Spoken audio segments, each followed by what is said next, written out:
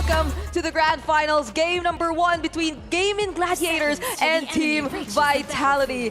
I'm looking at Edith here. It's been a while since we saw it, especially against the CC, but moving on.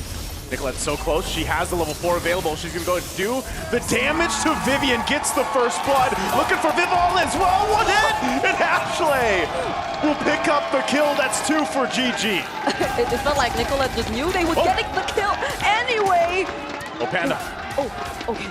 Okay, that was so close. Panda's the one doing it. Oh, Echo, that doesn't connect. Oh. Wait up! Oh!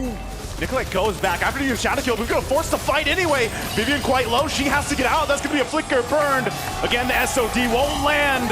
The turtle is secured though. And Cindy now joining the fight. Going to force them back, trying to reinforce the team. Arya looking to jump in under the turret too. She gets tossed in the air with the onward. And she will fall, but it's still going to be a trade. And Ashley quite low herself. And Cindy gets a double. Looking for the triple. Forces the flicker out, but she'll get it over the wall anyway. Cindy comes in clutch for Team Vitality. But they're gonna have to respect that, Edith. But meanwhile, 1v1, Nicolette going for Shell. Might be able to get a solo kill for her, but flicker burn. And meanwhile, in the mid lane, they're gonna force Panda back. She's in trouble. Spear destruction will land, but she's not gonna follow through. She finally does join the team. Ashley, though, will go in with Wild Charge on Shell. Shell's in trouble. They're gonna be trading the gold laners 1-for-1 so far. Still very close. This fight for this Lord is gonna be not anyone's sure win, but they're going to initiate the fight anyway. Nicolette on the backside, she will find Cindy! So she shuts down Cindy.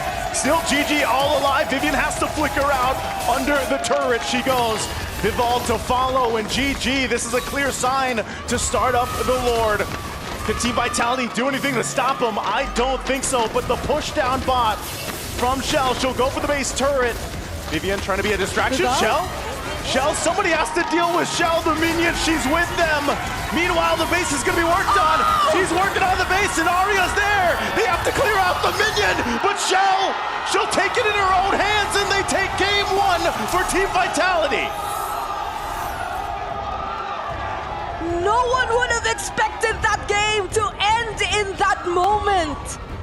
Don't necessarily have that hero who you could just assign to really look for the pickup onto the backside, but Fumi Echo jumping in. They're going to fight back. Heavy spin used to. Into the traction pulse, though. Ashley going to be in trouble. She doesn't have the level 4. Panda goes down, though. Meanwhile, still across the map, they're going for more. Vivian's quite low. Ashley can't hunt. Cindy just playing around the wall, and now Vivol joining the fight will swoop down and take the turtle. Team Vitality gets a whole lot that early on. The turret goes down up top, so they're going to be willing to trade an objective. Meanwhile, a full force of GG is going to start this turtle up. They're going to go for a traction pulse again. Heavy spin. Vivol's going to jump off. Pops off the shadow kill, and Nicolette's gone. Turtle secured for Team Vitality. And now, GG on the run. Panda can't escape again as she falls. And Sayori and Ashley, no choice. They're left alone. GG is going to lose a lot more here. The way they've been playing majority of the past 2 games they had, and speaking of, they might just decide to go for it this time, but I guess they want to fight. Enough. They go in with a glorious pathway, but then they disengage, and now Nicolette jumping in. She's going to go in. Fumi Echo will catch her with the final slash, and Nicolette is gone. Meanwhile, Arya as well. Next up as Vivian finds a lockdown with a heavy spin. Panda trying to run away, but Cindy goes forward, flickers in, and will take turret shots. Ashley's responsible for taking most of the damage. So how does that fall now? Ashley, oh no! Oh, this is trouble. They drop down the Zaman forcing the fight. Turret's gonna go down. Fumi Echo will flicker defensively. Nicolette joining the fight. They're gonna force them back into it. They'll find Vivian, but on the backside, Vivol goes into the turrets, into the fountain, and she'll go back. But on the hunt, Nicolette wants this one, but it'll be Panda that picks up a double kill. Gaming Gladiators able to find something on the overzealous Team Vitality for that base. This major objective, the Lord, is up. It's going to be started by Team Vitality. Fumi Echo takes a couple shots. Conceal going to be used. They final slash in. They're going to fight it anyway. Panda unleashing on the backside. Not able to find Vivian, but they will get the flicker down and Shell the first to fall. Fumi Echo next. 2 down for Team Vitality. They want more. Nicolette jumps in. Vivol on the hunt, but she'll have to be forced back. So Gaming Gladiators just got control of this objective. If they can go ahead and secure it, Panda and Nicolette will start it up. But Vivol, she has the retribution. She's just around the corner. Is she gonna go for a steal? Arya jumps in, trying to cover them, but Nicolette will get the Lord, and Gaming Gladiators once again will turn the tide in their favor. You can already see the firepower is online for Gaming Gladiators. It looks like they still want to go down mid. Nicolette joined the fight too. She jumps in the backside, looking for the target. They get final slash though. Bivol trying to heal back up, join the fight. Fumi Echo will go down, but Cindy still unleashing, untouched in the mid lane as she picks up Ashley. And Ashley falls, and Arya gonna be next, and Cindy is untouched, unbothered, triple kill. Huge win for Team Vitality. Cine, the moment they weren't able to take out Cine, they thought they could go for the fight. There wasn't any heavy spin anymore. But they have to take note of the Sayori! Sayori trying to get the minions to focus on her. Flickers forward, but that's gonna be it. Team Vitality, it might have looked close, but Team Vitality will take game 2. Probably had to wait a little longer before showing themselves up that early because they were clearly at a disadvantage. The kick is true. Spear Destruction, Panda sees it, she's gonna back off. But again, the initiation, again, a final slash thrown out from Fumi Echo. She's gonna be collapsed down on her. Shadow Kill is gonna be popped out. Fumi Echo one hit away, she goes back with a vengeance. Finally going down to Arya. Turtle for the taking, and Vivalt just around the corner, goes in, takes the turtle from under the noses. Now Nicolette on the run, she can't escape Vivian. The fight's still breaking out as Arya takes a little bit of damage, still force out, but can't run away as Arya falls as well. Team Vitality again finds the win. It was a great engage, but the follow-up might have been lacking. Here's a play, she goes in, Spear of Misery there too. City in trouble, Panda, she's so low, she does find Shell. So she picks up one, Panda, gonna be okay, but Fumi Echo jumps in, gets her ankles broken by Nicolette. One crucial mistake from Nicolette could cost them the objective, could cost them the Lord. And you know how decisive Team Vitality is, but they go for Vival. He's gonna jump in, Implosion already used, but it's Vival. Maybe not the target you want to be going for here. Waves are pushed in on the bottom side. Look at Nicolette, she's in trouble, Show! Will pick up a kill, and now she's just gonna push the turret down. GG has no choice but to respond. Spear Destruction gonna be used, and they force a fight as Arya goes down as well. They have setups, they have the implosion, they have the heavy spin, but they have to use it on the right targets. Vivian jumps in, goes in with the Way of the Dragon anyway. Implosion to respond. Immortality gonna be popped, and Panda flickers defensively, all fighting on the turret as the Fury of the Phoenix goes down, and they finally find Vivian, but Nicolette is gone as well as Arya. Team Vitality with a massive lead will just win the fight. Even if you try to think of other areas where they can come from, the other surprises they get up to, oh, there they go! They go in, they find the lockdown this time. Fumi Echo taken out of the picture. Could they turn it around? A Spirit Destruction goes forward, but then Shell still on the bottom side. She joins the fight. They're going to find Nicolette, and now Arya trouble. Flickers on out, but Shell will find her. Cine getting the kill. 2 members down for Gaming Gladiators. And Team of Vitality will take that, and they'll go for the Lord. Gonna be able to find Cine. Pops the Winter Crown. Fury of the Phoenix, an Implosion too. The final slash keeps Ashley at bay. Another Winter Crown gonna be popped. Sayori's in trouble. She has her own Winter Crown. But now Panda, amidst 2, pops the Wind of Nature. Sayori goes down, and Panda versus Vivian. But Vivian gets the kill.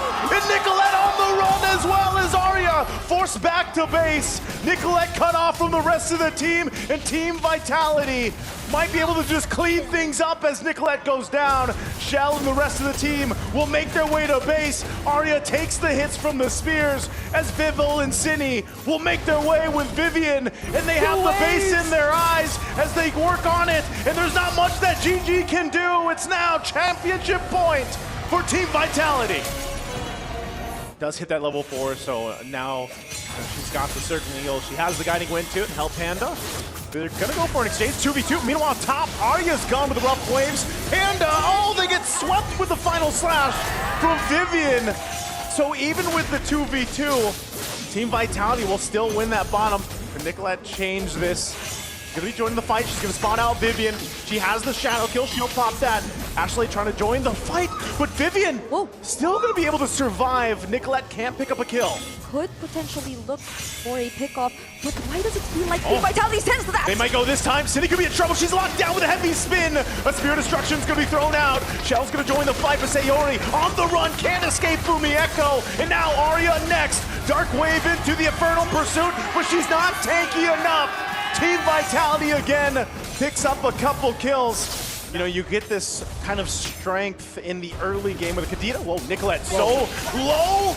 She has to pop the shadow kill, but she can't escape it either way. Another pickup for Team Vitality.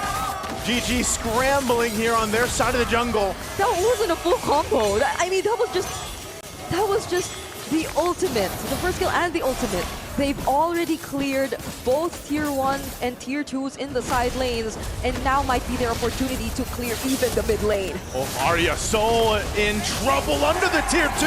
Cini again unleashing, picks up a kill, and just not enough damage from the shadow kill from Nicolette. It's the same story every time.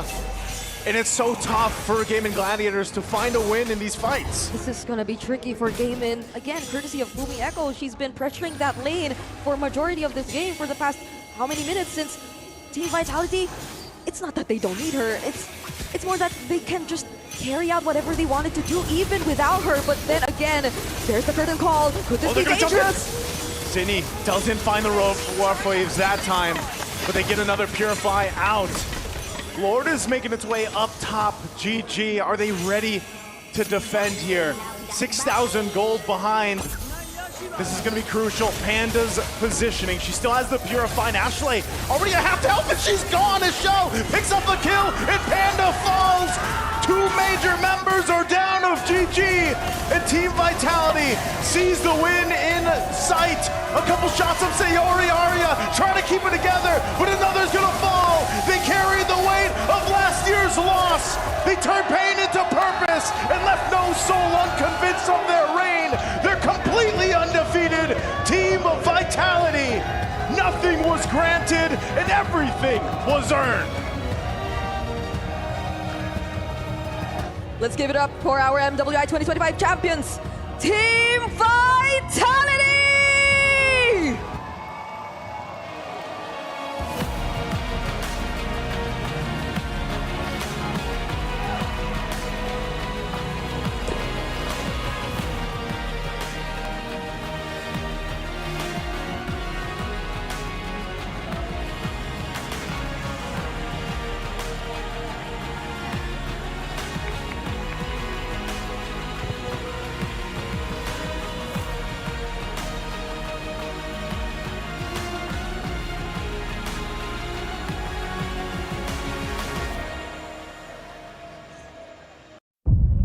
C'est la vie.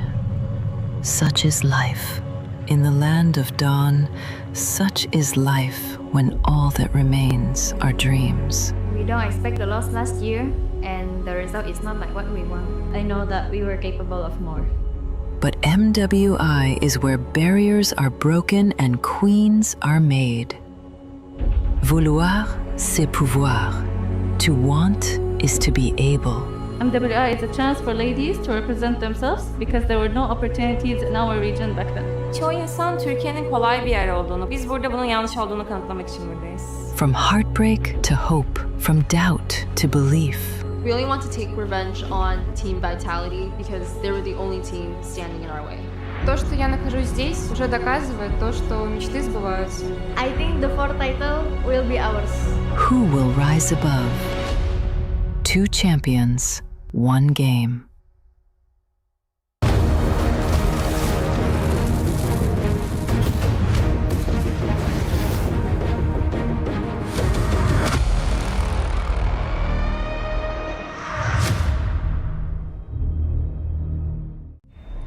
$75 مليون، 25 لعبة، أكثر من 200 نادي، وبطل واحد بس. بطولة الأندية هي جوهر منافسات كأس العالم للرياضات الإلكترونية. على مدار 7 أسابيع ترسل الأندية لاعبيها للمشاركة في المنافسات. كل ترتيب وكل فوز وكل صعود إلى منصة التتويج يمنح النادي نقاط. في نهاية الأسابيع ال7 تجمع النقاط ويتوج النادي الذي يتصدر الترتيب ب$7 ملايين إلى جانب لقب أفضل نادي للرياضات الإلكترونية في العالم. الأمر ما يتعلق بأن تكون الأفضل في لعبة واحدة، بل بأن تكون الأفضل في جميع الألعاب.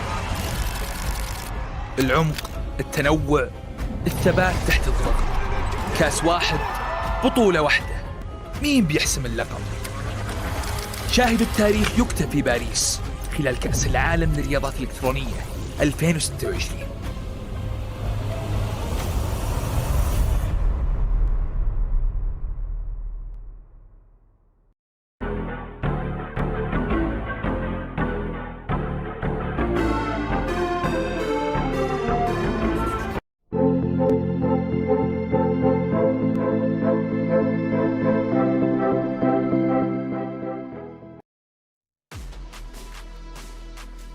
Paris, France, the city of love, a gorgeous city with rich history.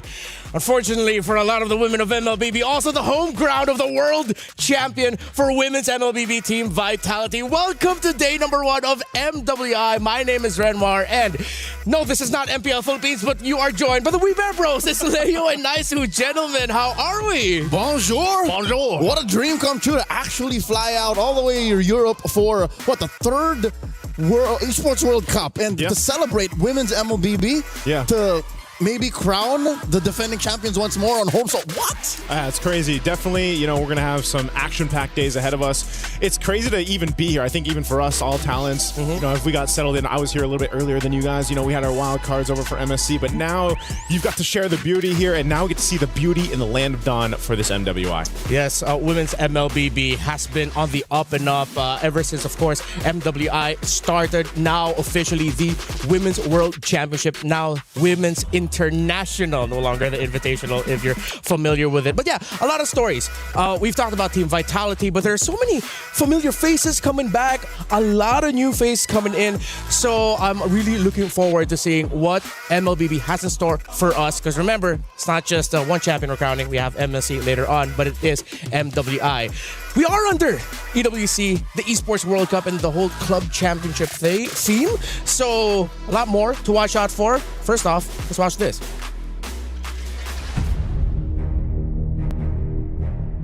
They turned pain into purpose and left no soul unconvinced of their reign.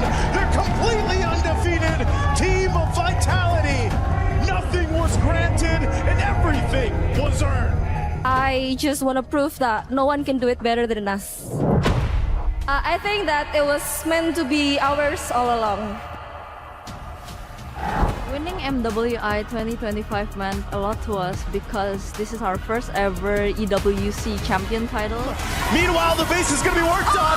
She's working on the base and Aria's there. They have to clear out the minion, but she'll take it in her own hands and they take it. We didn't plan for a perfect run last year, but it just happened, so we kept going. The triple forces the flicker out, but she'll get it over the wall anyway. I feel like I have conquered the world in Mobile Legends Women. After that, we went to Paris. I actually feel a little bit pressured because we are playing at the home ground of Team Vitality. Now that we're here, all of our fans in Paris are able to watch us directly on site. Defending it again is the biggest challenge because there are more eyes on us. It has always been our nature to win every tournament there is, but what changed is going into this year's EWC, we have more motivation to get the back-to-back title. I feel confident this time. I know that everyone wants the MWI title, but I will not let it happen. I will always be hungry for the title. If you call us the final queen, we will take it. To all teams, give us an intense game. Don't make us sleepy. Play is in our DNA. Whenever we let it out, it becomes our superpower. Now imagine an entire city being built to supercharge it. Kadir City, powered by Play. It's crazy to say that Indonesia's most dominant MLBB team is at home court here in Paris. Nice of you. Last year, you got to cast the grand finals. Yeah. Lay it down. How terrifying is Team Vitality? Man, they're terrifying. Again, these are the queens of MLBB. They've won so many championships. They've accomplished so many things. And you heard it from Vivian and the rest of the squad there herself. Please give us a good game. Give us good matchups so they're not sleepy, right? They want this competition. And I would say over the years, they've definitely caught up. Other teams have started to catch up to Team Vitality. And just to put it into perspective, for the better part of the past decade, more than half a decade, even under different banners, this squad, Team Vitality, has been dominating and winning every single tournament they've touched. Yep. And they are the favorites to win $150,000 by the end of this all. It seems like the question for a lot of the people following the women's scene is who is going to be meeting Team Vitality in the grand finals? Because of course, remember at the very first EWC, it was a shocking result. Team Vitality then got swept by Smart Omega Empress, now fighting under the banner of Na'Vi. A lot of people are throwing in their names as a potential second best. But yeah, there's so many more teams to watch out for. By the way, we have a interesting format this time around. You have the breakout stage and then, of course, the knockout stage. The breakout stage, it's 2 groups of 8. You have the teams all split up, and then it's very similar to our MSC format. Long and short of it, you win 2 best of 3s, you move on to the next stage. You lose 2 best of 3s, you're out. C'est la vie. Yeah, it's quick. It happens really fast. And then, today we're going to be covering actually a multitude of games. We've got 2 streams going on over here on B Stream. We've got 4 matches ourselves. So, even after day 1 concludes, a lot of things kind of already fall into place day 1. Yeah, I'm pretty sure you have a lot more questions about our format. So we prepared a little video for you guys so that you could understand it a little bit more. MLBB Women's International returns to the Esports World Cup 2026 for its historic 3rd edition. And for the first time ever, the grueling battle heads to Paris. As the one and only all-female championship at EWC26, 15 teams emerge through qualifiers spanning over 60 regions. Only one team bypasses the chaos, Team Vitality, returning as the title defender with a direct invitation. 16 elite teams will fight for a staggering $500,000 prize pool, one of the largest in women's esports history. MWI features 2 brutal stages, the group stage and the knockout stage. In the group stage, 2 groups of 8 are each locked in a double elimination showdown. To survive, teams must secure 2 series wins to claw their way into the knockout stage. One loss drops you straight into the lower bracket, where every match is crucial for survival. Lose again, and your tournament life is over. 8 teams will be eliminated. Only the top 4 from each group will advance to the knockout stage. In the knockout stage, the stakes escalate with every single step. Teams start in a best-of-3 quarterfinal before advancing to an unforgiving best-of-5 semifinal. Teams who fall short of the grand finals will be granted the opportunity for a podium finish in the 3rd-place match. Finally, the top 2 teams battling for the title in the best-of-7 grand finals. In this single elimination format, every match is do or die. On the world stage where dreams are shattered and history is made, a monumental $500,000 prize pool and crucial club championship points are on the line. But only one team will rise above. In the first of 2 MLBB championships at EWC, who will be crowned the queens of MLBB? 2 champions, 1 game. This is MWI at EWC 2026.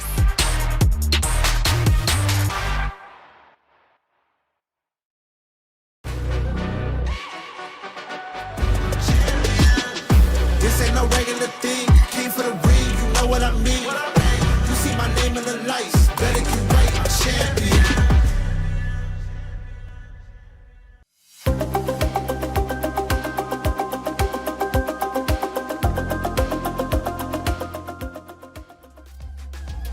Three of the last 4 MWI titles have been won by the members that make up Team Vitality. Let's spend a little bit more time talking about them so that people understand why are we focusing so much on this team. Let's start with the roam. Vivian, arguably the best roamer in the women's scene in the entire MLBB landscape. And she's won apparently countless of titles in Indonesia if you consider like the grassroots tournaments. Woman keeps winning. Yep. She is a stick of dynamite in a world of just ordnance. You know what I mean? Because the MLBB has just been on the rise for the past, half a decade. Yeah. you do that consistently enough, and you lead a squad through the difficult world of women's MLBB. That's what Vivian did. Yeah, she's named. We got a name for her last. the Mother of the Tanks. Mother of Tanks, and there's a reason exactly for that. And she's phenomenal to watch, and she's going to definitely be a player to watch throughout this whole tournament, of course, and the rest of Team Vitality. Now, this is the group split, right? We've got Group A and B. All these 16 teams that have made it. 15 fought through their, the trenches, and that's the thing I think we have to point out too. A lot of our viewers out there for MWI didn't get a chance to catch up with everyone, on their road here to EWC in Paris, and they've all had crazy journeys leading up to this point. Yeah. It's hard to follow a world full of up-and-coming talents, and I think that's something that we didn't mention in the lead up to this discussion. It's 15 teams plus an invite, right? Yep. There's a lot of changes in the past year since Vitality's win in Riyadh. Yeah, there's going to be a lot of familiar names if you've been following the women's scene of MLBB all throughout the day. Some fighting now under different banners. But let's look at today's schedule. First, the top 2 matches you see, those are the ones featuring in Group A. You get Team Ray Young and Aurora Gaming and Virtus Pro versus Twisted Minds. That's where we're going to be seeing a little bit of an org switch up. We'll explain a little bit more about that later. Of course, Navi and Galaxy Phoenix, then Falcon Daisies against Team Falcons Mena. Different kinds of Falcons, by the way, something to note of. Is there a match that you're looking for specifically here first? Mine's definitely going to be match number 3. I want to see if Navi PH specifically can kind of make it work the way we saw them when you mentioned, was it 3 years ago, MWI? I know it's, we have 3 of those members now on Navi PH. It's a little bit of a mix-up, but that's been the case of a lot of the teams for MWI. They are, like you mentioned, Redmar, there's going to be some familiar faces, some org swaps happened here, but there's so much experience for these ladies. I think that's the big thing, especially the ones that have been on the international stage and what they can bring to some of the newer up-and-coming members of these teams. As for me, I'm all about the flight of the Falcon. Falcons? Yeah. Okay. It's the Burmese versus the Egyptian squad. Both of these teams boast of experienced athletes, veterans of MLBB esports, and the fact that Ira joined Falcon Daisies, a Filipino import. I think that's the shot in the arm that the Burmese needs to get one over, obviously a veteran of MENA. Yeah, some great matches that you mentioned, but we also have our story of the day later on. We're going to be watching the little switch-up between Virtus Pro and Twisted Minds. The current members of Virtus Pro, a lot of them, were former players of Twisted Minds last year, while the current members of Twisted Minds were former players for Virtus Pro. That's why that's going to be our story of the day, and we're going to be explaining a little bit more about that later on. But if this is your first time watching MLBB, our women's scene, get ready. They are excited to show the world yet again why they deserve our attention and our focus. We are in the home ground of Team Vitality. And now the question is, will they be able to defend their throne? A lot of people say yes, but the world looks tougher. We've been mentioning it all throughout. So many new names, other regions. They've increased the difficulty to qualify here. A lot of them had to go through like best of sevens, full max series just to make it here to EWC MWI. Not to mention, this is mostly outside, but in-game, we are going into uncharted territory. A medium-sized patch just dropped with no major tournament to cover it since last weekend's wildcard. So nobody knows exactly what the game looks like except these athletes, and they're ready to put on a show today. And that's a point too. Like we saw last year in the previous MWIs, even what you saw in Wildcard could vary. It could be different right, for MWI. There's their own meta for MWI and the ladies playing here. Yep, a quick flashback, a throwback to 2025. The bridge between the wildcard where Zetian and Yi Sun Shin was a thing. Wildcard, and then MWI, the ladies just like, nope, we're not doing that. We're not doing it. It carried over to the MSC. Yeah. So who's to say? That's something that has been consistent with all the previous MWIs also. We've always walked around going, hey, the women's scene is so unpredictable in a good way because they're willing to try out more new things compared to the men's scene. The men's scene, it seems like once they have a good understanding of how things work, all right, this is how we're going to play the game. The women's scene say, no, we're going to do our own thing. And I love that about MWI. Yeah, that's why that was kind of the joke over on Wildcard stage. You know, we were mentioning, we'll see LaFell later on too. He was saying it's, you know, you get to MSC, a lot of the teams just look at what the tops are doing. They're just like copy and paste. I'll just do that. I'll make that work. MWI is a different beast. case, and I like that that's the case. Yeah, scientific, mathematical, optimal is what we end up seeing in the stages of the Mid-Season Cup. Yeah. But MWI, it's art. There's a little bit of molding going on, and the ladies are willing to experiment. And again, there's a full coaching team behind every one of these teams showing up. So it's not like they're just freestyling it. There is a rhyme and reason. Yeah, it's something that you could put up in the Louvre and appreciate. While the men's scene is a little bit more, I don't know, get studied at the University of Paris, maybe? Yeah, that's what we're going to go for now. But not to undermine any of the two ways to play the game. It's just that expect that the women's scene is a little bit more shocking for us in a great way. 2 champions, 1 game. Yeah. Champions, 1 game. Champions, 1 game. We might see some good picks here. Yeah. Speaking of picks, I think we can touch just a little bit on the patch environment that we've been talking about. Scarlet Embers. Scarlet Embers. In Wild Card, it was tankier. Now it seems like Assassins might be coming back. They tweaked the overtuned tank junglers. Is what happened. It's Fredrin. Baxia. Yeah. It was more of, on paper, in case you didn't want to like dig deep into the details, it was more of a calibration. Yeah. It's not a full-on switch up. So I expect that maybe if it comes down to it, if some of these ladies aren't ready to, jump back into the Lings, the Lancelots, the Hayabusas, then they're more likely to try out something that's tanky but not exactly full-on big 3, like I'd say a Bamond. He's looking forward to the Balmond. Yeah. I'm looking forward to the Balmond as well. I think the biggest shakeup needed to not just be with what was happening in the jungle, but also like the mid lane picks. This is something that we were asking for, the shakeup. I'm still happy that at least Gord is somewhat, he's meta now basically. Yeah. But still, I think there's a very narrow option case for the mid lane right now, and that's why I always do look forward. I even said this in the wild card, now also for MWI, it's where it's like these teams have very distinct personalities and play styles when it comes to what they bring to the table. Some teams, like Team Vitality, they'll find something that really works, and until someone stops it, they don't really need to change it, And then you have other teams that are a little more, free on the draft and what they want to bring to the table, and sometimes that kind of chaos to it is what could potentially give them an upper hand. Now, big difference, obviously, from wildcards, we had a bunch of best of ones. Yeah. Now, at least you have the best of 3s that we're going to go through. Yeah, right out of the gate. Yeah, right out of the gate. Yeah, we're going to be seeing a lot of best of 3s. There's not a lot of room, but I think there is still a good amount because you do at least have a second life here in the group stage where if you lose one, at least just don't lose the other one. Then you're fine. You can afford to lose one match, just not both, or as Leo said, you are out. So, with the changes to Baxia, Fredrin, Akai, they are now slower with clearing the jungle, and with jungle creeps now giving more gold. That's why it seems like behind the scenes a lot of people are saying Assassins are back. If you can get your gold faster, you get your items faster. It just works well for damage. Assassins are back. So what are we thinking? Like, is it still the same? Here's the thing. It's not as simple as just because the jungle changed, that's what will drive everything. Because note, when you play a soft but damage dealer jungler, you have to find tankiness elsewhere. Yeah. Well, gentlemen, I am enjoying our discussion, but it's time for us to go on over to the main stage, see what's going on.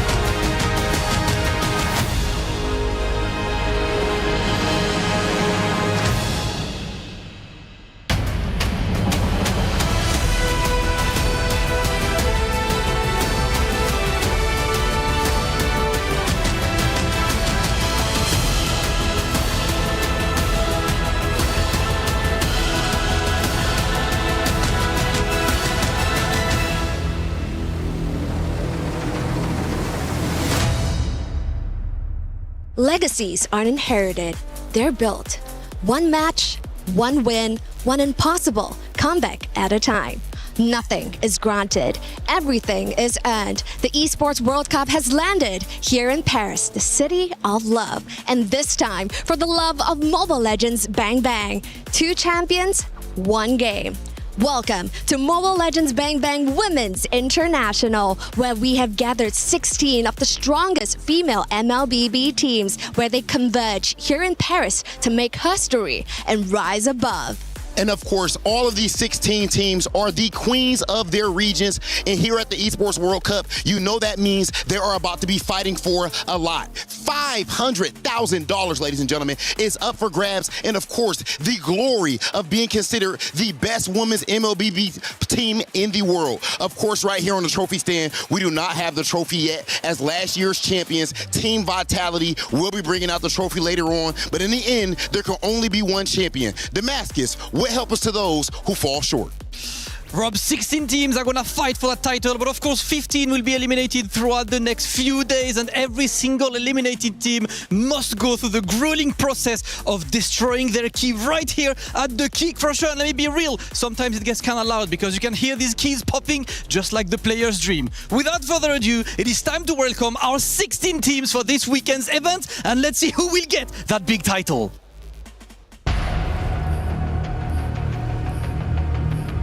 Qualifying out of Indonesia, Team Falcons. Qualifying out of Western Europe, made up of 5 countries, GK Esports. Qualifying out of North America, GG Esports. And joining all the way from Mongolia, Aurora Gaming.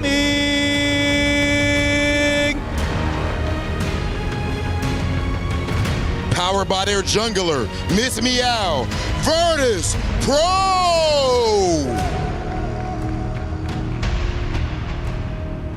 Last year's rookie come back with a lot of experience, all the way from Turkey, Foot Esports.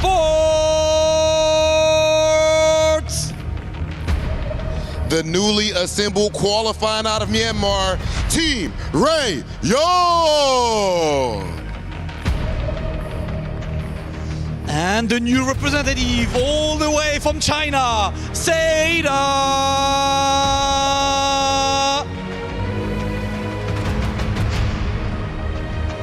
Qualifying out of Cambodia, Galaxy Phoenix.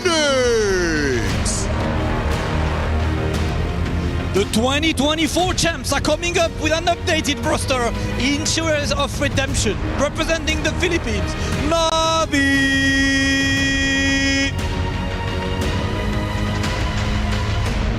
With the return of the Ice Queen, Galtech Cyber Team.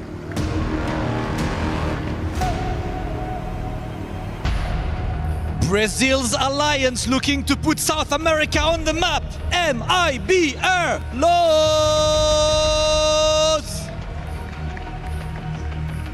Qualifying from Myanmar, Falcon Daisies.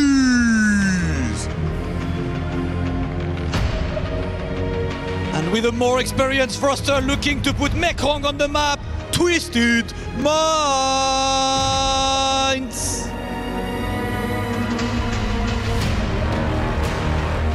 Sweeping the entire Africa qualifier, put your hands together for Team Falcons MENA!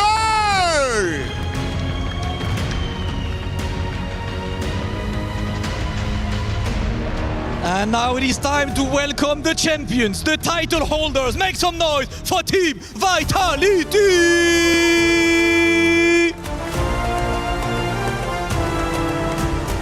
Last year, the defending queens didn't just win it back. They went undefeated. A perfect run. The golden road. This year, the target is on their back, heavier than ever before. Every team came here to Paris for one reason and one reason only: to take the beehive down, and the crown from the queen bees. But here in Paris, this is the home ground of the organization. Pride is on the line. Today, the question isn't whether Team Vitality still belongs at the top, it's whether anyone in the room can actually do something about it. To break it down, let's find out from the studio. An introduction. The ladies have taken the stage. Things start to get serious. And the trophy has been placed in the center by on the stage. The women looking at them. That was a great intro. I love that intro. I got the goosies. I got the goosies. You got the goosies, Joseph? I got the goosies. You can't see them, but I got them. Yeah, I feel it in my veins. I think There you go. there we go. I think we should have like our own intro for us. And it's the We Bear Bros.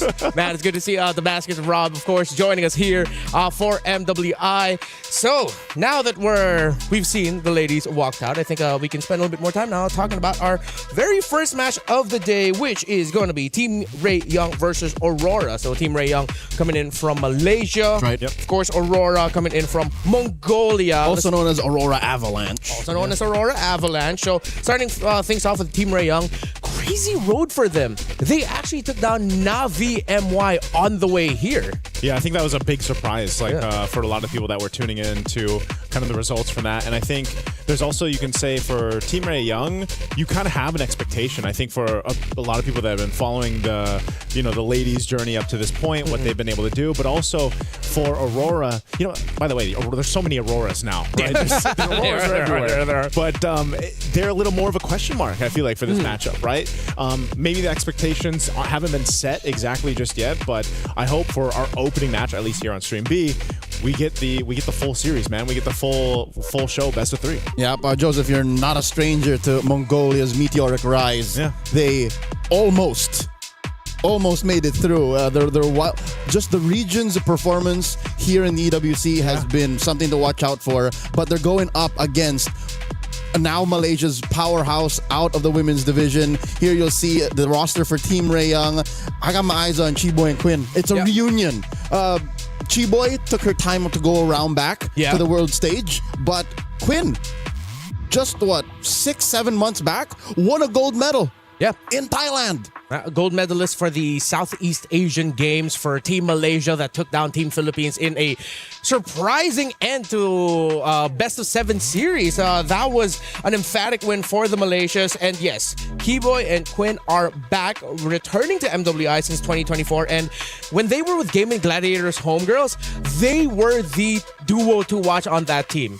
But now, Keyboy and Quinn, they have to lead mix of veterans and rookies in the women's scene in Malaysia that now they really have to take a leadership role of leading Team Ray Young. Yeah, I think that's the case, though, right? That's gonna be one of the stories or main points for a lot of the women's teams out here. As we also take a look at the team roster for Aurora Gaming, is this mix of veterancy, the mix of experience that some of these ladies have had on the various tournaments or when representing their countries, and some players who also are from different countries and now they're playing on teams from other regions, right? That's the case too. And so you have to find this kind of mix between veterancy, but also the newcomers, kind of ambition to make things happen in these games. Even Roll, there's a switch up. Anu just recently moved on from her original role, and they're taking the time to work it through because even their climb towards the qualification was deep. If I'm not mistaken, they went through a slobber knocker. Yes. Aurora Avalanche went all the way, and it came down to one final game for them to book their ticket to Paris. And here's the thing. If you've watched Mongolian MLBB, you know that they are purveyors of the download game. Yeah. So here they can afford a download game. They can afford a download series. But I don't think that's something you want to give over to Team Ray Young. Yeah, with Team Ray Young, of course, we discussed Chiboy and Quinn like being the leaders there.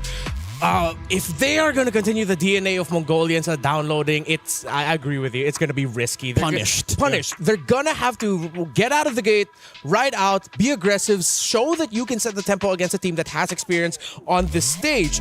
But you mentioned the transition from EXP to jungle for Anu. I think this is going to be where they're going to need to start showing off some dominance here. If they get bullied in the jungle, this is going to be a quick 2-0. That seems to be the case with a lot of the even before we had the patch, but now more so the patch, and what we saw in the wildcards is some teams, if they are putting that pressure on the junglers early on, it could be a problem, right? If you fall too far behind in the jungle early on, the rest of your team kind of has to help you get to that point. And that's why, again, those tank junglers were so good to a point where it's like, okay, I'm at least sturdy enough, so if I deal with some pressure, it's fine. Plus that change that happened with the Retribution, where, it does a little more damage, kind of helps with getting things pressured on your early buffs, and that's why we saw even the rotation change a bit, into the jungle. So that's one thing I guess my lens is going to be looking at here for this year's MWI, because it is very different. And I know there's some people out there that might just be tuning in, right? From MWI to MWI. Maybe they didn't catch all the qualifiers up to this point, and the game has changed, and these ladies will be showing us exactly how they want to play that game. Yeah, earlier we were touching on the patch and the hotfix. Now you're going to be seeing a more visual representation of it, of course, with the nerf to tank jungle, as we did janglers. Those janglers. The janglers. A little bit of my Filipino came out there. Excuse me. I think I agree with Leo where it's not just rush right away onto tank jungle era over. I think this just means there's more room for creativity. Yep. It's less about it literally being nerfed or taken out of the system. It's more, the role is just more fragile now. Yeah. If you want to play tank junglers, you have to understand what every single motion will lead to. It's a butterfly effect. Yeah. If you play assassin, you have the potential to run away and snowball. That's the thing.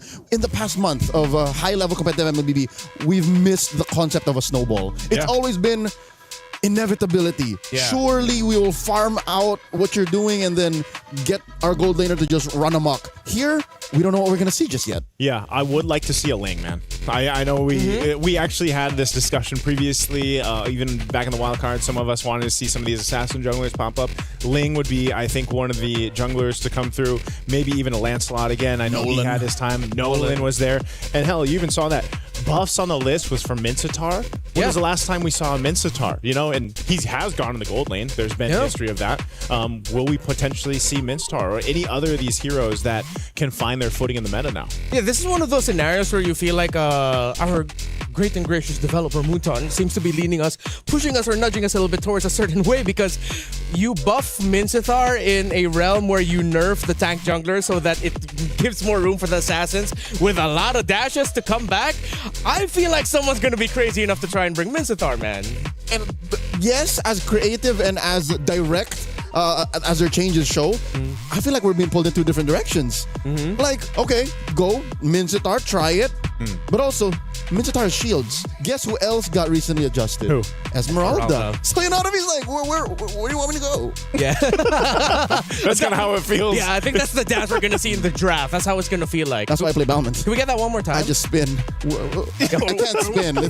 I'm physically incapable. You're not able to spin, yeah. But even then, like, Sweeping Cyclone. Sweeping Cyclone. Spin to win, man. Hopefully we actually end up seeing that again. I think there's a case for... It's what won Falcons main at the group stage. That's true. That's true. Almond of all man. That takes me back, and it feels like it was just yesterday. Gotta give Boyd a hug. Last week and a half, yeah. Well, it was like a week and a half or 2 weeks ago. A week and a half, 2 weeks ago. I lose track of time out here. Yeah. Time difference. The sun stays up till like 10 p.m., by the way. That's true. So it is quite jarring. But speaking of time, in just a bit, we're going to be seeing the two teams going up against one another. Team Rayyoung and Aurora going up onto the stage. I think we can discuss the patch just a little bit more, because I want to get your feel for, like, give me a hero that a lot of people aren't expecting, but you feel like strongly in your soul, in your DNA, maybe. I don't know, that might come out. One hero. You want to try this? One hero, okay. We name it. Okay. Wait. At the same time? At the same time. One hero. Are you ready? Okay, wait. You have a hero in your head? All right, I do. Do you? Yes. All right. Un, deux, trois, Lucas. How do we say Everything was different. What did you say? heroes? Barats. Barats. But we already kind of saw him in, he also got brought up in the wild card. He did pop up in wild card, though. Twice? Yes. There you go. And he's not part of the big three. So he might be that one last tank jungler that goes like, we win. It's weak because it's two dudes. That's true. Okay, who did you say? Lucas. That's what I was about to say. As a jungler. Yeah. I was about to say Lucas. I miss Lucas. Right. Yeah, exactly right. There's just something about Lucas. It's like, now with the adjustments to the tankier junglers, and we missed the concept of snowball, right? Who's more snowball-y than Lucas? Well, there's a few, but... He's a fighter, too. Yeah, he's a fighter. He can be as chunky or as damage-oriented. Yeah, and in his ult, he is difficult to kill if he gets a lot of spell vamp. Yeah. It's a nightmare. If he snowballs, kind of GG. So that's why I'm leaning Lucas. I went with Hanzo because I want more cool, edgy assassins. He's about as edgy as it gets, I think. Do you consider Hanzo a goth baddie? Whoa, hey. Is he? Technically, when he's in his form? Not for you personally, but just like in general. In general? No, I don't think so. No. Sure, I think Hanzo's inconsistency is going to be against him. Yeah. It's worrying because, yes, you can snowball with him. He got a little buffed. Yes, there is like this mid-game power spike that you can kind of hit, but you're never sure. I always wanted him to be good, though. Like, that's the thing. I've always wanted Hanzo to be, like, in the meta, just because the concept of him is cool. Sounds like Cope, Joseph. Yeah, that sounds kind of Cope. You know what? And at the end of the day, I just end up playing the same old junglers. Alpha. Yeah. Actually, this might be the rise of fighters. Because in a realm of tank junglers were good, could still be good, and assassins are fragile. Yeah. What if you just hit it down the middle like a Goldilocks pick? Oh yeah, you just go for Alpha, go for the balance. Maybe that might even mean like heroes like Matilda come in so that you can rotate faster with those fighters, right? That's true. Balmond. Yeah, Balmond for sure. Oh yeah, hey, maybe we might have just discovered something here, gentlemen. It could be fighters are the middle ground, and teams who might want to try to bring those picks out might be rewarded. Because if tank junglers really are that much slower and assassins are still that vulnerable despite them getting their items faster, like it's a little bit more 50-50 if you're going to make it work, then why not go for the safer pick? Safer pick can work, It's been 2 years since we last saw fighter junglers be like the paramount pick, the Apex Predators of meta. I miss that. Who is the biggest fighter jungler? Alpha, I think. Alpha, this is on the top of my head. Because even the time where Lucas was viable, for some reason he was cursed. Yeah, he wasn't as like prominent there. Yeah, and he wasn't as consistent also with like getting good results. Most of the time it's just like, hey, Lucas is here. He didn't win the early game. GG. His time is as a meta pick is matched by the times he was meme.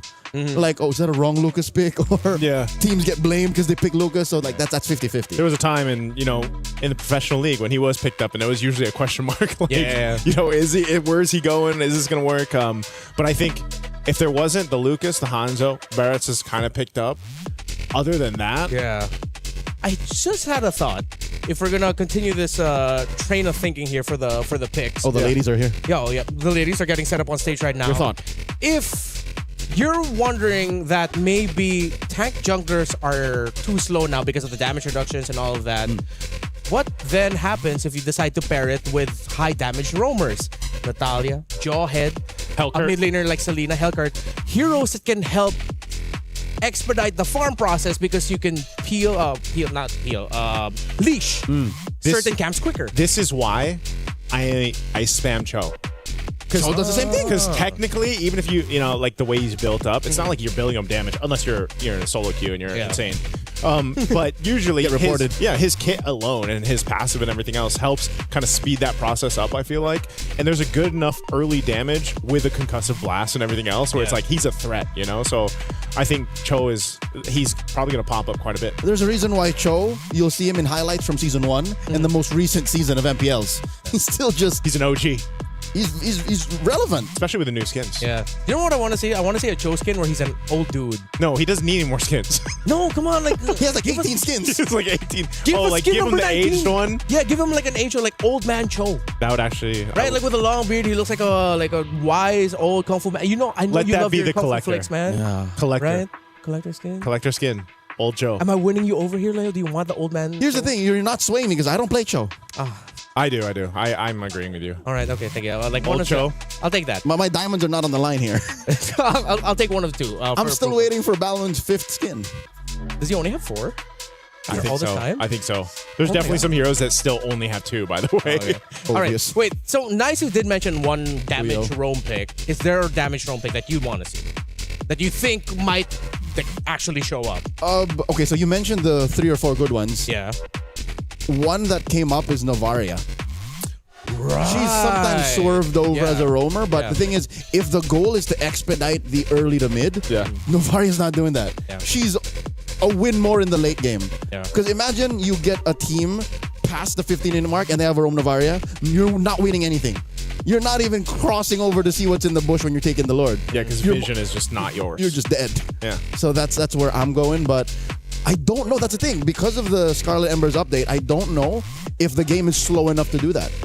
Because we might even see like 9-minute games today. That's what I was going to say, too. Yeah. I think Wildcard was enough to go ahead and prove just how fast games can be. What was our longest then? I think it was 25-ish minutes. 27? 27 or so. Yeah, and then the fastest was 9. Like 9 minutes. So, and the average was probably around 13, 14 still, around that level. So those are from, equally matched teams when it comes to skill. Yeah. Experience, but maybe that counts too. Maybe, and that can be something we consider here, because some teams, like again, Team Vitality, Na'Vi, Team Ray Young, they come from very developed scenes. Yeah. Compare that to up and comers. That might be where they want to leverage the patch. Yeah. So then we go back to what we talked about when it comes to MWI and the unexpected nature of the picks that might show up here. Expect teams to come in with a little bit more packed lunch, something that it's life is like a box of packed lunch. You never know what you're gonna get. I think that's how the quote goes. Is that the quote? Like that. Yeah. You take a bite of the croissant and you don't know what's in it. Yeah. It could have filling or not. Can people wait? Is it like sacrilegious to put filling into croissant? Okay, today I confirmed the pronunciation. No. He did. Such a pastry. I was next to him. Yeah, I did not. He was behind me. Yeah, but I do not know the rules on how it's made. Yes. Yeah. The rules on how it's made, and then you'd be surprised at how different. What is it? Pan au chocolat can be too. Yeah. Like what it's called in different areas. Chocolatine. Yeah, from the north and the south of France.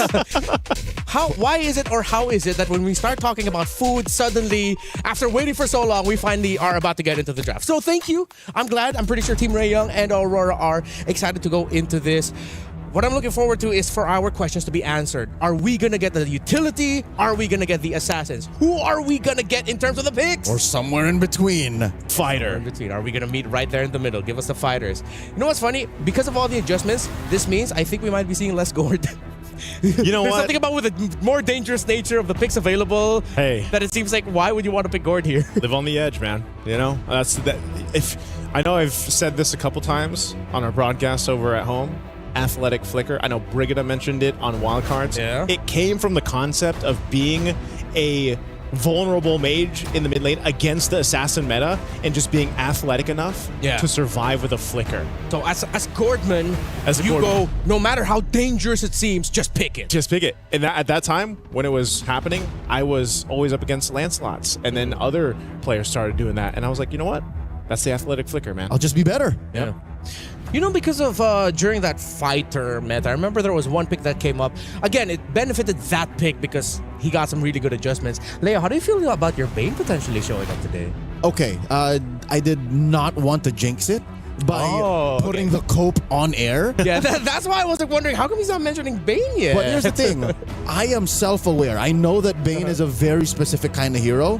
And the fact that we don't even know where on the spectrum of assassins and the tank junglers we are is the reason why I'm not holding my breath. The reason why I'm not putting it out in the universe, manifesting the appearance of my one true love in the land of Don Bane.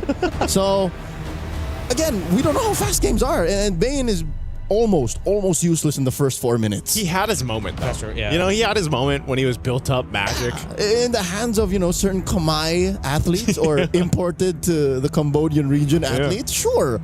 But we've been doing this a while, man. I know not to ask for something that I know I'm not going to get. Hey, you know what? That was me for many, many seasons. And it slowly, surely happened. I think Leo's kind of switched camps, though, man. He's gone from the Bane over to now the Balmond, That's right? So, no, but here's the thing. How often do we see Balmond either? I think you average it every year. Balmond and Bane show up about the same time. It's probably like Same half amount. a dozen or less. Yeah. Or maybe a dozen. Let's give it a dozen. So that's where I stand, Ranmar. That's the lore as to why you don't see the 4-letter word come out of my mouth as often. All right. Bane. I'm expecting a little, maybe slight little moan from you if ever Bane does show up. It'll be more than a moan. I'm going to holler. I'm going to holler. You are going to be what you sound like when we have a really good dessert in the Talent Lounge. Yes. Oui. All right, so I brought up the match that Aurora had in their qualifiers in the grand finals against Onyx Mongolia. As mentioned, they did go all the way best of 7. It seems like just going through their draft is just very reflective of the times because of the meta that we were in with the Leomord, Suyo. So it seems like when it comes to playing through the expected route, Aurora can do that. Yeah, this is about 2 months back. Yeah, 2 months back. And oh yeah, that was the meta for quite some time. So the question is, what kind of surprises do they have? They played an Akai Rome, and I think Akai Rome, maybe it's because I'm just biased towards it. I feel like there is a world wherein you could see Nika bring out a Akai Rome for the team. Akai Rome. Which makes sense because his nerf does not affect what Akai Rome wants. That's what I was thinking, you know? And, At the end of the day, what you want for is the heavy spin. It's like the pushback. Yeah, you're not going to be as annoying with your pokes, but you are still annoying in the big picture of team fights. That could work. I would love some of the shake-up, man, in the Rome, too, because in wildcards, at least for those that missed it, you know, there's a whole lot of priority on Atlas. And I don't know if that's going to be the case here or if it's changed a bit, but one thing is, you know, you need kind of that decision. Do we go with something that can set things up for, you know, the rest of the team? I think that's why we've talked so much, too, about the jungle kind of meta and where that's going to be going, just because Rome is such a good pair in that decision-making. Yeah, you mentioned, we were talking about Cho earlier. I just remembered here, Chiboy, it's named, that is her IGN because she's a huge fan of Kiboy, the player from Onyx Indonesia. And Chiboy did show up with a Rome when she last played for MWI 2024. So, based off of the picks here for Nika and Aurora Storm, it seems like Nika wants to play a little bit more slower tempo, slower control, just play for the vision. While Chiboy, remembering from how she played back in 2024, she was in your face. She was going into the jungle, and this might actually be a really tough job for Nika in Aurora Gaming. And I think it would be to their best interest to use the mechanical advantages that they have from Tan, their Indonesian import. I do think that's the dynamic we're going to see. It's going to be Aurora. Again, I hate to say it, but going for the download game, just like see how much we can break through, see how much Ray Young is throwing out, and then Team Ray Young just stepping on it. Pedal to the metal, we'll win when we can, sub 15. Yeah, and you know, this is the draft right here. This is what I was just going to highlight that point on Leo. I think it's great that you also have to highlight, this is Coach Ethan, right? He's familiar with us because... Former Little Gun, former IHC. Yeah. And he He's brings a creativity. icon. Exactly, and that's why that download strategy concept is so apparent. And yeah, maybe they take one game. You name the Mount Rushmore of Mongolian MLBB athletes. He's there. He's Ethan. He's Abe Lincoln. He is. He's the Mongolian in MLBB. In MLBB. Specifically just in MLBB. That makes sense. Look at these Even opening the bands are different. Even the bands are different. Gord. All right, Gord, Belleric, Marcel. I love that. That is a priority for Team Ray Young. This is just Southeast Asian efficiency and the Jushin, at work. Despite Coach Frost at the charge here. So it seems like Team Ray Young, they understand how Aurora might want to play. We talked about Aurora playing the download, slower control. You do that with heroes such as Marcel and Juicin. Yes, they can be aggressive and very in your face, but because of their sheer amount of crowd control abilities, they are great controllers. Both teams, it's clear that through the draft, they want to have a straight line to whatever win con or gameplay status they want to have, because is it just the meta game that we have? Like, Belleric is such an annoying frontliner. Yeah. And he does what Marcel does, but in a little safer way. Yeah, it's kind of... Wrath of the Dryad is so annoying. It is annoying. He's just not as like... Whoa, Harara being picked up. This is... That's a wildcard Mongolian thing. I was going to say, this is very Something's never Mongolian changed. here. The first one to make the Harara work actually was Ziatora. Yep.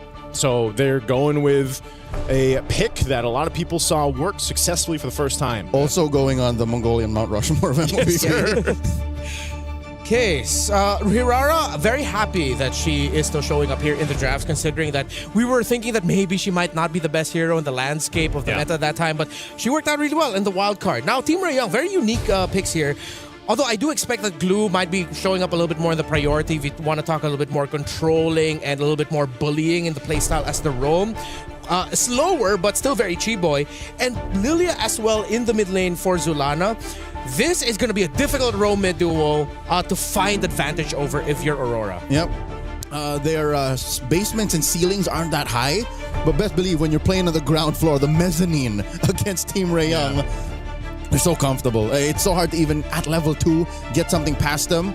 Aurora here, picking up the aforementioned Atlas. Again, this might pull out a Purifier 2 out of Team Ray Young. And of course, the Moskov. Again, late game is where they want to live. Late game because in the early game, there's that potential for the Harara to be enough of a threat. She's the one who holds it down. Yeah.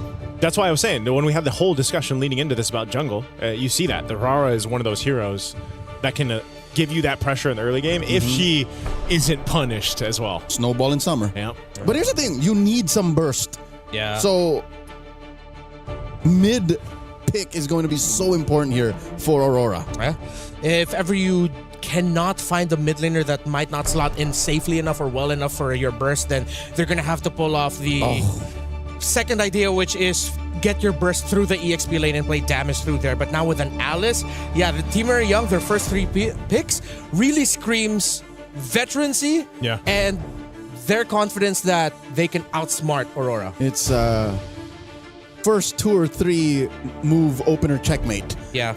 Many a team that played in the qualifier for EWC here, it's called the MCT EAXACL. A lot of teams fell there because of a 3rd pick, 5th pick swing Alice. It's just hard to kind of answer this hero when she finds a good position to be in. The bans for Team Ray Young, the Freya and the Uranus.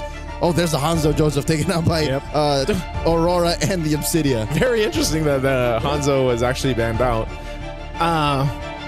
Even to an extent, the Obsidia. It's like one of those things where it's just, I guess they don't want to have to deal with too much pressure on the Harara also, right? Because you need to go ahead and secure that early jungle rotation. You need to be able to secure your buffs. You've got the, I would say maybe, I don't know if it's actually statistically the best burst early on because of the way her kit works, but it's surely one of the greatest things that you can have in the early game, not to mention the iframes that come with her kit, which is kind of finicky to deal with, and so they'll take their own iframes. Team Ray Young will go with a Lancelot. Honestly, very safe pick with the presence of the Atlas. You needed something that could disappear out of the map just real quick. Last 2 picks here for Aurora. You're still needing that pick on Zulana. Again, I need to see some good burst to call that Atlas and Hirara a worthy investment, especially in the first 3 picks.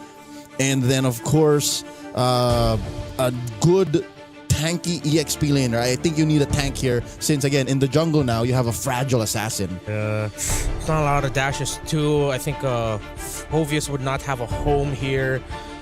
Wow, that Alice pick are throwing off Aurora that they go settle for the Lunox. It's burst, but it's... Okay, so they sort of spread the burst potential. One more single target, the other more AoE. Yes, of the 2, I'm pretty sure Zulana knows what she's getting into. Coach Ethan gave her the heads up, or in this case, the thumbs up. But of the 2, I think the Sora was the better choice. So the Sora makes the Lunox kind of worth it. Yep. And Hanabi. Hanabi last pick, yes. What? Yeah. Welcome to MWI, baby. Mob Psycho. Yeah, well, we saw a little bit of that. Off against the Hanabi. Against the Atlas, all that with the Sora there.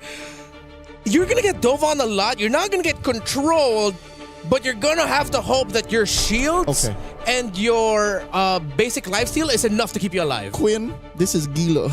Yeah. This is crazy. But here's the thing. I see it. Yeah, right. Because everything else in the lineup allows for Quinn to just be this semi-mobile artillery. Just... Yeah. I don't hate it. I'm not thinking this is like a easy start. No, hell no. I'm all right with this Hanabi pickup. It's just that it is a little bit dangerous. So, gentlemen, you guys take over. Welcome. Thank you so much, Renmar. Ladies and gentlemen, welcome. We're officially opening up MWI here at EWC 2026. It's our very first matchup over here on Stream B, of course. Yes, just so you guys know, there is a Stream A. There's tons of games to watch, and this is going to be the first of the 4 here for Stream B. It's me, Naisu, and Leo to bring in the action. We already talked about the drafts. Let's take a look at the emblems here, too. While Nika is getting zoned down quite a bit on that Atlas. Same thing up here, up top, man. This is going to be a tough one, I feel like, for Sora. Whoa, Flicker used, too. Luette. A little bit of nerves here from the XP laner of Aurora. So, again, that mid lane matchup. Chiboy now crossing over, checking in on that small cap, which is all the more important right now. Tan is going to take advantage. This is something that Nika alone can't fix. Whoa. In comes Chiboy. Miku throws out some glooms. Close call. Just because of that. Because of that. Team Ray Young are up by about 200 gold. Yeah, that's one of the things, though, you have to watch out for. You know, it's some of those burning those early flickers. You're dealing with a lot of damage, too, just from Miku on the Lilia, right? There's a lot of damage packed into those glooms that work well. Anu is going to go ahead and try to get out of here. Should be able to escape again on this Harara. So they're fine. Right now, no one going down just yet, but there's a lot of pressure coming out towards Aurora Gaming's jungle. Yep, 10 seconds to the first turtle of the game. And Aurora have done well to stabilize, at least get some farm elsewhere after mid got bullied out of those small camps. I expect the gold lane to wait until that major power spike. Nika here dealing a lot of damage. She-Boy put down to a quarter. Turtle already spawned. Whole lot of poke back and forth. Turtles up. First objective of the game. Team Ray Young will be in position. Nora just on the wings. Go ahead and spawn out Luette. But they're going to fight for this positioning. They're going to go for this. And coming in, a lot of damage on the Miku. Miku, black shoes. Phantom execution. Nika's in trouble. Already the brilliance out of T-Boy gets taken down. Luette gets a double. Nora falls as well. And just like that, the trade goes over to the Mongolian squad. They're going straight for the turtle. They should be able to secure this just fine. What a setup. What patience from Luette there. She really waited for that moment. Mind you, she didn't even need the flicker for that, right? She burned it earlier on, but now, hell, she's got 2 kills leading into this XP lane. So this is what I was talking about in the draft prior. Team Ray Young, their first 3 picks, the basement and the ceiling ain't so high. So they can't win big ticket trades. And Aurora played with that. Aurora said, okay, you want to risk it? Yeah. Let's go. And they did, and they won. I think that's why it was so big to see how much Team Ray Young was trying to see what they could get away with in the early. You know, poke here, poke there, pull off a little bit. If they burn some battle spells, that might be great, but they weren't able to convert.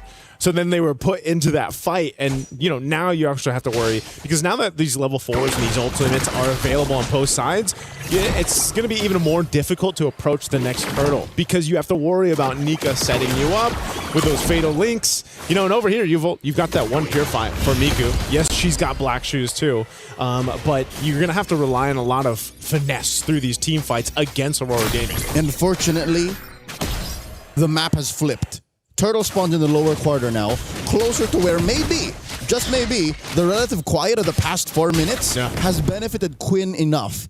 Because that's what they needed. They needed a little bit more of a reliable damage output that Team Ray Young could not find because, I don't know, Chiboy couldn't find the right mount, Miku wasn't putting down the right glooms, and Tan was spaced out. So looking at it now, it seems like it's Miku who we're looking at for Team Ray Young to get more damage. She's up by about 100 gold. That's the only real reliable source of it this early on for them. Man, to be honest, I haven't seen a Hanabi in quite some time. It's been a minute, other than my own little solo queue adventures, right? How long does a Hanabi actually take to get online these days? Second and a half item. Second and a half. So she just got Corrosive Scythe, so what, she needs... Does she go DHS? Yeah. Optimally, if they can find it at the third turtle. Oh my lord, Chiboy forced the flicker back, and there it is, despair! In comes the resident Tan, takes down Nika, and Luette will follow through. Double kill for the Lancelot, and now the turtle goes over to the Malaysian squad. And that's why you pick Glue right there, or Patrick Star in this case, because man, Chiboy surviving that is insane. And then off of everything, they'll get the turtle as well. A good equalizer there in this game up to that 5th minute mark, as they're also going to take down a tier 1 turret bottom side. So yeah, man, you mentioned it. That turtle over on that side, as you look at the replay here, this is, again, a great setup. Even that Throne of Ruin from Nora. And then Quinn was just able to go ahead and fire off. A great double kill secured there too for Tam. And the icing on the cake here, cherry on top, Team Ray Young denied the trade up top. That could have been a push for Mob Psycho, but up goes Nora saying, nope, this is not free, not right now. That's what puts Team Ray Young up by 1,000 gold, and they might even get another push. Chiboy going 2v1. Nika and Zulana trying their best. In comes Nika, but Quinn will still get it, and a lot of damage on the Nika. Quinn takes her down as Nika builds the fleeting time. To be fair, we really haven't seen that many good Fatal Links just yet. I guess it's just too difficult to actually get that setup you're looking for, you know? Because even dealing with that kind of it seems like Team Ray Young is just marching on up to where they want to go and deciding to pick off a kill or two. They're going to go in and do tons of damage to this tier 2 turret. Wow. Hold on. Luette looking for Quinn. Goes into the lightning form. Shifting skies. Quinn down to an eighth of her health. Quinn is taken down. No need for the spear. And now Zulana comes in from the east. Keyboy in trouble. Gets the mount. She can only delay the inevitable. She's making them work for it. Why won't you die? Finally, Keyboy falls. That's exactly how Moskov sounds when he throws the spear. Now, putting pressure up here towards that top tier 1. They're going to go for more, but man, this is a fight for the map space, fight for objectives. All this for the Turtle to come up here. Last one of the game. They've got position favor. Chiboy will be back up. We can expect her to do essentially the same thing, but they might be a little bit too late to this. Golden Staff pickup for Quinn. They're fighting for it. Nika's going to push off Miku. And there it is. Turtle goes over to Aurora. It links by Nika. Nora very low. Nora here survives with a sliver of HP. The burn takes her down. And it's all Aurora going into the mid-game as they try to find Nika. There's the mount by Chiboy. The flicker back by Aurora's roamer. And the black shoes. Miku survives. Team Ray Young, it's clear that they're just trying to get something in return. Yeah. And I'm afraid that if they continue to do that, they forget that the rest of the map exists. Mob Psycho flickers back. Chiboy looking to get the mount on her. Does not have the grab on cooldown. And that's tough. Team Ray Young, they barely close the gap. They keep it at neutral, but if you look at the map, it ain't looking good for the Mongolians, for the Malaysians. Yeah, this is the hard part, man. Is they're trying to maintain that split push, you know, that's happening here every single time we see with the Moskov. But then also you've got Anu doing the same thing. Whoa, Fatal Links on a Chiboy. I think that's a worthy pickoff, especially since we know that there's a fleeting time on Nika. Yeah, so she'll have that ultimate up again here in no time. What I was saying is, again, Team Ray Young has to kind of maintain these side lanes being pushed in. And then who do you do that with? Who do you go and deal with? Mob Psycho on this Moskov, you know, can just join these fights with the Spear of Destruction. Same thing, Anu is doing that. You can see the items coming into place here too. Some of those second items already locked in across the board. Working on the third for Quinn. I think Quinn... DHS. Yep, DHS nearly there. It's going to be a big threat to Aurora Gaming once that does come online. You got that trinity of items locked in. Even the tankiness here. I'd say Quinn is on the way. She again, I said 2.5 items. Yeah. That's when you can kind of go, all right, I'm ready to go. And even if she did suffer a death at the hands of Luette, who, by the way, is just a monster. If Luette decides and says, I'm going to get you, she is going to get you. Yeah. Team Ray Young, they just have to find a way to protect Quinn, and then they're all the better. Lord spawns, lower quarter. Nika looking to find out if she can pull one off, maybe a Force Aegis, maybe a Purify. Lord here at less than half health. Anu's been working on it for the past 10-15 seconds. And this is a better position for Team Ray Young. Aurora might have to telegraph the engagement. In comes the Throne of Ruin! And the Fatal Links, he has her. Nika falls!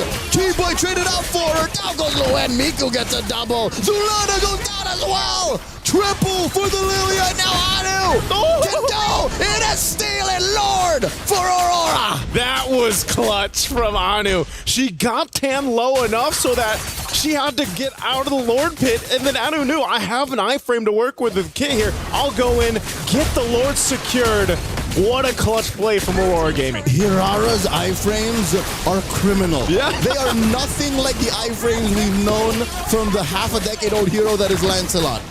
His iframes are like on DSL. This is fiber speed. This is 5G satellite internet iframes coming in from Hirara. I had to hold my breath. Wait, how's she doing this? I was like, wait, is she actually going to go back in? And then ends up making it work.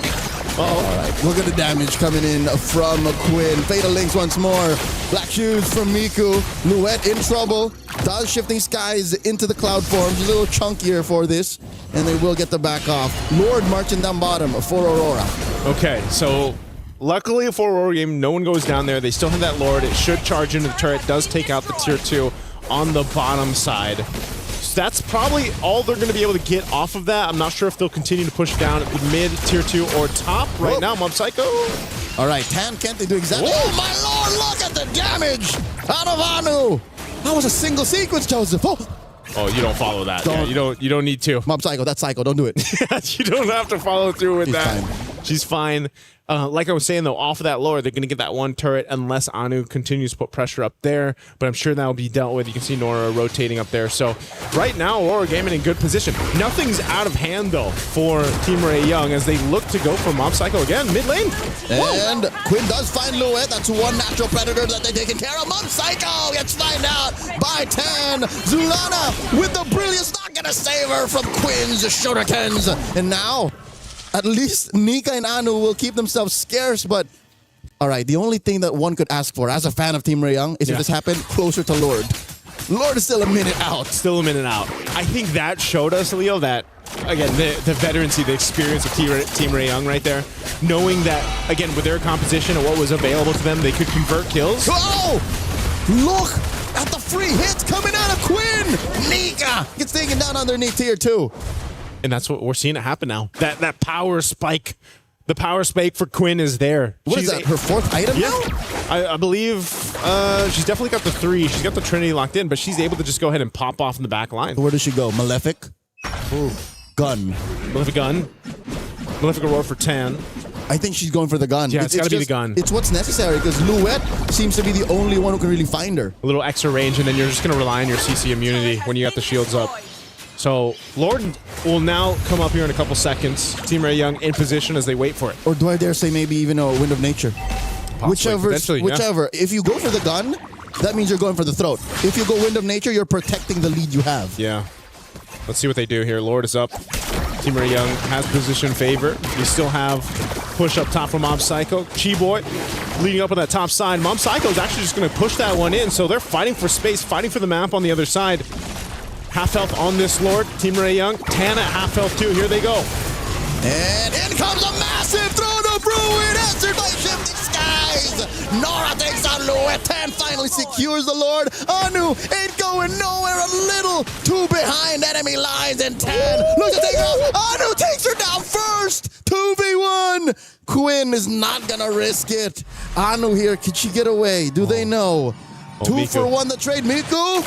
Oh, I think it's Anu who makes the first move, and she gets away with it. I can't believe Anu got away with it. She has so much damage packed into this Aurora. Chi-Boy's not so close. Split second. 1 second away from being able to go ahead and catch her. But ultimately, the Lord, the objective, went over to Team Ray Young, and it got a little dicey there for a second. Aurora Gaming, though, they should not have any issues defending this. Joseph, we missed a third option. Where there was the Rose Gold Dog. Rose Gold Dog. So I guess that's 2 ways to protect yourself from Zulana and from all the reliable damage output Aurora has. Down bottom though, Anu defending against 2. Quinn and Chi-Boy. SOD hits one of those glulings. Oh, easy recall down bot. Okay. They maintain the defense. Lord was worked on. Oh. Whoa. Okay, Flicker by Nika and Luet. Yeah. Better safe than sorry. Yeah, better safe than sorry. They've got plenty of time. A minute and a half for the Lord to come up. They keep their base turrets. I think that's the main assignment for Aurora Gaming that they do. But now Team Ray Young will go ahead and try to put some pressure on the jungle. They go take the purple or set up around there. Orange Buffalo secured though for Anu. Now, okay. Nika. That's the mount. Nora comes in, takes a lot of damage from the back line. And the Shifting Skies takes her trade, roam for EXP, and in comes the rest of them as they take out Luet. Make it a 2 for 1. Anu looking to burst down. The 4 pushing from Team Ray Young. Iframes. Disgusting how she gets away with how deep she can get. Mid lane inhibitor has fallen. Quinn doing her job here. Oh, how does Aurora get to Quinn now? That's a great question. Because right Luet now, has fallen 5 times. Yeah, it just seems like it's really difficult to pass that front line. They're just trying to clear the minions out at this point and maintain the base turrets. They already lost one in the mid. Lord's 40 seconds away. Aurora Gaming, they're still in a good position to say, hey, you know what? Let's go ahead and get this reset going and set up for the next objective dance, that Lord dance. But it's just, I don't know. I don't know what it's going to take here because you can't just rely on Anu to go and pull off what she did on the first Lord. You know what? For the past 15 minutes, the reason why we haven't really seen a dance, at best we've seen a shimmy. Yeah. Right? A little shimmy shuffle. shake. Yeah. Is because Aurora's lineup ain't made to dance. Yeah. Maybe Team Ray, they can kind of do that. They can like, all right, pull her out, pull her out, pull her out. Okay, we back off. Aurora, they just can say all in. Pick off or no. That's why Nika's been doing this. Fatal links. He has her. Oh my lord, 3-person hit on the throne of Row, and Chiboy falls first. And they answer, trading out for Luet. And Nika might get away. Mob Psycho trying. Zulana gets into the back line, takes down Nora. 2 for 1. The first win for Aurora in a while. Yeah, 2 for 1 trade. They're going to make their way quickly to this Lord. They want to see if they can potentially get something. Miku picks up a winner crown. Hasn't died at all. Doesn't have a Purify for this fight, though.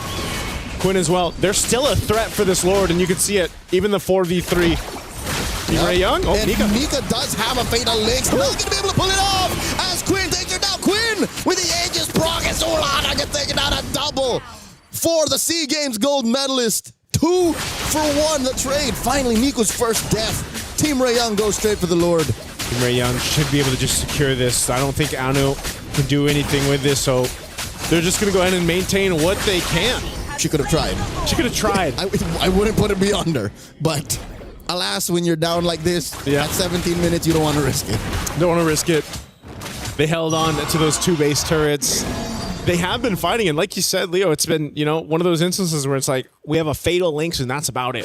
That's kind of what the fight process has been for Aurora Gaming. You know, it's been really tough for Nika. She's died 8 times, but she's been able to get, I don't feel like she's been able to just get one of those massive setups yet that we've seen with the Atlases throughout competitive play. Maybe in the defense, the base defense, that'll be the best case scenario for her to pull off. Yeah. Deep behind the inhibitors, you could use the extra firepower. Yeah. Because they're a 2-step team fighting team right now. The mount onto Anu, that's a rare sight. Rarely happens for Chiboy to find the Hirara like that. Anu using that kit to really clear quick. I think they got to say goodbye to this bottom lane. Tan holding Nika down. Lord gets taken out with 1 more minion. Team Ray Young surprisingly aren't forcing it. That inhibitor stands. Yeah, stands for now. 1 HP, literally 1 hit away. Really good clear speed happening right now, too, for Aurora Gaming. So this isn't going to be a game-winning Lord push that we saw. Lord was already taken care of. Oh, shifting skies out of Luet. SOD point blank range, and Mob Psycho serves up a kill. Quinn finds Luet, and Chiboy falls. Mob Psycho still throwing out those spears. And Nika looking for it. Zulana punishes Tan for staying a little too long behind enemy lines. Aurora and Team Ray Young, man, they are taking each other to the limit. This game 1 already approaching the 20-minute mark. This is, I guess, just the nature of this composition from Aurora Gaming. I mean, Luet with a setup of lifetime. She set this up in a choke point in the jungle. And Mob Psycho, she was unleashing here too, but she had to be careful because Quinn was right there, and that was an immortality from Chiboy. She didn't want to get caught any further. So right now, Aurora Gaming has shifted things a little bit in their favor. They're still trying to fight here in the mid lane, though. Nora here with a fake out. Flickers forward. Could have used the gleam. And, yep, no, she just gleamed in. That was a good threat, forcing Aurora to back off. So where does this go for Aurora Gaming, man? I think as much as we've seen them defend, they've lost the base turrets. They're gone. They've been dealt with. Yeah, eventually everything just fell. Are they in a position to actually fight for the Lord here? That's the thing. They, like you mentioned, it's been the shimmy. It hasn't been a dance. It hasn't been a full contest for the Lord. Joseph, just to answer your question, yes. You see how much firepower they have? Yeah. Especially if they find Team Ray Young lacking and just in the wrong positions. You have to respect Aurora. You look at this draft. Look at top. It's risky, but wait, Mob Psycho fighting it. Now Tan playing with the iframes as well. SOD, Chiboy blocks it. Tan! Risky business as Chiboy gets the mount, protecting her jungler. What is this? What is this play? Oh, Mob Psycho. This is the riskiest type of split 4-in-1 I've ever seen. And the Lord goes over to Aurora. Anu again with the retribution to secure, but look at the Quinn! Quinn with the solo push and a couple of minions. Can Nika stop her? Team Ray Young take game 1. We thought the whole map was split and it was going a different way, but hey, Quinn and the rest of Team Ray Young had a plan, and my goodness, that plan ended up working. That was devious. That was veteran veteran Wiles that got Quinn across there. Man, what a decision there, too. I was just thinking, that's crazy. Momcycle was doing such a good job at keeping them contained up top. Tan was really low and so late. She rotated not in enough time, but they made the decision, and they were just like, you know what? Hey, send Quinn. Hey, the pick was Gila. It was crazy already. And the fact that they won that way is just a perfect bookend. Yeah, man, that was a great game one in this best of 3. 20, what did we end at? 20 almost plus, 21, maybe almost 20. A little past. Yeah, that was just great game one. Team Ray Young showing, again, this experience, this veterancy that they do have through the course of MLBB, and it showed here in this one. That is a great way to start MWI 2026 here on Best Stream B. I did not think it would end like that. Usually we associate split pushes with Moskov. I mean, a split push was happening, but in the end, just that little bit of detail where Aurora overcommitted and did not take care of some of the simplest things that we always point out, the mid lane minion wave when you have no more turrets. Yeah, you know what? It's not that I didn't expect how it ended. You know what I didn't expect? How it went. How close Team Aurora actually, Aurora Gaming actually kept Team Ray Young. Yeah. Kept them honest, kept fighting. By all means, this doesn't feel like a download game to me. It looks like they played to really just win. This was a game that I feel like they were close to turning completely over. They had to catch up. They had to do the work, I feel like, and it was starting to be apparent, but at the same time, again, their base was dealt with. The base turrets were down. They couldn't keep that maintained. They weren't really able to, I feel like, compete in an objective fight, objective dance, and maybe that's the nature of their composition or just the way they executed it.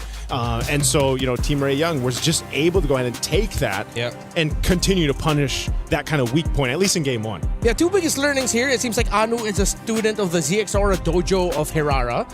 And the second one being that Sora and Lunox last 2 picks for Aurora, we were looking for that burst. In some moments, you were missing more AoE coming out of them, but I think just a pretty even spread between the Sora and the Fist coming out of the air and Zulana once you're able to Chaos Assault with Darkening up. It actually gave a lot of difficulty for the Alice and the Glue. It seems like a lot of the times, the Glue and the Alice were playing to the very last inch of their health bar to try and hold long enough for Quinn and Miku to deal damage. Which I think is a stroke of genius in the overall macro play of Aurora, because now we're watching the highlights, the replay. When you're in it, you don't really get to notice, but now in hindsight, I can appreciate how Miku, when she hits the Fatal Links, it's away from where Anu is. So Anu can take care of whatever's left where they started the initiation. Well, more MWI action coming towards your way. Aurora and Team Ray Young are going to be playing a second game. Will it go to the third? Let's see after this break. Play is in our DNA. Whenever we let it out, it becomes our superpower. Now imagine an entire city being built to supercharge it. Kadir City, powered by Play. That was a quick little shimmy of a break. We were talking about shimmies earlier. It was just like that. It's a DJ table scratch. Really good, Joseph. That was really good. Yeah. Good job. How did that sound? Wooka wooka. There you go. That was something like that. Yeah. Yeah, let's just say that was you. So, again, going back to the discussion where you were talking about how Aurora seemed to also capitalize on the things that maybe are slightly overlooked. This is where I remember now why I hate going up against Lunox. Her animation for the Chaos Assault, it's so hard to spot with everything getting thrown out. You don't realize that you're getting hit by a Lunox until you get the notification that Lunox took you down. Yeah, the burst is crazy. And also, if you have a little bit of color blindness like me and my friend LaFell over there, sometimes you miss it too. Do you guys have the same color blindness? Yes, we do. Or? We have the very same. Is it on a spectrum? You wouldn't know. I'm sorry. Yeah, we have, but I just know we have the very same. We play on the same settings in MLBB. Oh. Yep. Yeah, there is. There is color blindness. So you can tell your life box from everyone yeah. else's. Oh. Yes. All right. Use your accessibility options in game, by the way, for those who are wondering. Like, yeah, it is very helpful. What was also very helpful here for Aurora is usually when we talk about teams that keep going for fights, there are times where we go, why do you keep doing that? Here for Aurora, not a single time in my head did I go, why are you going for that? It seemed like there was a lot of the fights they were taking, it delivered something. Not always a good thing, but it delivered something that helped slow down Team Ray Young. I had one moment. That's it. Oh, well, no. In hindsight, for me, I would be molding and questioning why they wouldn't fight. Yeah. I would be like, no, keep doing it. Yeah. I had the one moment. It was when Anu went for the Lord. And then you're like, oh, I see why she went for the Lord and she stole the Lord from There you Pam. go. So you had the question, but eventually... It makes sense. Yeah. You know? The one time I questioned it, though, is because right before the win. Right before... Of all the splits, why would you do Moskov split, fight everyone else? Apparently... Something tells me this is Team Ray Young one-upping Aurora. This is the veterancy coming to play. It's like, all right, let them think they can get away with a 4-1 Moskov. Yeah. And then Quinn, you do the thing. Yes. It's unfortunate, too, that the thing that Quinn decided to do is something that, despite all of the great things that Aurora got to show off in that game number 1, you overlook one of the most fundamental aspects of the game at the worst possible time. Which I hope people don't overlook the good things that Aurora got to do because of the one thing that they didn't do, which was take care of the mid lane minion wave. Yes.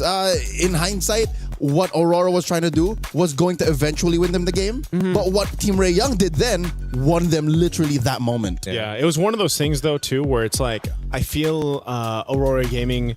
It got to a point where it's like, okay, we can't take these fights to them. Like, they wanted to do that, but they couldn't win them. So we might as well go for the game plan, which got them some of the base turrets and some of the space on the map, which was letting Mob Psycho push on that Moskov. She was going to win, too. She was going to win. She almost won that 2v1. And that could have... I don't know. I don't know if she won that, if it would have really changed the course of things, though, either. Because now she did use the Spear of Destruction on G-Boy, and she wanted to reposition to get the kill on 10. Yeah, right? So what if, for some reason, she had used it towards the Lord? No, mathematically, she wouldn't have made it either way. Yeah. Because that means she would have had to make the call to go back to the Lord and then answer, do I take care of the Lord or do I take care of the inevitable push on Quinn? On Quinn. So you know what I mean? It's like, it's damn if you do, damn if you don't, double jeopardy, catch-22, red herring, all of the possible metaphors that could explain what happened here, but a win is a win. Yep. Team Ray Young gets the win here in game number 1. So let's see if they'll be able to continue that into a sweep, or will the surprising start here for Aurora actually allow them to deliver a game number 3 against Team Ray Young. Overall, the team that seems like has some more experience in the big picture of it all against them. For Aurora, gonna have to ask you guys this. Is it just me, or if you blocked out the names, I could have sworn maybe I'm also just watching one of the men's teams in Mongolia. It was a very Mongolian playstyle. And I mean that in the best way possible. Taking risk when you least expect it, because you know that it's going to deliver a result that either slows down the game for the opponents or rushes the game for you. There were just unfortunately some moments where Team Ray Young won more, but that was a very Mongolian game, and I appreciate that so much. I like their play style. Yeah. I think like that's the same thing I was saying, back in Wildcard. I think we have seen it. Like we've seen them on the international stages, whether it was the men's teams and now here for the ladies teams. And this play style, whether it's download or not, it's very distinct to Mongolia. It's very, I feel like they've embraced that play style. It's a little chaotic, it's a little hectic, but they somehow usually end up making it work. And in this case, watching them play, watching even again Harara, there's not many teams yet I feel like that we've seen make this hero work so well. Not the way they do. Not the way they do. It seems to fit this kind of concept of the way they move around the map, the jungle, the objectives even, that they're such a big threat. And you could see some of that pressure or some of that kind of quick response that Team Ray Young was dealing with Anu. The way she was utilizing the iframes even is what we were really highlighting through that game 1. I had to dust off my jaw as it dropped after the sequence. Like, how did you do that? Like, how is that even possible? Because I've played my hand full of Hararas in rank, both on my team and the opposing. None of them do it like that. So Anu, again, despite the role switch, knows the mechanical limits of this hero. So I think we're all on the same page, gentlemen. The fact that this seems like a very Mongolian coded team, given that they are from Mongolia. It's not like it's something new. It's just that we're talking about it and we're complimenting it because that's how we want to see them. Yeah. So I wish they don't change anything. Same. Hopefully they don't overthink and they start playing slower. I hope they just keep going for it. I hope they just play faster. Yeah. It worked out well for them. So from talking about and mentioning Anu, a former EXP laner now turned jungler, let's actually look at the EXP laners. Luet and Nora, I think, delivered most of the excitement from this game with how they were just so gung-ho and fearless with setting up with the Sora and the Alice respectively. Okay. Despite Aurora losing, I think Luet put on a better show than Nora. Yeah. Because Nora was a, Storm of Ruin machine. But Luet did, everything. All right, we're going to be discussing the EXP players just a little bit more and, of course, the other players as well. We're just going to go on a really quick, short break. We were there. For every click, every clutch, every respawn. We were there for the years of grind. And we're here. Now. The proud founding partner of EWC. Powering the biggest event in gaming. Shoulder to shoulder with the world's best. Making history. Greatness deserves a stage. Lenovo Legion. Reach your impossible.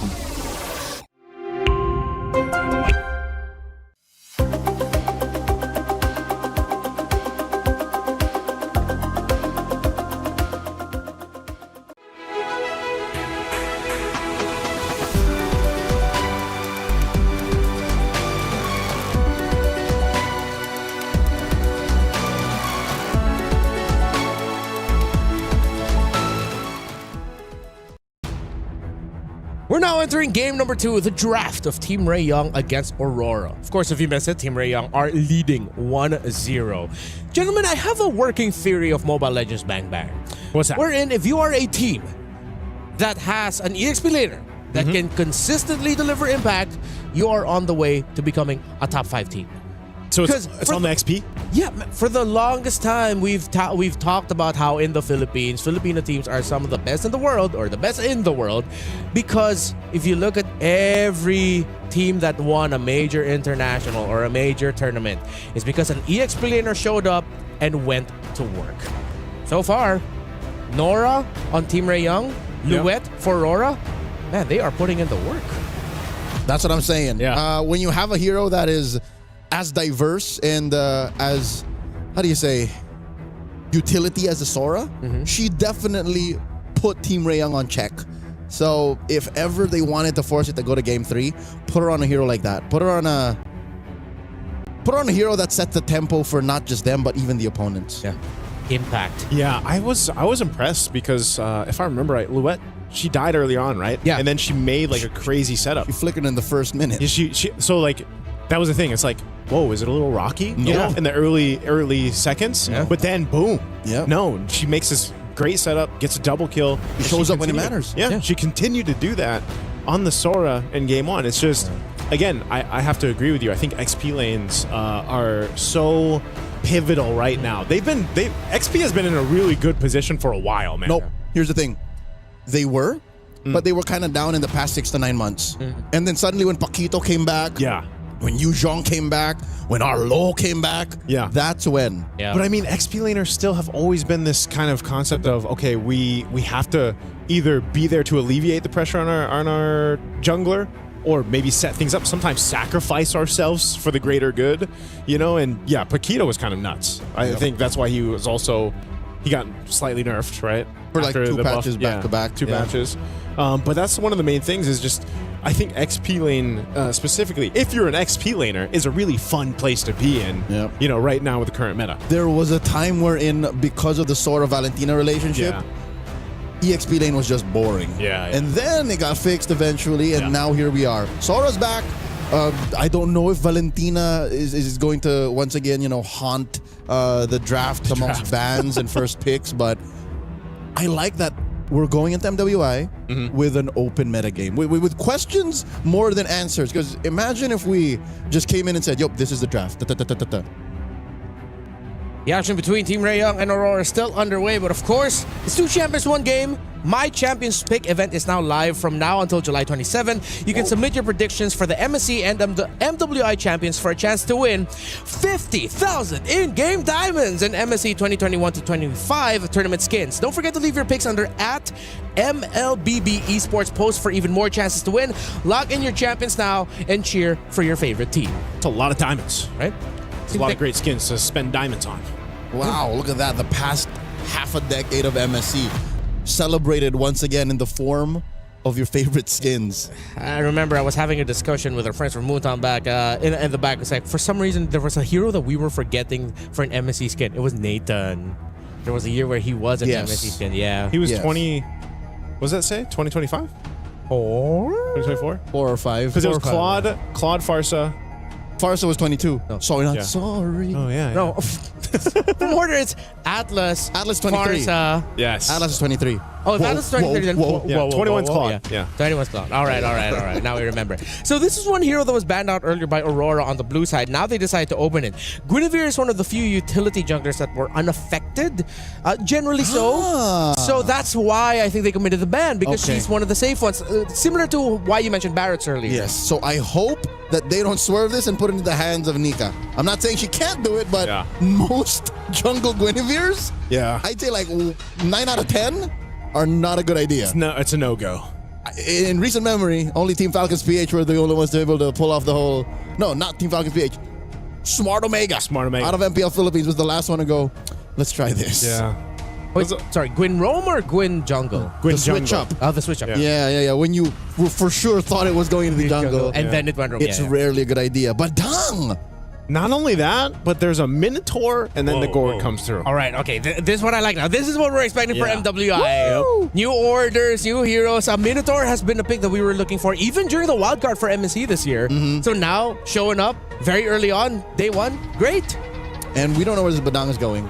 There's a couple of flavors of Badang. Yeah. More than half of them are roamers, but then, there's a small group who just throw it into the EXP lane and make it work. Yeah, that's not me. Yeah, I'm looking at you, Diablo out of Ignite Gaming from Singapore. So here's one hero that, straddles the line between fighter and assassin. There's Suyo.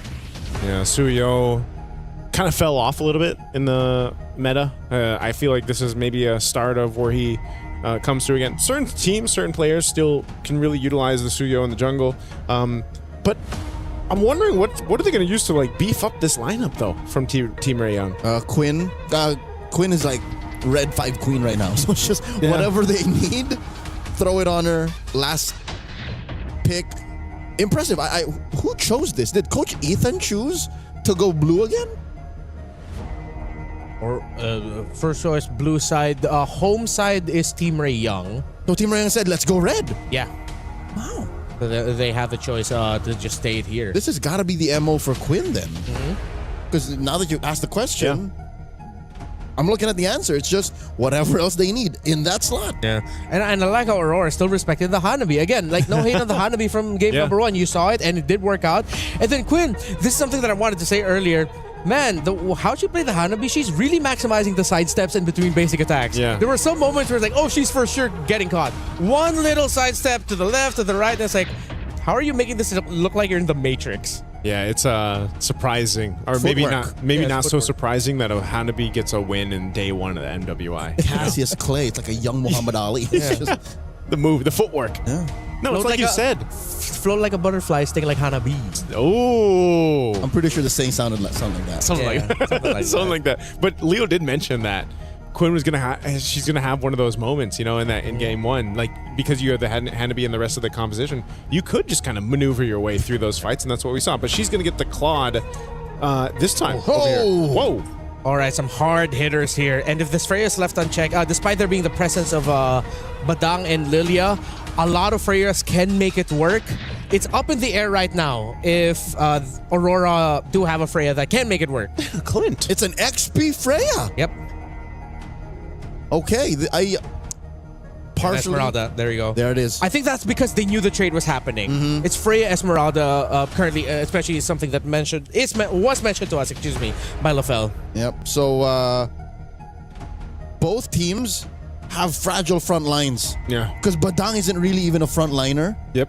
And neither is Esmeralda. But they're both fighting off against, again, a better formation for Aurora because they have clear artillery. And then for Team Ray, it's more mobile. It's more, where can we get Quinn to go? And where is the best place for Miku to drop the reliable burst? Yeah. Weirdly enough, I feel like this is going to be XP dependent again. Luet and Nora really need to find their timing, because if you look at the other pieces, it's like really up in the air. If you're the Claude, you go in at the wrong time, you're going to get blasted by damage. Yep. But then if the EXP laners can go in and find their entries at the right time, whoever can live longer and deal more damage between the Freya and Esmeralda, the winner there will determine the winner of the game. What do you guys think? Well, we're going to find out here as we jump into this game at 2. We'll see if we get the extended series or not. Of Team Ray Young pushed with Quinn's Hanabi in game 1 to end it. We'll see if Aurora Gaming can bring it back, make things happen. Whoa, a lot of early aggression on Zulana. They're feeling the pressure. Man, that combo is deadly. Ooh, again, that's the Lilia and the Badang's damage output just being put on display here under the first minute. Luet and Nora, at least this is maybe one place on the map that Aurora can actually call the shots. Despite the Freya making shields and the Esmeralda taking it away, the damage output this early on from Luet is unmatched. Yeah, she, I believe, she did get the Purify out too from Nora. So Nora will want to be careful here. Look at this. And that's with the 15% damage reduction from the shield of the turret. Yeah, that's tough. That's why you have this response from Team Ray Young. Just in case Luet's going to go ahead and just spot that out. She's not going to be convinced. So she's fine up there on that top side. One thing I was going to talk about too when Renmar posed a question before we jumped into this was, I'm it's XP lane dependent, but I'm also just worried for Team Ray Young in the sense of if they get set up. Whoa, Nora. She's really threading the needle here, man. Yep. Whoa, look at this. A Requiem finds Chi-Boy. Flickers back. She already is missing one major resource. Tan puts Nika on check. Joseph, you were saying? I was saying I'm worried for the amount of crowd control that Aurora Gaming's composition can throw at Team Ray Young because I feel like they're almost relying on the amount of mobility that they have. Between, Suyo being able to kind of dash out. Of course, you've got Claw with BMI. Black Shoes as well. Let's see how this pans out. First Turtle, it's going to go for a reset. Got some of these level 4s locked in. Chi-Boy, though. All right. She does find the break already. Anu gets taken down here. Damage out of Miku and Tan a little too much. With that free takedown, first blood drawn, Team Ray Young gets the green light, goes straight for the turtle. That's a win. I think Aurora kind of pushed themselves a little too far. Chi-Boy off camera, taking down Nika, and that's all going to the Malaysians. That's a deadly Chi-Boy on this Badang. 2 kills now on a roam like this. This is, and as aggressive as Chi-Boy has been throughout her, performances in MWI and the qualifiers even, this is not what you want to deal with if you're Aurora Gaming. This is what we were missing. Yeah. We missed her last year, and now she's back. She's like, I missed this. This is how it was. I want you guys to shout Chi-Boy, she's well on her way, having 2 kills. This is the thing, too, the threat. I'm wondering on the exact build path that she's going to go here. She's already a big enough threat, too, running that Quantum Charge and, tanky enough, Suedo tank, if you will. Here. Where's she going? I think she's on her way to a Thunderbelt. So once that Thunderbelt's locked in, even more of a threat. But I'm just wondering if there's a time where Aurora Gaming's lineup, now that they have this level 4 available, if that setup potential, the crowd control I was talking about between the spatial migration from Guinevere or even the Fury, right, from Nika, is too much, and it overloads Team Ray Young on their approaches in these team fights. Yeah, there is a world where Chi-Boy doesn't get the ideal initiation, wherein her punches and her cracks may miss. So we're looking for that. How is Aurora going to find that position? 4 minutes in, about half a minute before the turtle spawns. Nora here, about to face off against 3. Purify. Gets that Purify in, forcing out the Requiem out of Anu. Tan and Miku to the rescue. Impressive how she's able to cross over scot-free. Quinn coming in, blazing duet. Forced the flicker back. Chi-Boy, there you go, does eventually miss with the crack. Backs off. She's going to back off. Nora's still here. Miku as well. They're going to wait for this. This turtle's coming up here in about 5 seconds, so we'll see how Aurora wants to respond to this. They've essentially got everything they need. It's just Mob Psycho has to be careful. She doesn't have a flicker, so she's going to rely on it. Minoan Fury knocks up 2. Massive combo plus the Requiem takes down Tan. Chi-Boy backs off with the flicker. Luet gets pushed back, and now Team Ray are trying to repair the situation. Turtle number 2 goes over to Aurora.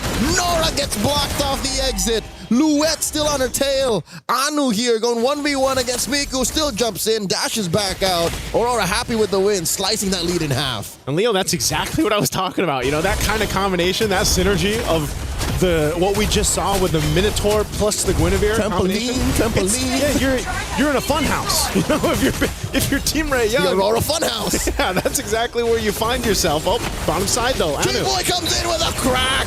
Nika in trouble. There's the gush. Chi-Boy gets punished. And that's a free pickoff for Aurora. There you go. Aurora Gaming finding themselves the little wins here across the map. Team Ray Young, they need to respond to that. That's a huge presence from them, though. 4 players down bottom. 4 dudes. The rest of 4 girls. The rest of Team Ray Young was elsewhere. Yep.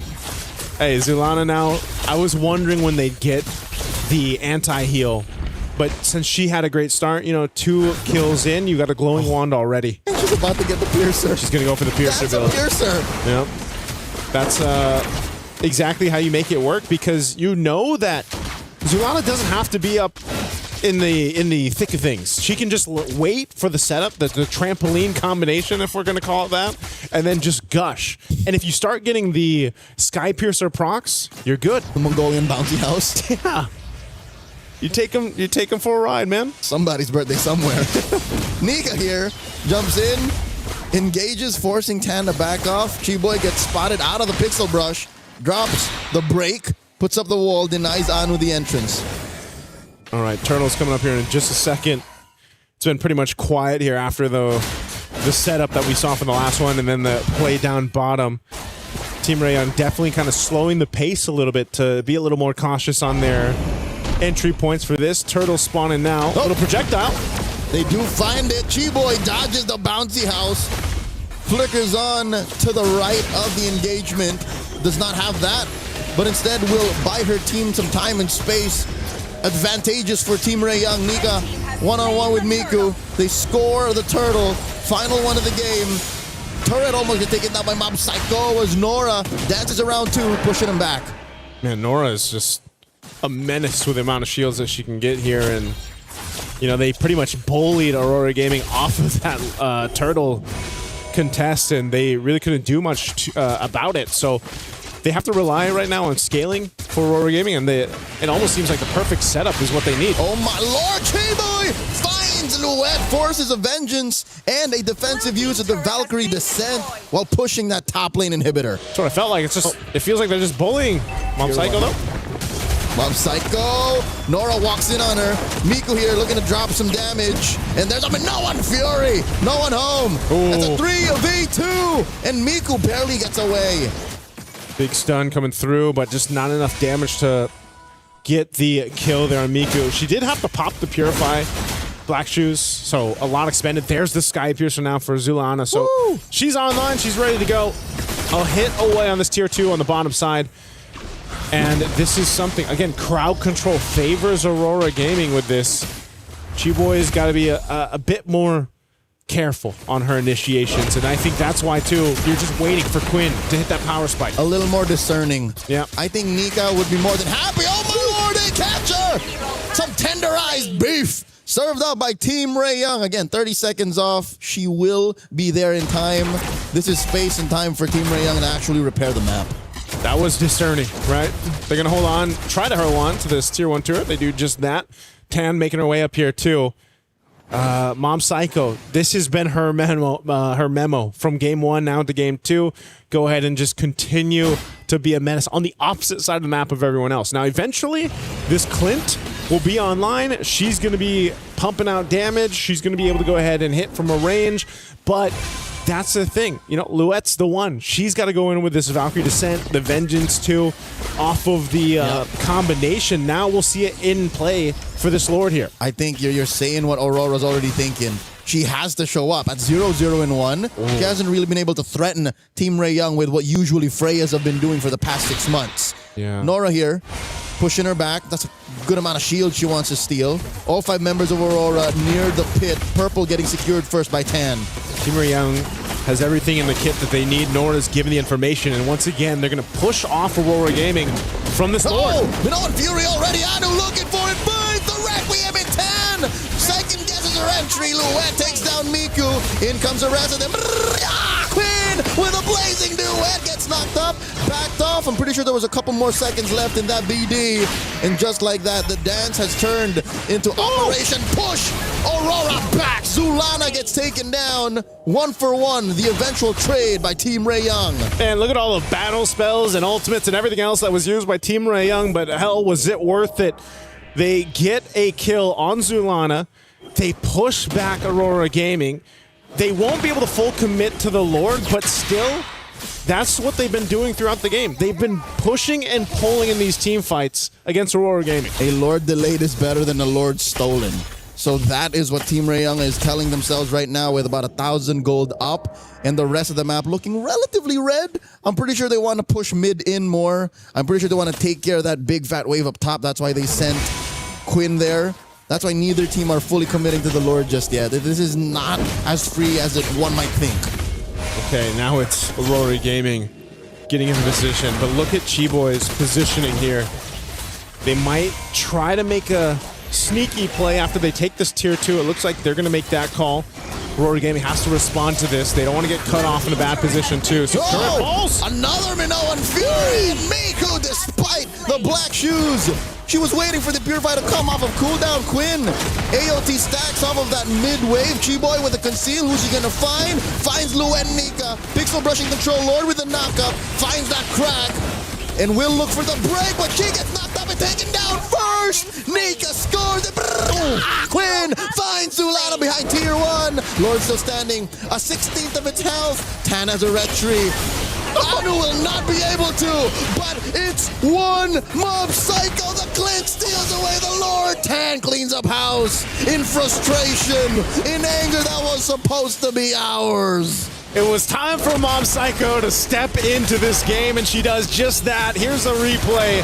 Great setup, and this Blazing Duet was held on a little bit longer. Quinn will capitalize the kill on Zulana, and then this was just a face-off, a dance for this one. But Mob Psycho ends up securing the Lord. Highway robbery at point-blank range. Who'd have thought it would be the sheriff who will commit the drive-by? Hey, they made it happen.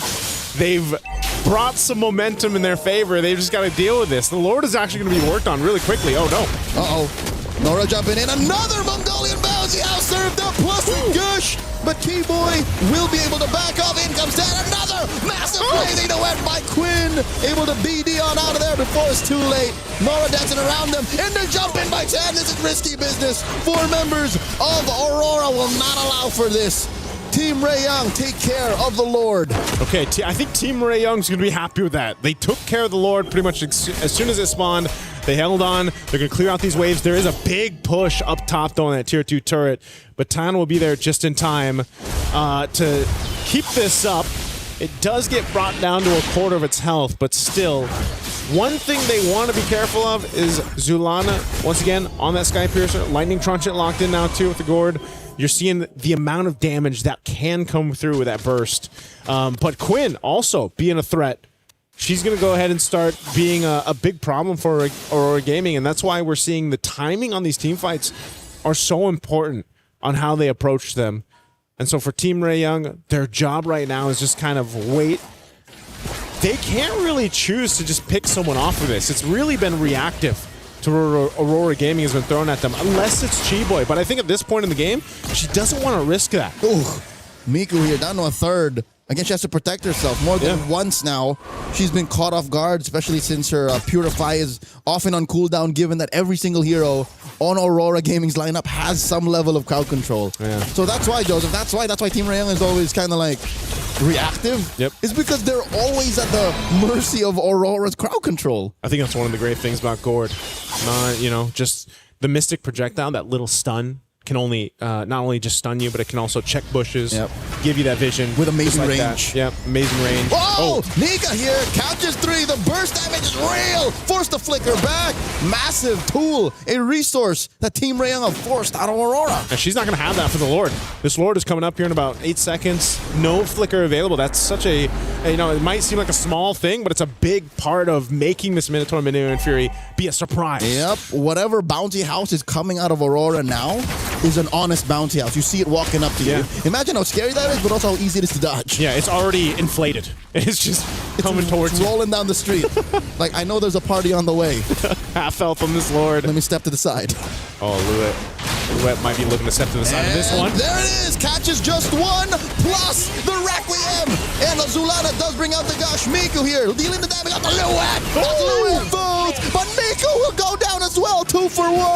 Aurora happy with the trade. Now Nika getting a lot of lead on her face and 10. Can't finish the job.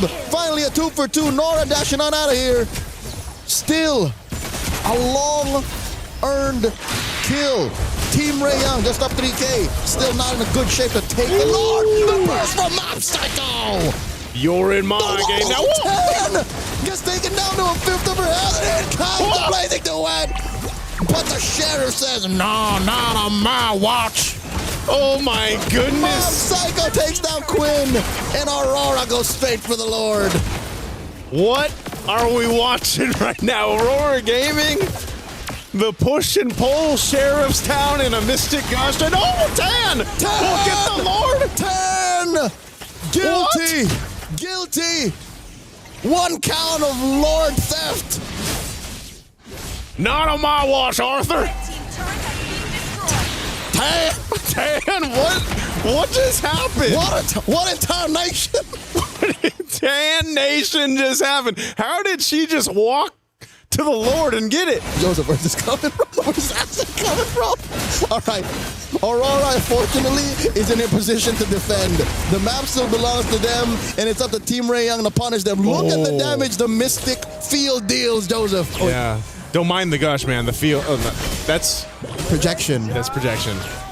We're thinking. Oh, my Lord! Chiboy fights a crack fight. Mob Psycho serves up a kill to Miku. And now Nora dancing around Louet, Nika, and Zulana pushing him back. Miku. Black shoes. Black shoes. Close call. Chiboy holding on to that immortality. Quinn cleaning up house. Tier 2 goes down. Bottom lane. Chubby Wave pushing in. Team Rayong are in the base. Oh, they don't want to over push us though. There's the Mystic Gush on Miku. And another blazing duet. Puts Zulana 6 feet under. And now Chiboy gonna have her immortality pop. Not unless she has something to say about it. Tier 3 falls first. Man, Team Rayong, they fought for these base turrets off a Lord that was pretty much cleared out from Zulana. They're gonna go for the mid turret as well. Oh, that's it. They're already in the base and they're calling it theirs. Fist crack and break on Nika, forcing a defensive flicker. They gotta retreat. Team Rayong, they're approaching the inevitable. They found Aurora lacking. They put him into a corner. Yeah, they got all their base turrets again. Just like we saw in game 1, now Aurora Gaming, they've got to kind of shift the focus. They've had a whole lot of control around objectives. Well, Team Rayong, you know, might have taken them some time, but they barreled through that. And once again, we're approaching the 20-minute mark into this game. By the time we get to this Lord dance, it's going to be up to that point. So now, for Aurora Gaming, they've got to make their own adjustments. Oh, whoa, they're going for Louet to actually expend an ultimate for this, and now Aurora Gaming wants to fight. And there's the Requiem plus the Gush, and in comes the backline blazing duet from Quinn. Zulana falls, big knock up a 10, looking to clean up house. Louet takes down Chiboy, down goes Louet, 10 gets her, 2 for 1 now Nika. Quinn flailing away, double kill for the Suyo, and now Mob Psycho goes down, only pops in immortality, and now they're on the base, all up to Anu to defend. I don't think she can do this. It's too tall an order. Requiem to delay the inevitable. Down goes 10. Anu gets her immortality pop. Still a couple of minions there. It's a wipeout. Team Rayong sweeps Aurora. Team Rayong, they fought in game 2 for that one, but they end up getting it here. Man, what a fight they had to go through for this. Joseph, you chose the right words. It's a fight. It's a fight. They had to fight through it, man. My goodness. What a clutch game in the last kind of seconds there for that Lord, too. That was close to another 20-minute slobber knock. What in Tan Nation, man? Again, when you think they didn't have a chance. But all but a Lord wearing Aurora's colors. Like, I could have sworn that was it. Oh. I almost thought we were going to game 3 on that one. But Team Ray Young, I don't know. It's the mix of the veterancy and plus just the ability for them to adjust on the fly. Yeah, that and their willingness to kind of try things, to see how far they can take whatever strats they brought in for the game's draft. Renmar, were you entertained? I was entertained. That was some of the craziest last 5 minutes I've seen. The push and pull, the back and forth, team fight to team fight. Holy expletive, man.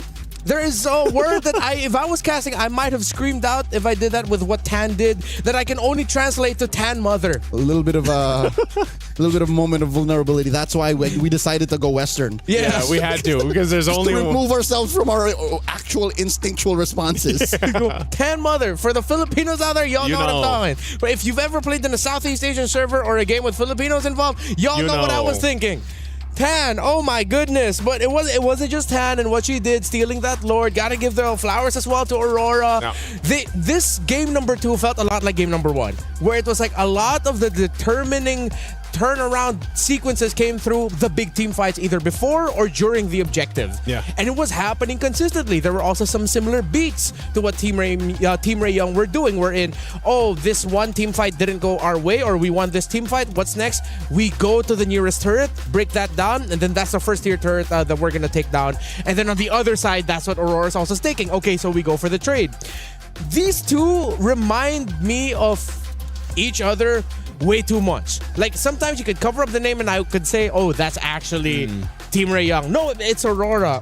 I want to see more of this match. Unfortunately, it's a sweep win for Team Ray Young. Congratulations. I think the only other way you could say that they're not similar is in finishing power. Yeah. I think Team Ray Young just see the bigger picture at the end of the day a little clearer. Yes. And that's why they got away with the sweep. And that's probably where the experience, comes through for these ladies here for Team Ray Young. I mean, we saw this in a lot of their decision-making when it comes to the team fights. Again, even give it up to Nora. You see her going 1v4. Bouncing between that is Tan as she finds her entry points. And there was just a lot of good fights that you saw here from Team Ray Young and executing what they had left, even if it was just 3 of them left. 3, maybe sometimes 2 in some of these situations. But they really made it work. And this is... Yeah, look at Tan here. Just walks up, takes that lore. Yoink. With the assist of G-Boy as well. One thing that I started to notice here, though, and I think this is one of the very, very little adjustment that maybe Aurora could do and then start shocking some other more teams in their group, is that just because your roamer has a big-ticket ultimate doesn't mean you have to use everything alongside that big-ticket ultimate. There were moments where I was thinking, why is Aurora gassing out? It's because Team Ray Young, we've talked about their veterancy and experience, they're holding on a little bit longer to key abilities, whereas Aurora, they're just throwing everything out. Yeah. I feel like sometimes when we saw those fights with Aurora Gaming, it's like, all right, here's our setup where it's going to happen, the bouncy house setup that we talked about, and we're going to throw the Mystic Gush, everything else at it too. And then once that is done, once that window's gone, if they haven't killed who they need to, it's like over. Yeah. That team fight power with that competition is kind of off of that. Yeah, and it was also similar to what happened in game number 1. A lot of the entries by Nora as the Alice in that game number 1 came off of the fact that the initiation by Aurora trying to take down G-Boy real quickly didn't work out. So then here comes an Alice punishing all of that. It's a small adjustment, but I think Aurora could do it. They took Team Ray Young to the limit in some of these moments. Although overall, Team Ray Young did have a better control of the map. But I feel like these two are soulmates, man. Team Ray Young and Aurora, they're like MLBB soulmates. It's not over just yet. There is a world where Team Ray Young and Aurora meet once again in the knockouts. Because Team Ray Young can go this way, and then Aurora can kind of go this way, bracket-wise. Yeah. So your dream could still come true. It's just... I hope Aurora learn to adjust on the fly. You can see they're cooking. Yeah. You can see that there is, like, hear me out. There's a moment like that. Yeah. It's just, I hope that they are able to adjust mid-game and like kind of step on the brakes a little bit, because that's, I think, what's necessary, especially against more veteran teams from, you know, the bigger regions. Yeah, I think that's going to be necessary too for them, just to be able to, and maybe this is the downloading concept, you know, that they can kind of learn from the series here, because I really like what they showed us. And you got to think, that's back-to-back games, like the 20-ish minute mark. You know, those are already really long games in the current meta for MLBB, and you know, they win against a more experienced team, I would say, and you can take what they learned here and maybe clean things up, because they've unfortunately, you know, now they're sitting at the 0-1. They're gonna have to win the next one to stay alive for MWI. Meanwhile, on the other side of the table, Team Ray Young, I feel like they got the win that they needed to get to start off their campaign on the right foot. You're the more veteran team. You have players who have played in the previous MWI here. You have a gold medalist in your ranks. They needed to get a 2-0, and they did it. Was it always the cleanest and most dominating game? No. But I feel like we saw a lot of the strengths of Team Ray Young here that could really help we could latch onto and really try to convince the world that Team Ray Young are a team to watch out for here. They are a team to watch out for here. Yeah, their concepts are sound, and if anything, looking at their draft and the gameplay, they were pushing some limits. They were willing to try things in the metagame. So once whatever this Scarlet Embers patch brings, like let's say in 2 days, 3 days, I'm expecting a cleaner and more polished Team Ray Young. And I'm expecting to hear now from a member of Team Ray Young. I believe it's Chiboy alongside LaFell on the stage right now. Are they ready? Y'all ready? Thank you very much, gentlemen. Yes, my name is LaFell. Alongside me is Chiboy. First of all, big congrats. You did amazing. You know, amazing glue as well as the badang. So first of all, I gotta ask, how do you feel? Because honestly, game 1 and game 2, it wasn't super easy. It took you guys like what, 21 minutes, 18 minutes? How was it going up against Aurora? Okay, I think for my team, they really did a good job. But for me personally, because I did a lot of like mistakes. I misclicked so many buttons. Because for me, the buttons, I don't know what's wrong with the buttons, but I keep pressing the wrong buttons. Yeah, I think I've adjusted it. So hopefully the next game, it won't be like that again. And also, I really want to thank my team for not like blaming me for like pressing the wrong skills, and thank you for carrying. Nice team, nice team. Hey, speaking of, I still remember game 1. Eventually, we got Hanabi ending the game with a backdoor. But before that, we see you and Tan. Sorry, 10. You know, Tan, 10, potato, right? So you and 10 tried to get Mob Psycho on the Moskov. Yeah. And then all of a sudden, the Moskov did so much damage on the Lancelot. So tell me, what was the first plan A? And then how did plan B, just ending the game with a split push, happen? Oh, I think I saw Moskov at the bottom right. Then after that, I told 10 to go and chase him, but I went behind. I should have just straight away go to him, so it was my mistake lah. And after we failed, Queen was like, she said this, you know, trust me guys, you guys better trust me, I'm gonna end. Then we just disturb the enemies, and then we don't let them go back, and she ended because we trust her. Hey, you know what? Trust is very good. And see, good on you. You pressed the wrong buttons, but you made sure that the Moskov just couldn't come back. Now, talk about game number 2. Amazing badang as well. I gotta say, Mob Psycho seemed pretty strong on both games. But who was the real problem when you go up against Aurora? Like, who made winning very difficult? I think for first game, I think it's just Hirara, because I still don't understand the skills. So many skills. At one time, I played glue, right, and then I ulti her because I thought she didn't have skill, but she still got skill. Then second game, I think it's just like keep pressing wrong buttons, you know. Like first time I think I got 2 enemies, then I second skill, and then I wanted to ulti, right, I pressed the second skill again, then the wall's gone. Well, nice try. Nice try, c'est la vie. Now, here's the thing. We gotta talk about your upcoming opponents, right? Who do you think you're going up against? Is it Falcons ID or Zeta? Falcon ID. You're wrong. Wrong? It was 2-0 Zeta. So wow. Yeah, I know. Wow. Like wow. Like how do you feel about that? Because I didn't watch the game so much because I was watching you guys, but then when I watched the scores, like that's very interesting. Wow, that's an crazy results. Unexpected. Do you think you can prepare for that? Can. Why not? Hey, there you go. So this is Chiboy or Keyboy. It's Chiboy, guys. Yep. Remember it. Speaking of, 10 did amazing. Could be 10, but we're gonna be calling 10. 10. Thank you very much. And now, here's the thing, Stream B, we still got more games going on. So we're going for a break, but when we return, we're gonna start the second best of 3. We'll see you guys then.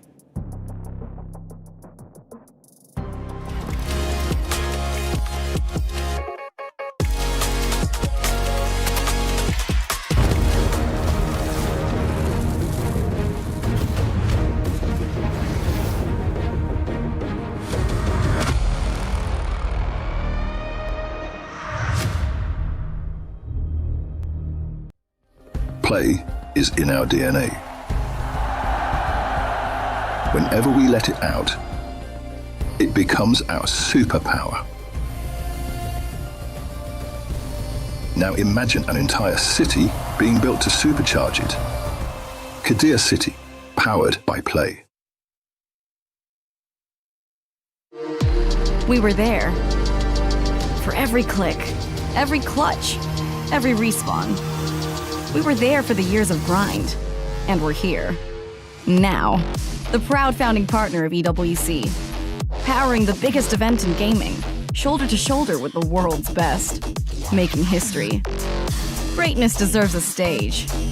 Lenovo Legion, reach your impossible.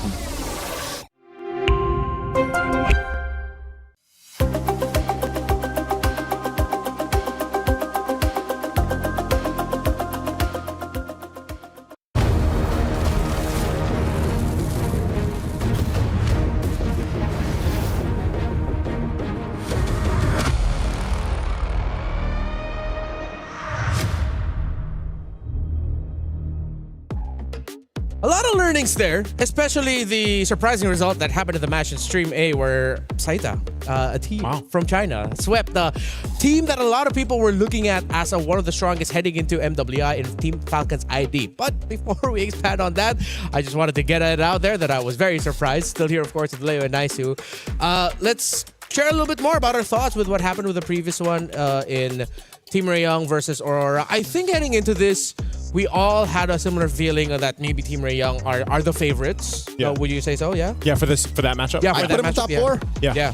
Oh, Team Rayong. Yeah, he are did in his top predictions. Oh, actually no, I didn't get to do my prediction, so it wasn't good. But a team that could beat Navi Malaysia definitely got to put them at least in the top 5. That's true. I definitely think they were favored. But I again, yes, it was a sweep. I liked what we saw from Aurora Gaming. I think they really fought hard for that. Just unfortunately, I mean, they went the distance, right? They're 20-minute games. Yep. Game 1 and game 2. So. They were entertaining, yet still a legit threat. Yeah. There were moments when I thought, if they could wipe out Team Rayong right here, right now, we're going to game 3. I thought we were going to game 3. Like, that's the thing. There was definitely some moments in that in game 2 where I was like, yeah, Aurora Gaming's got this. So I almost like Hirara now. But as Chiboy says, sometimes I don't know what the hero does. So. Hey, I'm pushing the buttons too, Chiboy. You know, she's not doing what I want her. Yeah, it's one of the difficult things to understand about Hirara is she said the most. She said, okay, this is why Chiboy, especially after MWI 2024, she was one of my favorite personalities. She just says a lot of the most relatable things to everyone. Things you're thinking, but then she says first. Yeah, it's like with Hirara, it's like I thought she had skill, but then it turns out she doesn't have this. She does have her skill, and yeah, and she did like the face like a lot of us would do. It's like, oh, I thought I got her. Oh, no, I guess not. Yeah, it's just what you get when you're going up against someone like Hirara. How she was surprised by Saita's win. Yeah. As a sweep, because she was like, so who do you think is Falcon's ID? No, but I think that's relatable too, man. You know, because I think a lot of people. I need to watch that. Yeah, we have to go back and see this now. Yeah. Again, Team Falcon's ID, based on all the discussions that we've had with the players and the teams, a lot of them were saying that they were the strongest scrims-wise. They were looking really good, and then a lot of teams were putting up... there were even some teams saying that, they might actually be the one to give Vitality a run for their money and would predict that they'd win over Vitality in the Grand Finals. But then starting off your campaign with a sweep loss to Zeta is... Now I want to see Zeta because what kind of team are they? I think this is less an issue for Falcon's ID. Yeah. I mean, going through the lower bracket, being number 2 to Vitality for a majority of the year is something that's not alien to them. Yeah. But Zeta out of China, they swept TLG, a name and a team that we're familiar with from MWI from previous years. Yep. They are. I think this is a bigger spotlight for them. Yeah. So now we put on the spotlight Virtus Pro, one of the teams going up in our second match against Twisted Minds. Rafa, Miss Meow, Livin, Minun, and Lunar. Rafa, Livin, Lunar, very familiar if you've watched. They were former, even Miss Meow, if I'm not mistaken, were former members of Twisted Minds in MWI last year. But they're bringing in this time Minun, who, if I'm not mistaken, the last time we saw her was in VSG in 24, or did we see her in 25? Yes, she is an ECA athlete. Yes. So she's been here. She knows what it's like to play on the big stage. And this being the mix of talents that we're getting for this rendition of Virtus Pro and MWI, I expect... I don't know. This is interesting because you have the macro of the Philippines in Miss Meow. You have the Vi gameplay out of the ECA. And then you have that MENA balance. Virtus Pro went completely undefeated. Didn't drop a single game in their qualifiers. 9-0. Yeah, 9-0. And if you're wondering, does that mean they beat Team Falcons MENA? No, Team Falcons MENA qualified through the African qualifier. Of course, a team out of Egypt, while Virtus Pro went through the MENA qualifier. So I'm excited to see Virtus Pro here because if they could go undefeated and if I'm not mistaken, the women's scene in MENA was inspired a lot by what Team Falcons has done globally. It is competitive there. And then they swept it? That's wild. That's why I think I think this is the surprise of MWI. Like by the time we get to the end of it, the surprise is how impressive and how much has changed in improvement wise for some of the dark horses, some of the regions we're maybe not expecting, here for MWI. You know what the surprise is? The fact that they were able to make an all-star team under a banner that just got reformed. You're able to get Maylane, Chin Chow, and then a majority of last year's Virtus Pro under this year's Twisted Minds.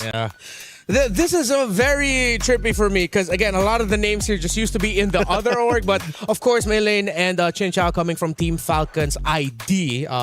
Falcons Vega, I believe, is the name that they're called. But, yeah, Team Falcons ID.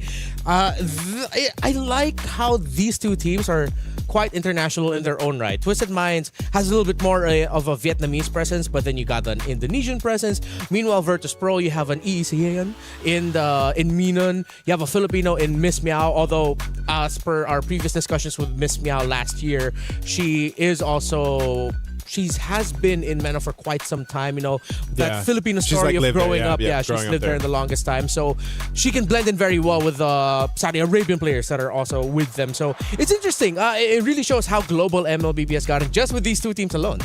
We don't even have Giga Esports on yet, just yet. GK is the most international of all the teams that we have. 5 different nationalities on this single team. Yeah, that's what makes these international events, I feel like, so special. Like you get a chance to go ahead and see players from all over the regions. And that's why we mentioned too earlier on. You got those mix-ups happening. I think even for me, when we were coming into MWI and preparing for it, I was like, man, there's so many familiar names. And then you have these shuffles happening, right? Some team members going to this team, and then of course, cross orgs teammates. Happening. But it's a great opportunity for these female athletes to go ahead and go through this. And again, competing on the biggest stage for, if not the biggest, or if not one of the biggest, the biggest prize pool for on the annual calendar for women's MLBB. This is the place to be. It's the competition. Stream B is the place to be. But now here we are, Stream B, wondering about what happened on Stream A, man. I'm gonna have to pull this up at some point. Currently, they should be going through. Their second match. I think they've gone to Group A. Oh no, we already did Group A or another Group A matchup. I think it's AB, right? Yes, AB. Yeah, we'll see. It's like they got their own lives. Right? Well, eventually over on here, I think we'll also give you guys updates. Yeah. You do not have the issue of wondering like we do. Dual screen. You can just changing tabs. I wish we could do that here, man. I hope we could. Yeah, that's something that we can suggest. Like, allow us to just quickly peek. Actually, I realize I should have that power too. I do have this. So. You do have yes. My bad. It should have been me. You have the technology. Eventually, we'll all have that technology. I'm not gonna do that now. I'll set that up later. But all right, let's look at some specific matchups. For Virtus Pro and Lunar, I believe it was last year's MWI that there were some moments I remember Lunar. Her name did pop up. Was she the one that got some highlights on a rare Bruno pick last year, or was that in 24? I think it was I think I recall 25. 25, right? Like, I remember Lunar, Bruno, that's just something... There's an association there in my brain. Yeah, Lunar, Livin, and... Rafa.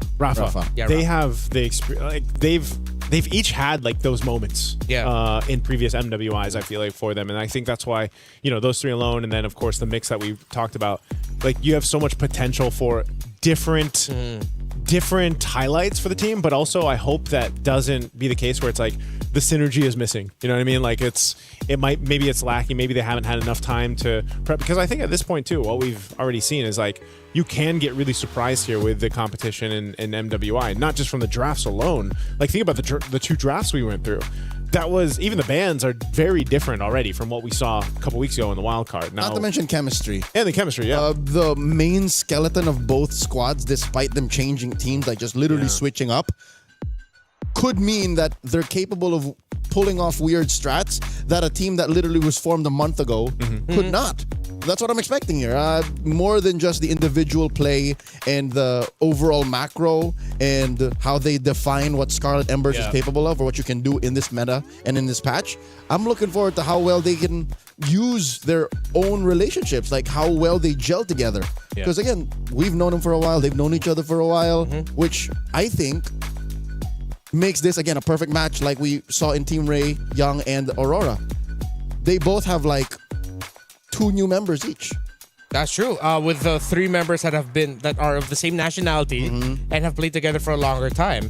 So we touch on Lunar a little bit for Virtus Pro, Twisted Minds, of course, on the other side, Chin Chow.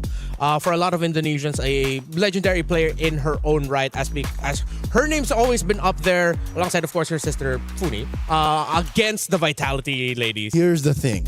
Even when she's not part of the competition, Chinchaw is on ground. That's how big and how important Chinchaw is in the world of MLBB esports. Yeah, we had her as a panel guest. I was gonna say, point last year in MWI. Yeah, I remember. Yeah, I remember she was sharing some of the insights there from last year, and so it's great to see her now here competing.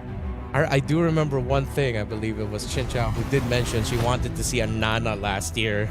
Yeah. Was it you that asked the question on the I asked the question, and then Eterna was there also, and then she said Nana. I remember us in the cast room being like, "Whoa, Nana!" Yeah. Do you know what? Behind the scenes, what her reaction was when she said Nana? Funi looked towards her sister, gave her that little sibling shoulder, little elbow bump, and just said, "Why? What are you saying?" Yeah. Hey, meanwhile, Chincha was like, "I don't know. You know what? I wanted to say something. No, I give Nana." When they ask you that question, all is free. Yeah, that's true. It's like what you asked us earlier. What do we want to see? It's not like, it's just a personal wish list. Yeah, sure. You know what? Okay, let's do that. So let's see if Nana will show up. if it does pop up, you already know, right? Yeah. But I think draft-wise too, it's maybe even after today, man, we won't be able to tell 100% where the like MWI meta is going. Speaking of MWI, of course, don't forget we still have our event going on, the My Champions Pick event. July 27 is when it's gonna go out. So you only have you have a lot of time, but it does start July 25. I was gonna say you got about 2 weeks. Yeah, you got 2 weeks. Prepare all your predictions. Get a chance to win 50K in diamonds and the MSC 21 to 25 skins. And don't forget to leave your picks under at MLBB Esports post for even more chances to win. So look for that post related to the My Champions Pick event. Log in your champions now and cheer for your favorite teams. Man, I'm having a look here too. I think I have almost all of them except what a flex. Yeah, the Claude one. You go through the airports without going through the long immigration lines. You have all the skins. Where's it going, Joseph? I'm not a world collector like you guys, okay? Sorry, he's a world collector. Regardless, where's says the guy that's a world collector. Yeah. Where's it going? I'm just saying, Why did you look at me and suddenly think, oh, Renmar can't be a world collector, it's just Leo. I am a world collector. Oh, so you're both world collectors and you're talking about me having all the skins. No, you're talking about you having you brought that up.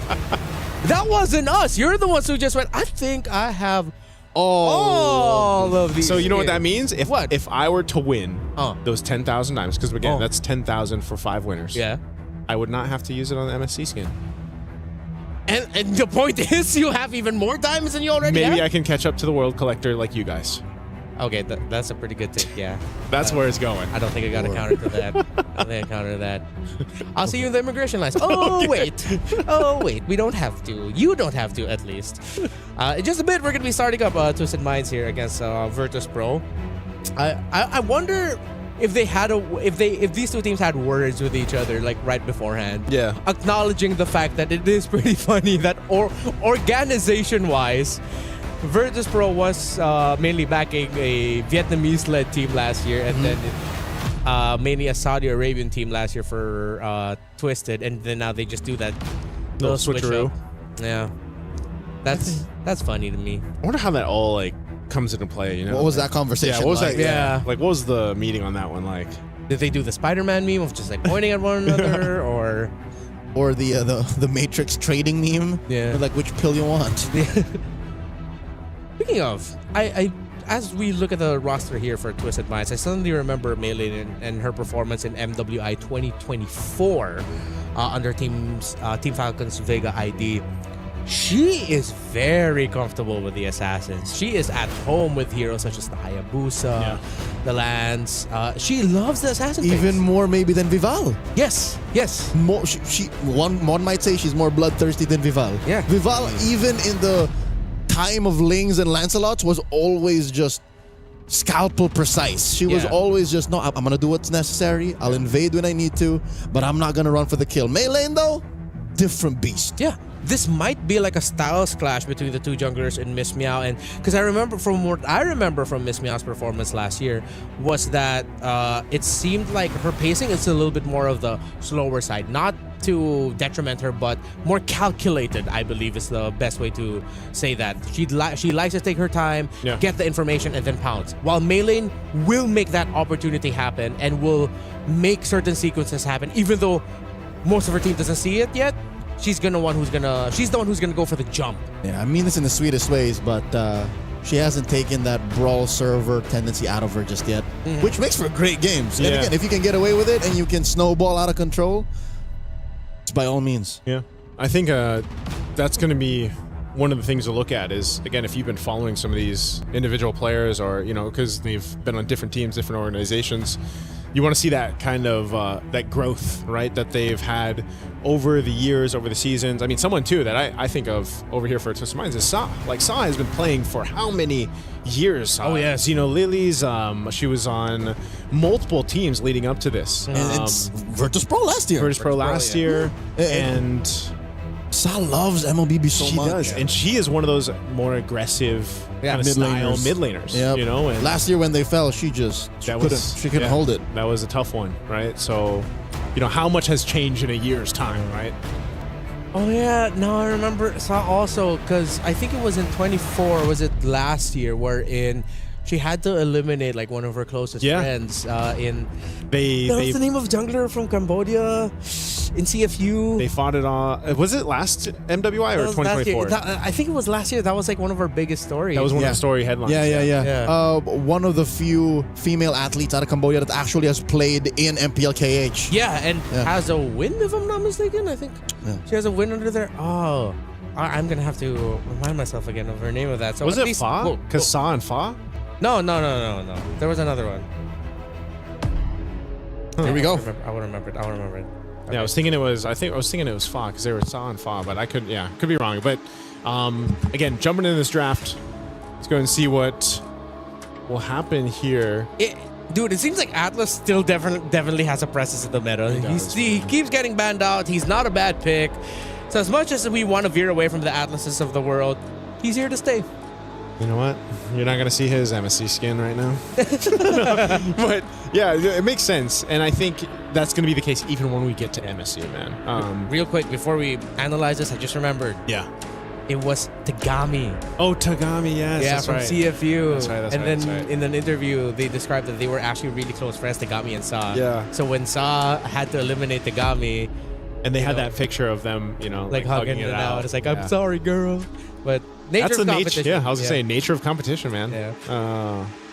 Draft. All right, let's go back into this. Freya, Marcel. Okay, so instead of being the ones to pick up a Marcel Open for them, they want to force out a different ban.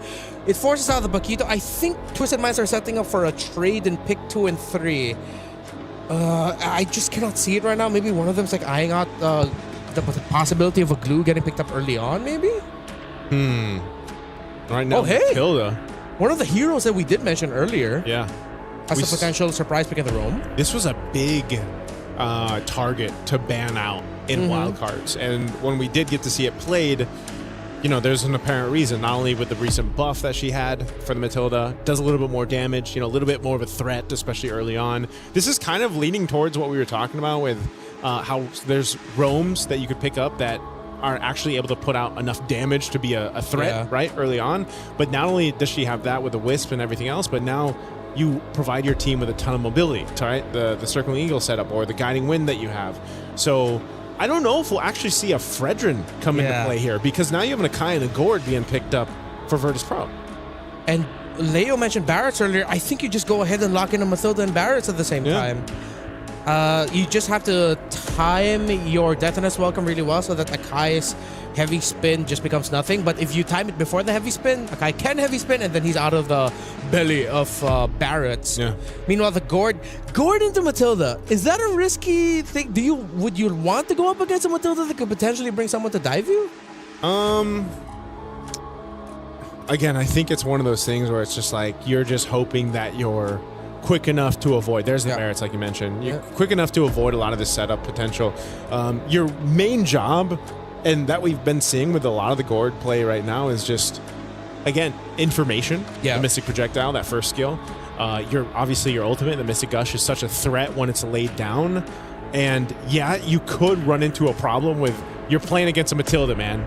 She's going to be kind of literally circling over you, and it could potentially be a problem for your Gord. But again, I think your job here is just, let me just be a glass cannon kind of concept.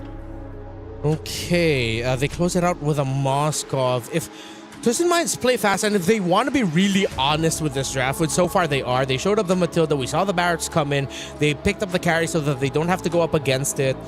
I think they just lean in on the predictability of it, pick up an EXP laner that rotates hella fast, clears minion wave fast, so that you're constantly adding pressure to the map. Just play through raw speed, allow the Barretts to be the slower one, and maybe pick up a mid laner that could deliver the same thing. Fast rotations, fast clear, and then just constantly be playing hit and run. But if you play too much into that idea, they might be susceptible to suddenly like a Hilda or a Cho Roam showing up that just deals way too much damage. At that point, too, you're just matching, you know, the fire for fire. Especially in the early game with the roamers here. So I think we'll see what this the last couple bans will be out as they come through here, but you got a good mix of just the Matilda utility, the Barretts that Leo mentioned earlier on, and you know, covering a lot of your crowd control and durability issues on both sides right now. Remember, one thing that we learned also from wildcards is that Matilda, her pokes are really annoying. You don't think of it as much, but they're actually quite disturbing. We've seen maybe one or two Matilda kills. Yes. So it's real. It's not something that we're just saying for the sake of, oh, cool, Matilda's back. It's just, it happens. And again, when you have the Barretts, which, you know, we spent a good amount of time talking about in the pre-show, it's going to help. Are we locked in saying that this Akai is jungle? Or are we open to, you know, maybe the swerve? Swerving it. This is Miss Meow. Like it might go into the Roam instead. Yeah, I think there's a world where that happens. Could be. I think it depends on what they'll show up here. If they show their EXP laner and it is someone tanky, then I think you just put Akai in the jungle, then your Roam can be a little bit more nimble damage. But if they show their roamer, then yeah, for sure you already know it's going to the jungle. I think I'm okay with them leaving the option of Akai as a flex. Yeah, you want to leave it to the last moment. Yeah. So commit to the bit, show it in... Okay, never mind. No. Okay. It's for sure going to the jungle now. Right. For the Gatot. Maybe committing to the bit might have been a little too expensive, so confirm this is likely a jungle Akai. So he's not actually dead. Okay. Ganakacha 2 was one of the picks that was kind of slept on during the wildcard. It didn't pop up, I think, maybe once or twice. You know, we kind of shifted things from the revitalized Roam dance between two teams when that's brought up. So this is very tanky on both sides. I feel like we're going to be buckled in for a longer game for this game one. I think Twisted Minds needs more ranged pokes to pair alongside that Matilda. Will they go for range? Oh, they go for the Lapu Lapu. And hey, Kagura. Hey, okay, Twisted Minds really showing us some more picks here. I mean, it's been a while since I've said or thought that Kagura would be a good pick, but I'm not going to say it's a bad pick, but I think I have to stick with my consistency with the theme of Kagura this year, 2026. It's just it's that feeling. Yeah, it's that feeling. It's nice to see, though, because that's what I was saying. The mid lane is so narrow right now. Yeah. You know? At least we have someone trying new things. Yeah.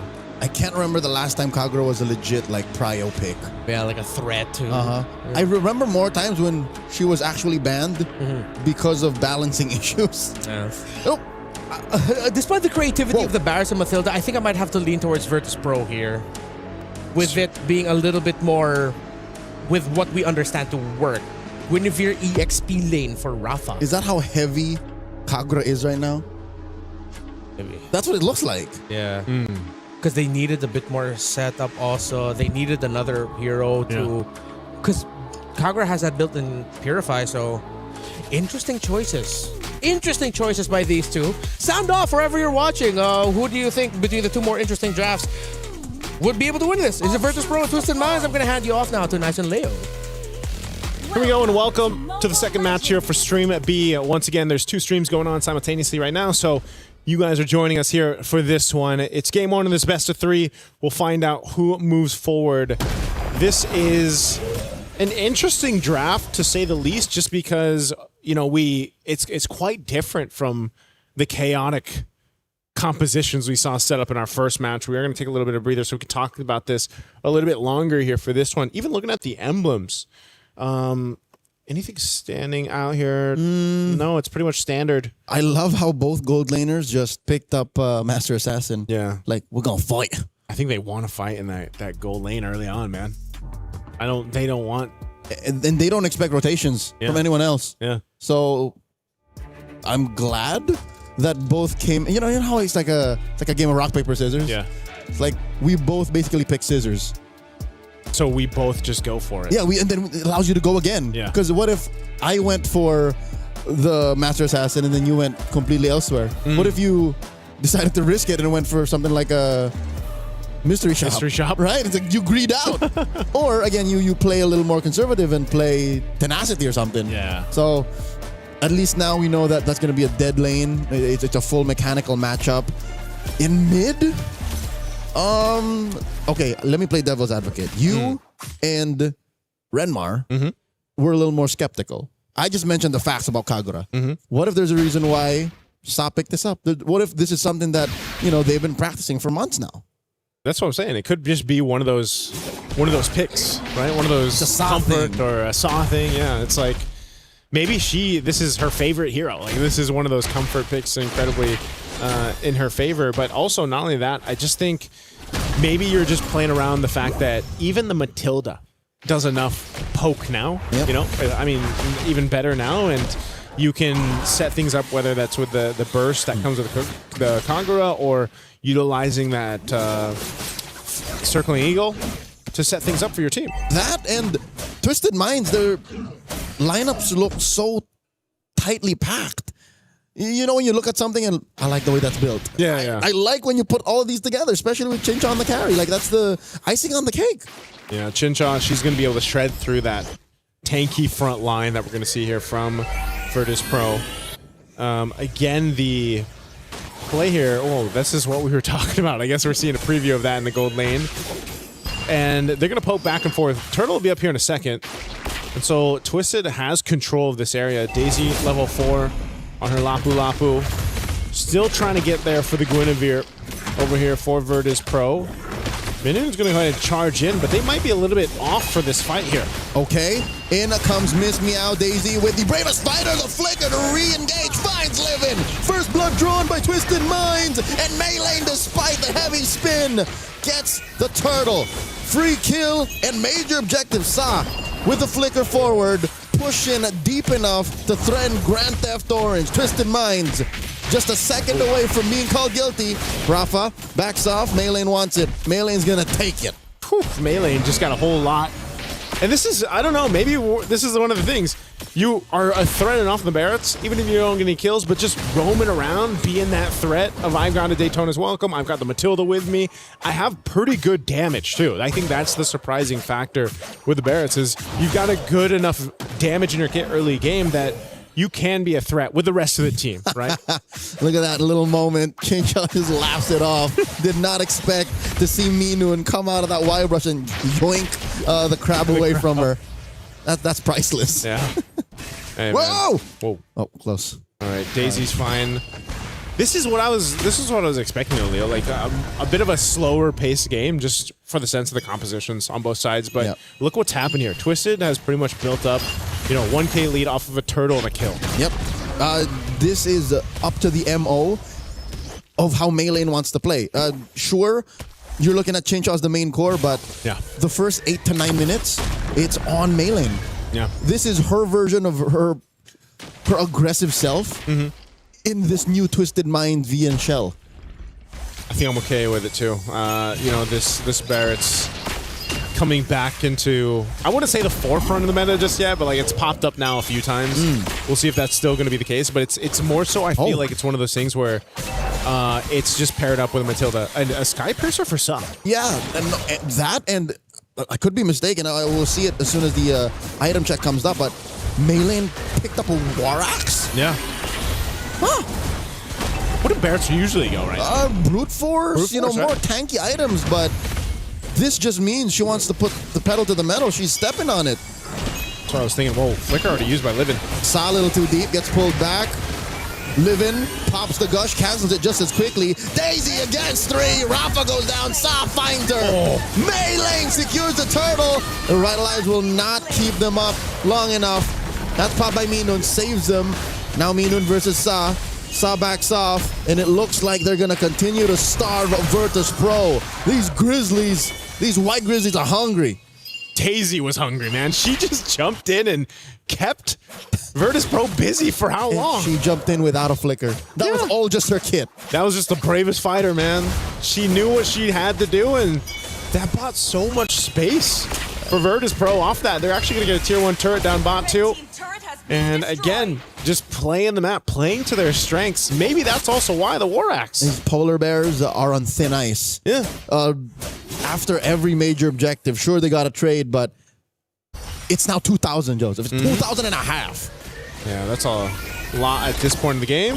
Sa, she'll be just fine. That's what the Kagura does really well. Gets out of situations just like that. It's a free cleanse. Yeah. You're relatively mobile. You can burst if you want to. Sa might be onto something. Again, I want to see if this Kagura picks up more. I want that flexibility in the mid lane, man. I'm sure at some point in the day we'll see the Eve picked up. Whoa. Look at Minun. Oh, look at Minun. Comes in, just crosses over. Just says hi. Yep.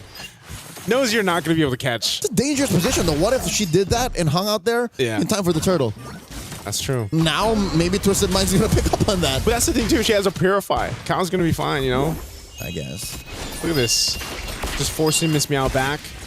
The rest of the VP out of the turtle pit. I mean, they still have plenty of time for this to come up. I think one of the missing components here, Leo, is for Livin's positioning on the board.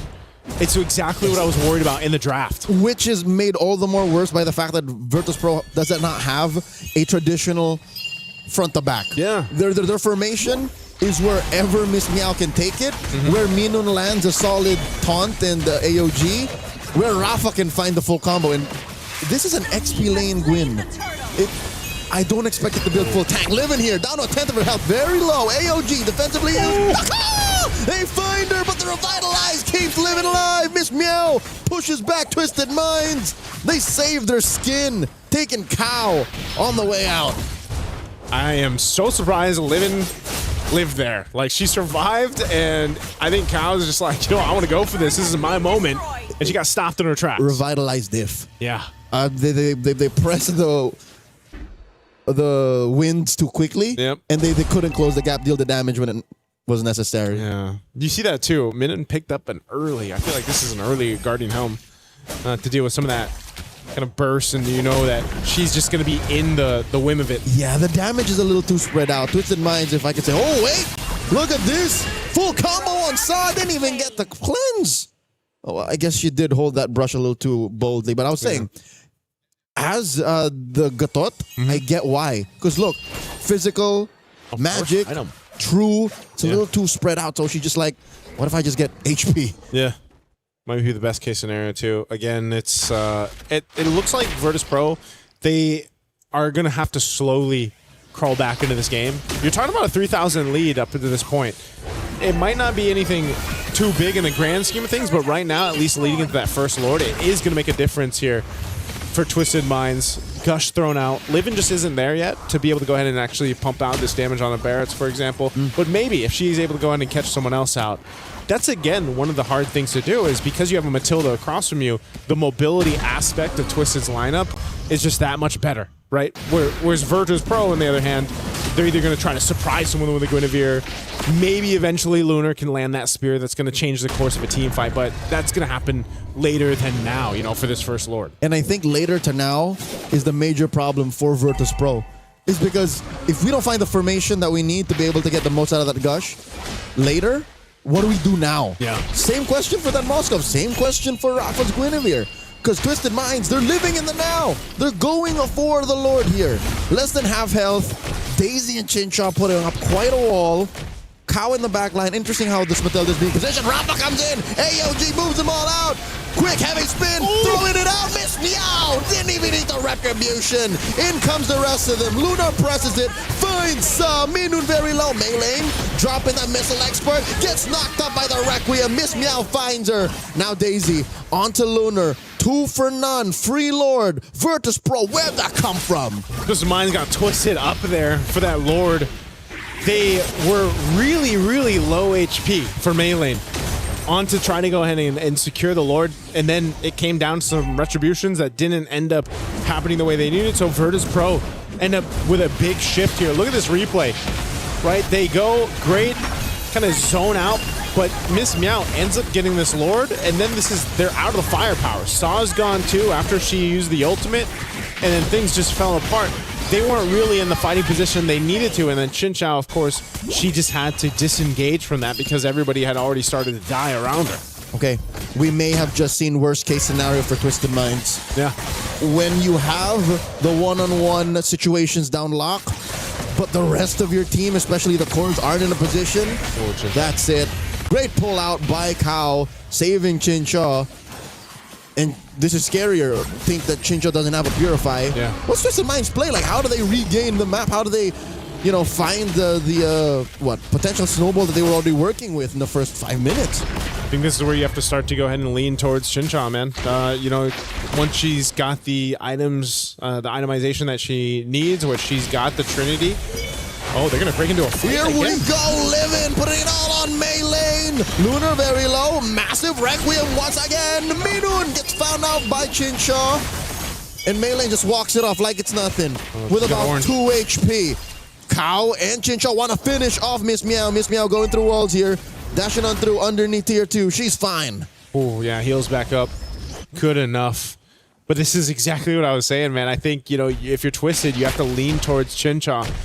She has Trinity. I'm not sure if she's going to go into next Malefic Gun. Yeah, I think. 4th item. Yeah, I think the gun. Yep. Brute Force was picked up too for Melee, so defensiveness is there. She already got Oracle. What I was expecting. So it's War Axe, Brute Force Oracle. I would have done it. Brute Force Oracle War Axe, yeah. But again, it's a new metagame. Barats is a upcoming hero that we might see more often now. I'm impressed though by again how Virtus Pro got away with that Lord. I want to see them take advantage. I want to see them, push the tempo here. I'm wondering too for now at this point in the game, once we get a little bit further, how valuable the Kogura pick will be, because we've already seen it in a couple team fights where it's like Umbrella's thrown out, Yin Yang Overturn is used, and then once that burst is gone, if no one dies, like Livin has survived for the majority of them. Then what are you able to do, right? Now, yes, you can use the ultimate once again. Once you collect the umbrella and everything else, you do some decent amount of damage, with the first skill throwing it around, but it's just not the same, for example, as what other traditional mid laners can bring to the table, and I think that's why the Kogura, for example, hasn't been picked up many times. successfully even. I hear what you're trying to say, Joseph. I'm thinking, if I'm putting 2 and 2 together, you want Sa on live and watch. Yeah, I think that might be the best thing to do. Gonna make sure there's Daytona's welcome. Circling Eagle answered back, and there you go. Livin cancels the gosh and heavy spin by Miss Meow, but look at all the damage dropped by Twisted. Daisy finds Livin. Sa finds sweet revenge on Miss Meow. 2 free kills over to Twisted Minds as they work on the Lord. You see what happened there? Oh, hold on. Lunar actually chasing. Oh, point blank SOD. Will Lunar get punished? Minun might actually be the one that gets taken down. Lunar presses the SOD right before it gets expired. Oh, Chinchaw takes down Minun. Gets a double. Rafa falls as well. This is no bueno for Virtus Pro. Lunar, the only survivor. Yeah. Expect this map to turn blue. Oh, they're going to push into this base turret. They can't quite end it. Livin's going to be up, so she could just go ahead and clear out this minion wave, but talk about a setup. Oh! Chincha will get out. This is great job, too. I know we probably won't get a peek at it now for the minutes of replay. I felt that. But Daisy did an amazing job. We asked, should Saw be on Livin duty? Well, it was Daisy in that last interchange. And she stuck right to Livin to make sure that that Gush uptime was pretty much canceled. And it makes sense. It's just much easier for Daisy to run through the old-fashioned way rather than Sa go flank. Yeah. And all Sa did there was really deal the damage that would have been set up by the initial crowd control. First, Minun here gets taken down. A second too late on Livin's Gush. Down goes Rafa. Miss Meow follows through. The writing's on the wall. 8K up. Twisted Minds are inside the base. Virtus Pro struggling to defend.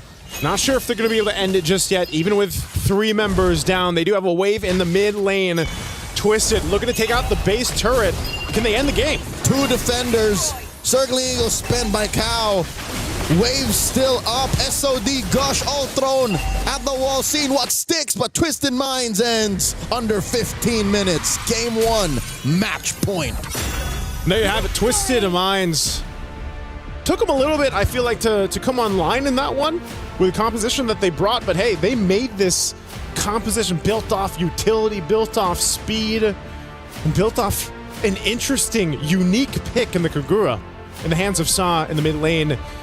And it all came together here. And this also allowed Chinchaw to just kind of have free reign on the carry. I'm managing my expectations. I'm about 70% there. Again, I cannot deny the fact that Sa got a dub with said Kagura. Yeah. But maybe given how tight mid is, you have to slip through the cracks. You have to have your own little flavor, and this is hers. Yeah, this was I don't know. Renmar, what do you think? Were you surprised, especially with the Kagura pick here? Well, yeah, the Kagura pick to me was just... We were talking about it. Gideon, Lafell, and I, we were just all looking at the Kagura pick. It's like, wow, you guys really leaned in towards honesty for this draft. Yeah. But hey, it seems like honesty is the best policy. The Matilda first pick, showing it up right away with the Barretts and the carry. Clearly, they made the choice and they rushed the carry because they know that if it was the Gordon carry together in the mid to the late game, then that Barretts would not have a good time being able to hold the front. I think what we saw here was Twisted Minds, like John Wick-esque focus and sheer will of just, we want to play this lineup and make it work. And they made it work. The Barretts and the Matilda together somehow just could not allow VP to play comfortable at any point in the game. Yeah, this was it was a mix of also and in this game, not just the Barretts, the Matilda, and like we said, Saw, but I think Daisy did a great job here. Oh yes. On just playing, whether it was live in duty or if she had to peel sometimes, but especially towards the end when it became that Mystic Gush was a threat, Daisy had to be the one to go and lock down and make things happen here.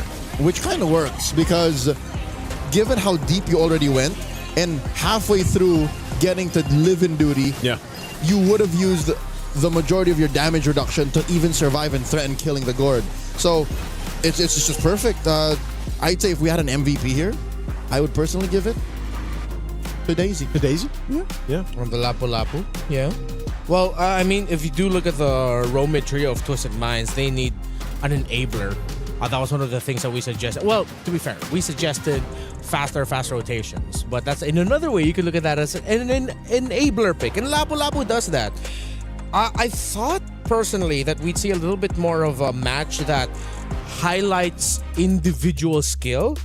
But Twisted Minds as a team were quite flawless here. It was less about the one-on-ones. Maybe that's why we put so much pressure and impact on the Kagura. That wasn't it. It was more of what can I do so that the other four can do their thing. Yeah. And then we all just converge and come together, which is the complete I want to say complete opposite, but it's the antithesis to what Virtus Pro did. Because Virtus Pro, when you look at it, it's like, yeah, Moskov can do that. Yeah. Yeah, the Kai can do that.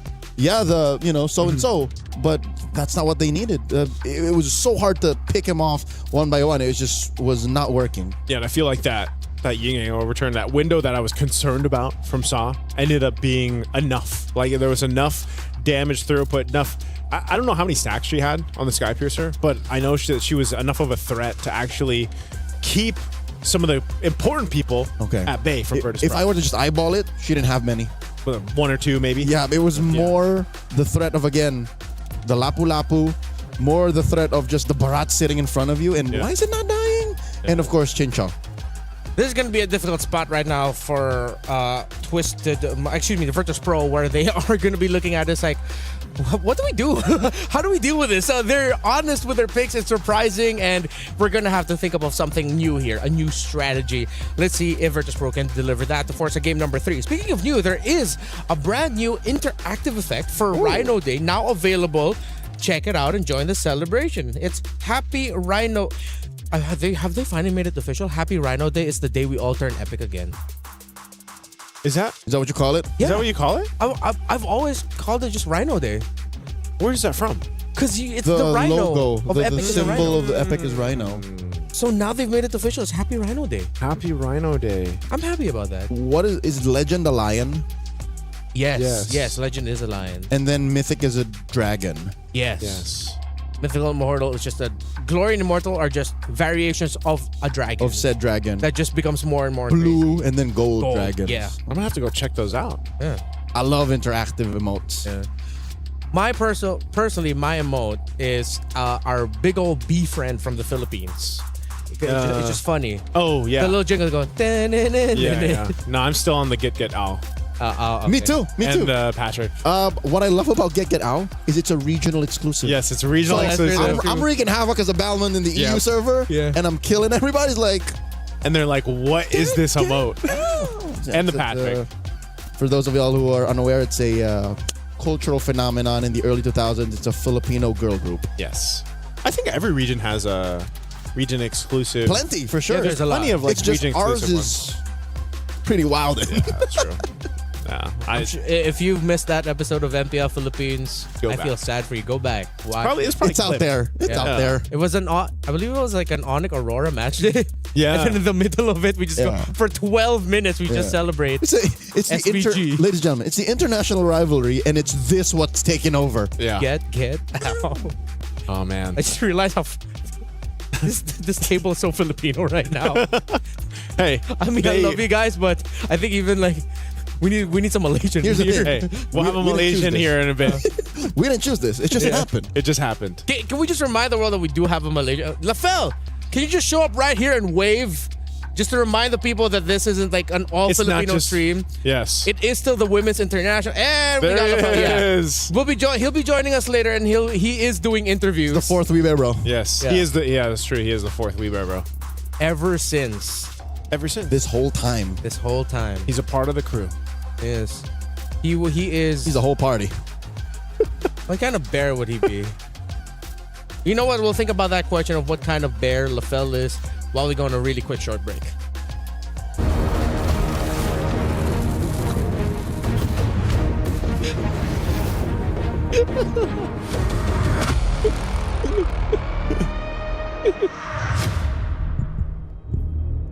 Yes.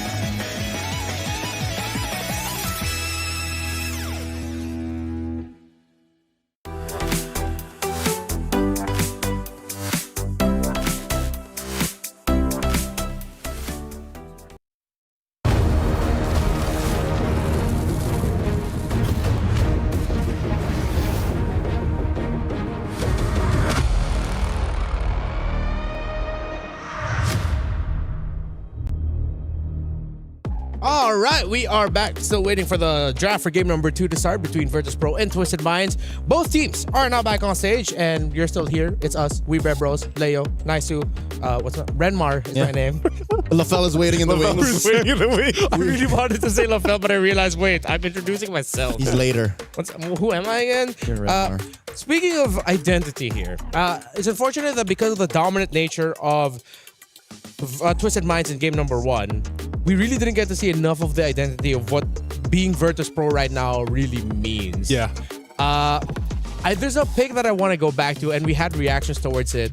You think that Guinevere XP was too much? It was too much that it was like too little in the game, in the grand scheme of things. The fact that where it ended up in was neither here nor there for when we warned them about it. It's like, remember how when Guinevere comes out, you're like, oh, that better be jungle. Yeah. And then, whoop, got swerved over, showed up with an Akai. What is this? And then it ends up in the EXP. So, yeah, this might have been a situation of, you kind of overcooked. Yeah.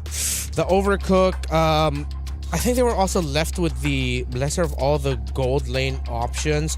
Moskov is great, and clearly Virtus Pro seems like at one point they shifted towards, let's just build a strong front for the Gord and the Moskov. But because you're up against the Matilda Barretts, it's hard to play that Gord into that. There were some moments, but clearly you're playing all in for the Moskov. Most of the Gorge's gushes were always like halfway through. Yeah. And that's what we talked about in the first few picks of the draft. We were like, this is like, because your first question, Renmar, was, do you want to pick the Gord into this? Like the Matilda? And then the Barretts came up. Yeah. And then even more so, it was like, oh, yeah, this is not going to be a fun time. And it wasn't even just that. They actually had a lot of tools from Twisted Mind to deal with canceling out that gush early on. So then if you actually cancel out that gush, then what do you mainly have? The Mystic Projectile to get some information and stuns off. Yeah, 5 out of 10 Gords experience Limp Gush, and it's not a good time. Yeah, that's not a good time. Get that checked. Especially in the draft. That's how you get that checked. Check that you have a solid front line. Check that if you're going to get doved in, you're ready with that athletic flicker. Yep. Got to keep the flow going. There's many ways to address it.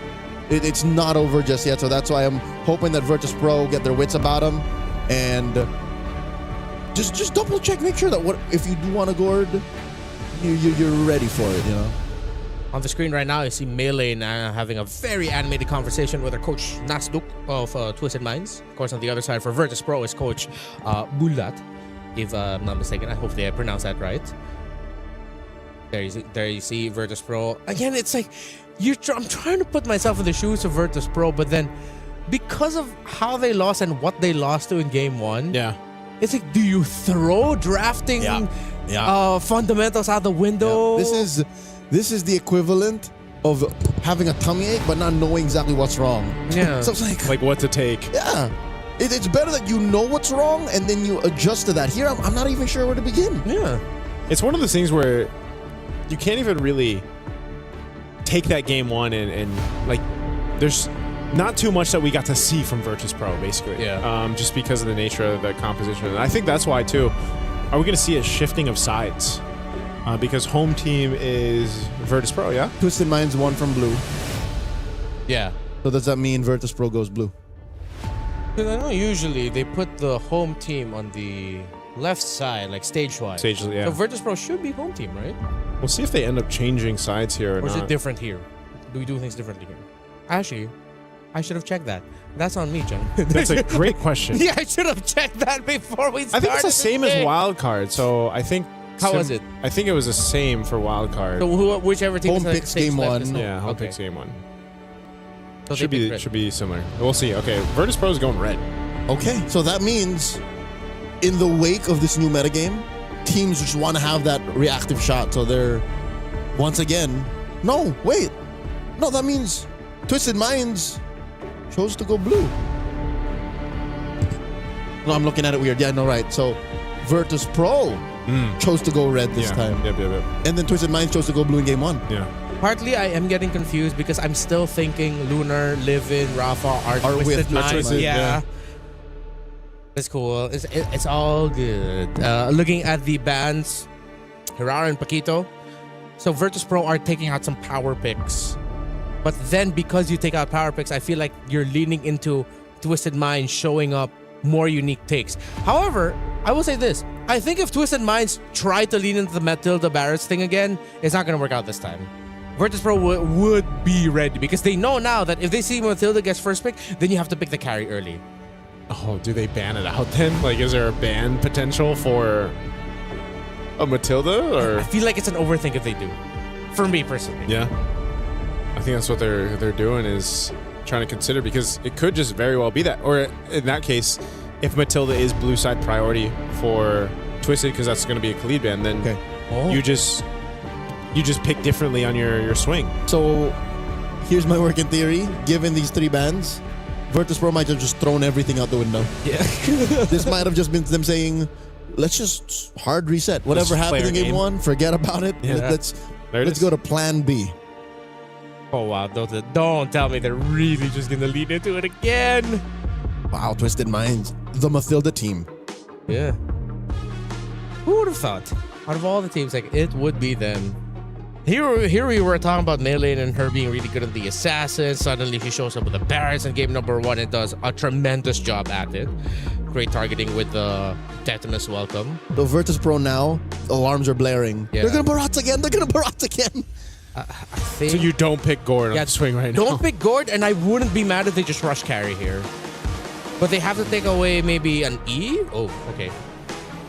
Okay, that's a way to play with range, and there's the carry rush. Good response, because this is why I would say the nature of the bans went. You know, they wanted some of this response because they had a hunch that maybe that Matilda is just going to be picked up again. So they got 2 great power picks. If it's not the Barretts, I might see my wish list here. I might see Lucas. Then it's the Barretts. Oh, dang it. I'm not mad. I'm not disappointed. I'm just sad. Okay. And that's how they checkmate them, because that's why I was thinking they'd pair the Eve with the carry. Yep. Because, oh, man. Now, Virtus Pro again has to play to Twisted Minds rules. Yep. These 2 picks on red 1 and 2, are just answered by a singular mid hero.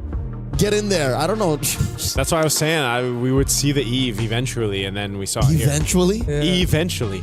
Hey, I like that. You like that? Yeah.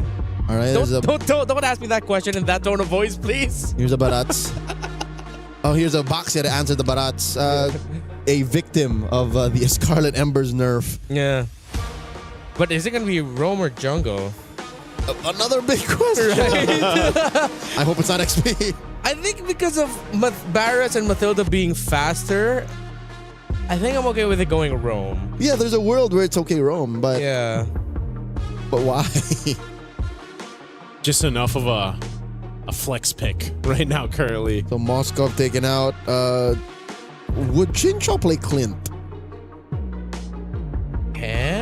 I see it. It's just missing in the damage profile, no? Yeah. Like burst. If they want burst, I wonder if they're willing to stack just like a field of magic damage and just go like Harith Eve. Just play for big team fights. But then your XP lane has to be like a Terizla, which they have on Matilda, and that's good. Then you don't have to worry about the Valir because there's the juice in. Or is it just like a Lapu Lapu again? Actually, well, yeah. I mean, with how good Daisy was. Daisy, yeah. Just continue that vibe. That spans that Granger. We might see that. Okay, again, you're looking for burst. Granger provides that, if that's the train of thought we're going with to build up the Kandra. That lineup. So that's a couple of pick-off heroes. Yeah. As the answer to the Matilda, so that you take away the Matilda or the Eve. And then you lose a combo. Yeah, you lose a combo and you lose a big piece. Okay. Red 4, the pick for Virtus Pro now. They are still lacking an XP laner and what seems to be a roamer. I'm thinking maybe Alice or use on the EXP. This is going to be Esmeralda. Oh, all the shields. Yeah. A lot of shields. Not a bad pick. Yep. Solid choice there. Esmeralda recently just got a little bit of buff too. Yeah. And now the suggestion of bringing out the Harith, I wouldn't want to do here. Yep. More shields. You just settle for something. Like Yura is lacking. Yeah, Alice or Yu Zhang maybe for Twisted. I would use Zhang. I like the Yu Zhang. Just go carry hunting. Yeah. Nice Petri, but then in the long run of it, the Esmeralda might just be too much for Twisted Minds. Whoa. Go Wanwan. Whoa, Twisted. You are really flexing today, huh? It's been a while. And then the Sora. Okay. Sora EXP. There's a lot of set potential here for Twisted. Yeah. Wanwan's not what I expected, but maybe in the sense of just duel it out, get that airtime. You've got your own little form of Purify. It's so jungle-wise, the options are tough. Okay. Because now even looking at it, I think the Baksha in the jungle will have a hard time. And then if you put it in the roam, it's gonna poke to oblivion. Oh, what? Rafaela. Okay. They decided to match the little speed and trying to buff up the Baksha. For Virtus, I think the Esmeralda is the X-Factor pick, but in the big picture, I just prefer Twisted. And we know how Twisted plays with a lineup like this. Yeah. So I can see the recency bias at work, which again just makes sense. They're at match point. For Virtus Pro though, it's so honest that the response to that Eve, the response to the 1-1, okay, let's deny the real world. We're gonna have to cross the threshold, but it's fine. Deny the crossbow of Tang. Let's just get on out of here. I don't think they have enough burst to stop the 1-1 before it flies up. Yeah. Unless they somehow catch her early, get the needles out, and then are still able to follow through. What is the damage profile? It's literally just a carry. Because the Esmeralda, you kind of have to walk into that. Yeah. I don't know. Let's see. Interesting draft here, but also another unique hero in the sense of Twisted being pulled into this game of 2. We'll see if we go the distance for game 3. Will Virtus Pro be able to take one against Twisted? It's a unique pick per side. Per side. The Rafaela, it's been a while. The 1-1, again, for a year or two in recent history, was #1 ban. Like, you just got to get rid of the 1-1. That's how bad it was. I like this too. You see Lunar. She's got tenacity this time, right? Yep. Little different choice on some of the emblems here instead of what we saw previously, yeah. Play it safe. You know you can't win every single duel. Yeah. Melee here. Trying to double camp. I'm pretty sure that's not how it works still. You could try, but miss me out. Crossing the threshold here. Helping score that early Little Wanderer. So even with the changes that we've seen on the jungle and some of these tankier heroes, seems to still be the main way to go. You know, pick up the Bakshas, pick up the Barretts, pick up... Eventually we'll see the Fredrins, It's not like they're completely dead. It's just they were cut down a peg. Yeah. I don't know. Maybe they're going to be cut down a little bit more. Are you thinking they can still get nerfed? Yeah, I don't know. It's such a weird thing to be back into this basically tanky meta in the jungle.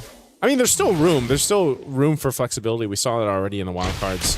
But I'm just wondering if that'll end up being the course of, you know, the MSC and MWI as a whole, where it's like, yeah, we find ourselves in this once again. We gave the MSC skin to Boxia this year. So it's part of the plan. Yeah, it's Moonton's at work. We see the grand plan now. Turtle spawns in the upper quarter. It's clear that for Virtus Pro, it's no problem for them to quickly rotate. Again, you have a Baksha, you have the Rafaela. They started up. It's Mei Lane pulling it slightly over to their side. Sa holding onto that RWM. Rafa with the jump in. And the crash. Shifting skies. Look at the damage. RWM Miss Meow secures Livin with a Crimson Bacon. Mei Lane very low, gets pulled out by the guiding winds. And there is first blood double kill for Mei Lane. Miss Meow falls. Rafa flickers back. Sa flicker 2. Void Crystal takes down Rafa. And down bottom, can Chincha win the duel? Chincha already took to the skies. Both gold laners have already used their ults. Yeah, they've both been used. Sa's there, though, and Chincha, they're going to go for Lunar. Sa drops it. He's a little bit more. Minu to the rescue. Lunar's fine. Yeah, she's got the heal. The timing was just off a bit. Whoa. Uh-oh. Did she get it? Cow got it. Cow got it. Okay, it went from worse to bad. Yeah. Cow gets the orange buff away from Miss Meow.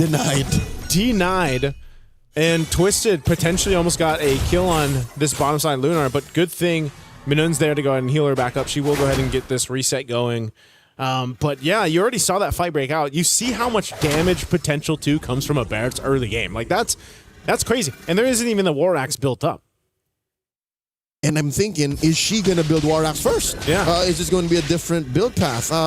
Looks no, like it. It's the same. It's the same build. First Ida Waras, and she gets it at 3.5 minutes. Yeah, and she comes. No, she did not steal it. It's Miss Meow who gets her own buff, but Detna's welcome, plus the RWM. Crimson Beacon won't save her. Miss Meow goes down.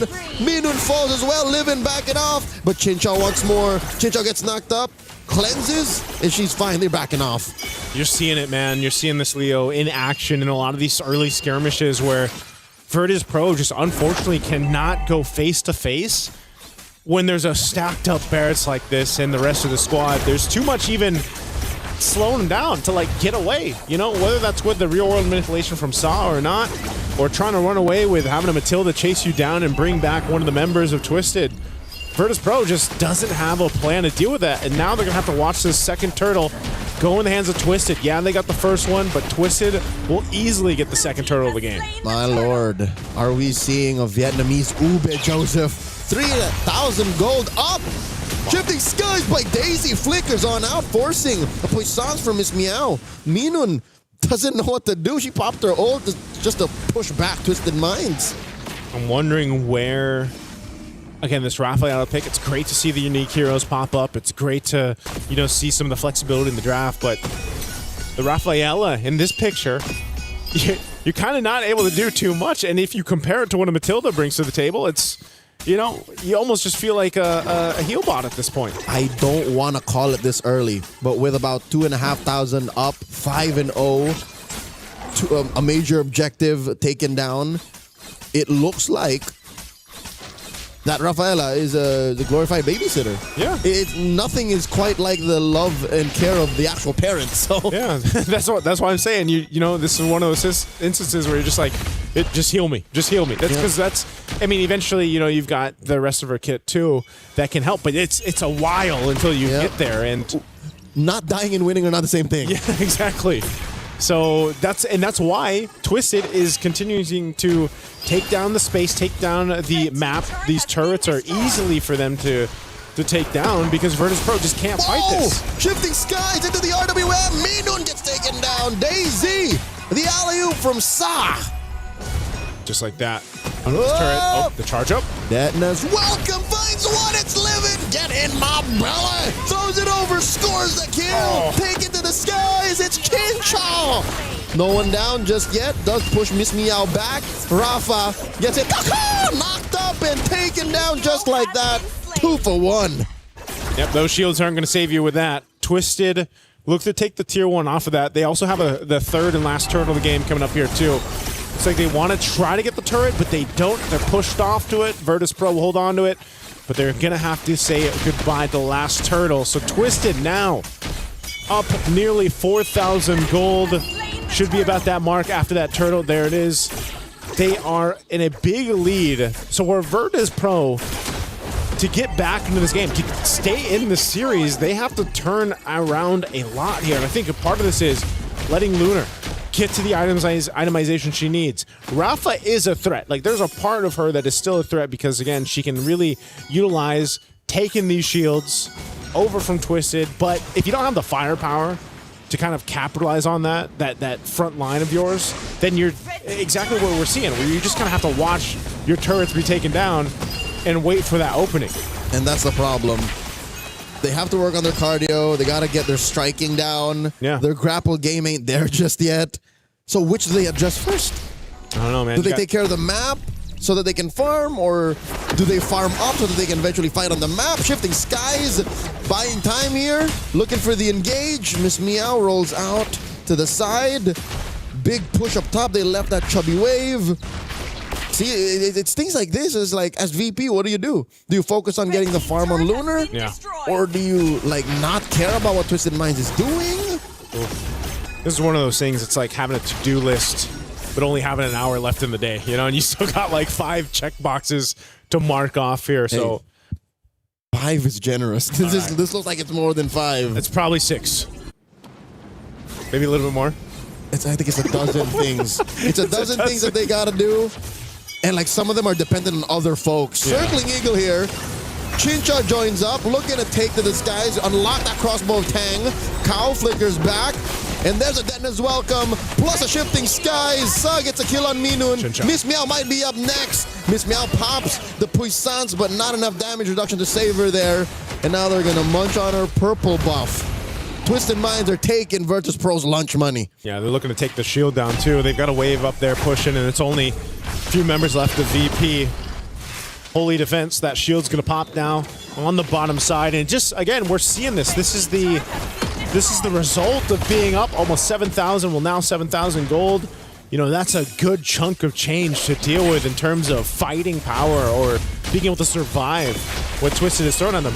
And Twisted doesn't even have to do anything fancy. It's just kind of brute forcing their way to collapse down on Virtus Pro's lineup. So Lord is secured, big take there.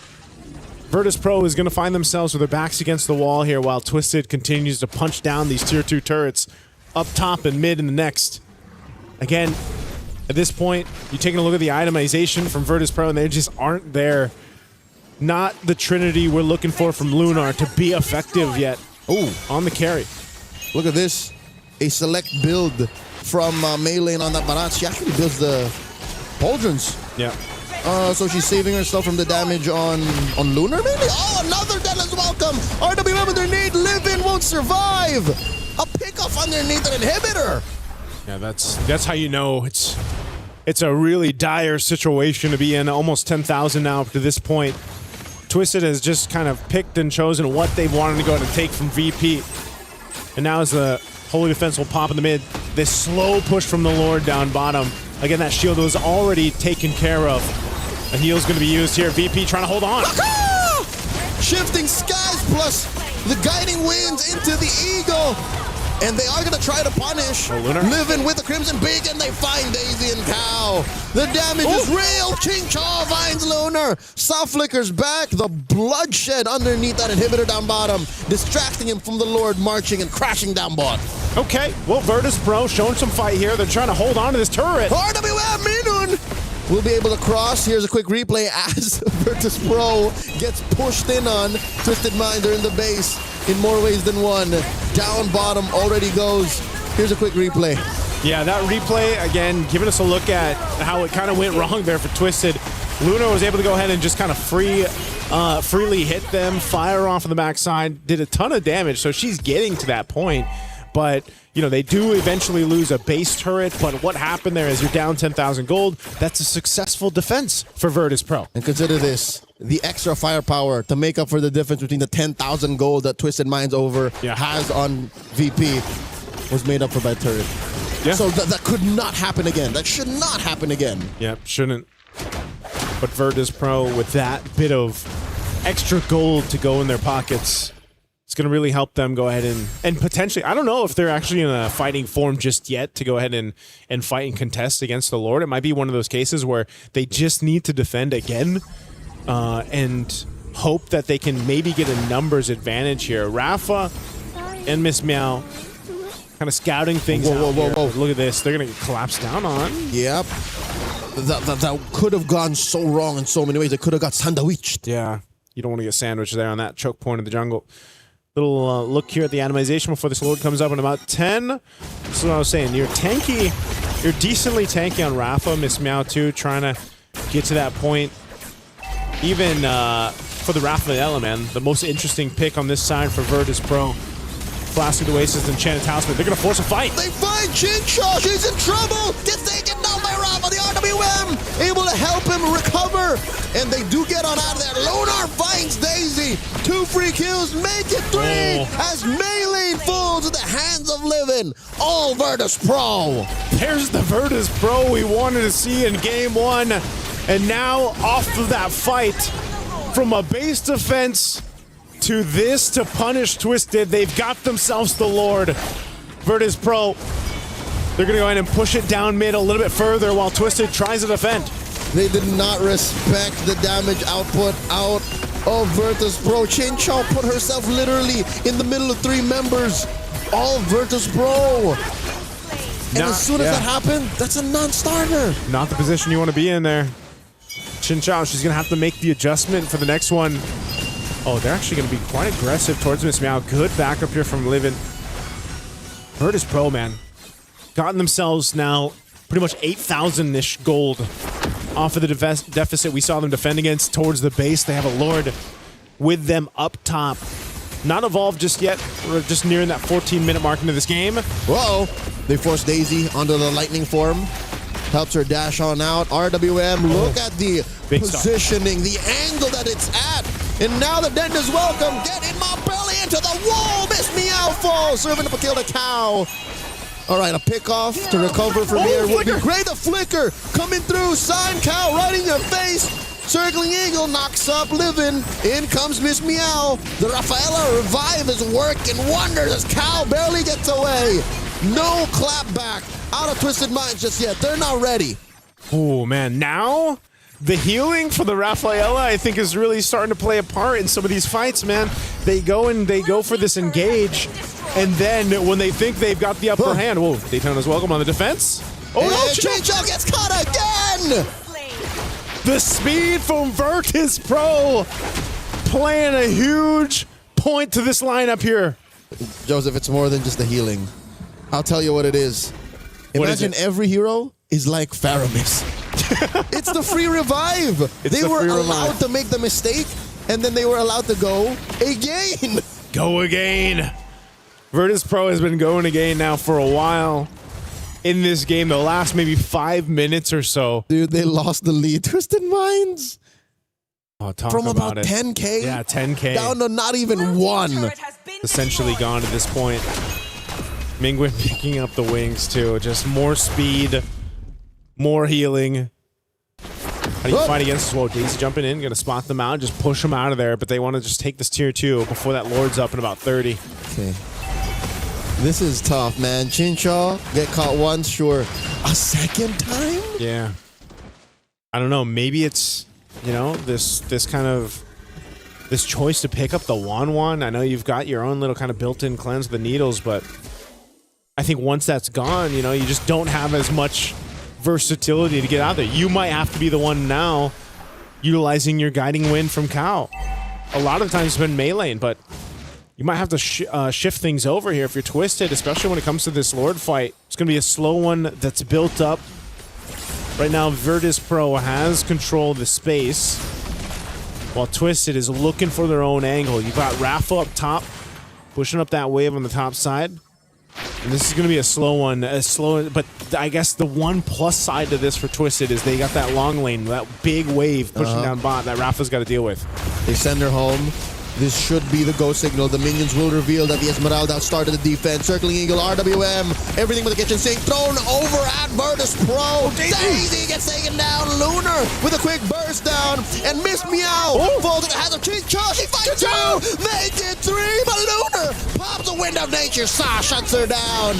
And they're not done. Livin is in trouble too. Rafa takes down Chincha, but not before Livin goes. Rafa the only one left for Virtus Pro. So 4 down for Virtus Pro. Chincha, if she would have survived that could have been a game-ending push there, but they will get the Lord off of this. So Twisted Minds fought hard for this team fight, this objective, and they'll get it. Game's not over, and Twisted Minds barely got their wits about them, put themselves in a position of power once again after back-to-back blunders. But I gotta say, if there was an MVP in this game, if Twisted Minds were to take us home in a sweep, I'm giving over to Sa. Look at the stat line on this Eve. Yeah. And watch about half of the RWM she drops. Works of art. They belong in the Louvre. They do, man. She's gotten how many multiple stuns when she's locked them down with the real-world manipulation. Last minute, right? It's like, whoop. Yep. Saw definitely locked in here. Great to see, you know, the versatility from a Kagura to now the Eve that we've seen pop up many times, and now they're on the base, knocking on the door of VP. Another RWM underneath, tier 3 in mid, forcing a response out of VP. They use a lot of their ults to just try and defend safely. Mid lane inhibitor has fallen. Top lane inhibitor seems to be the next up on the docket. No minions, just a matter of time. VP will not be able to save their last turret. It's a bear base for the Grizzly Bears. In ice. Thin ice. They got back on their polar bears. Better ice for a bit, but then it's been stopped in the tracks, man. Why do I Twisted. keep thinking they're not polar bears? They are polar bears. They are polar bears. Yeah, they are polar bears. Whoa! Oh, missed me out. And they keep going. Here they are from the back. From the back. Which way? From Chincho and Daisy. Meaning fall. So does Lunar. And that might have been it. They've cracked the code. Virtus Pro have lost their core. And now it's just Rafa and Levin left. Miss Meow has fallen. Another RWM. Rafa flickers back out, running to the safety of her base, but there's nothing left there to save her. Rafa down to a third of her health. Down to 0 now. As she falls, Livin the only one left to defend. Circling Eagle knocks her up. The base is going to be up next as Daisy takes her down. Twisted Minds with a sweep. Took them a little bit longer in this game too, but Twisted Minds with a sandwich play at the end collapsed down on the hopes of Virtus Pro to make it to a game 3. It was close. It was getting there, man. The Rafaela was a whole lot to deal with, but Twisted Minds figured it out. They dealt with it exactly how they needed to. Oh my lord. This one was closer to our first match, like the Aurora Team Ray kind of suspense. Definitely. But, okay, can we now say that we've met the Virtus Pro that we've been expecting to see?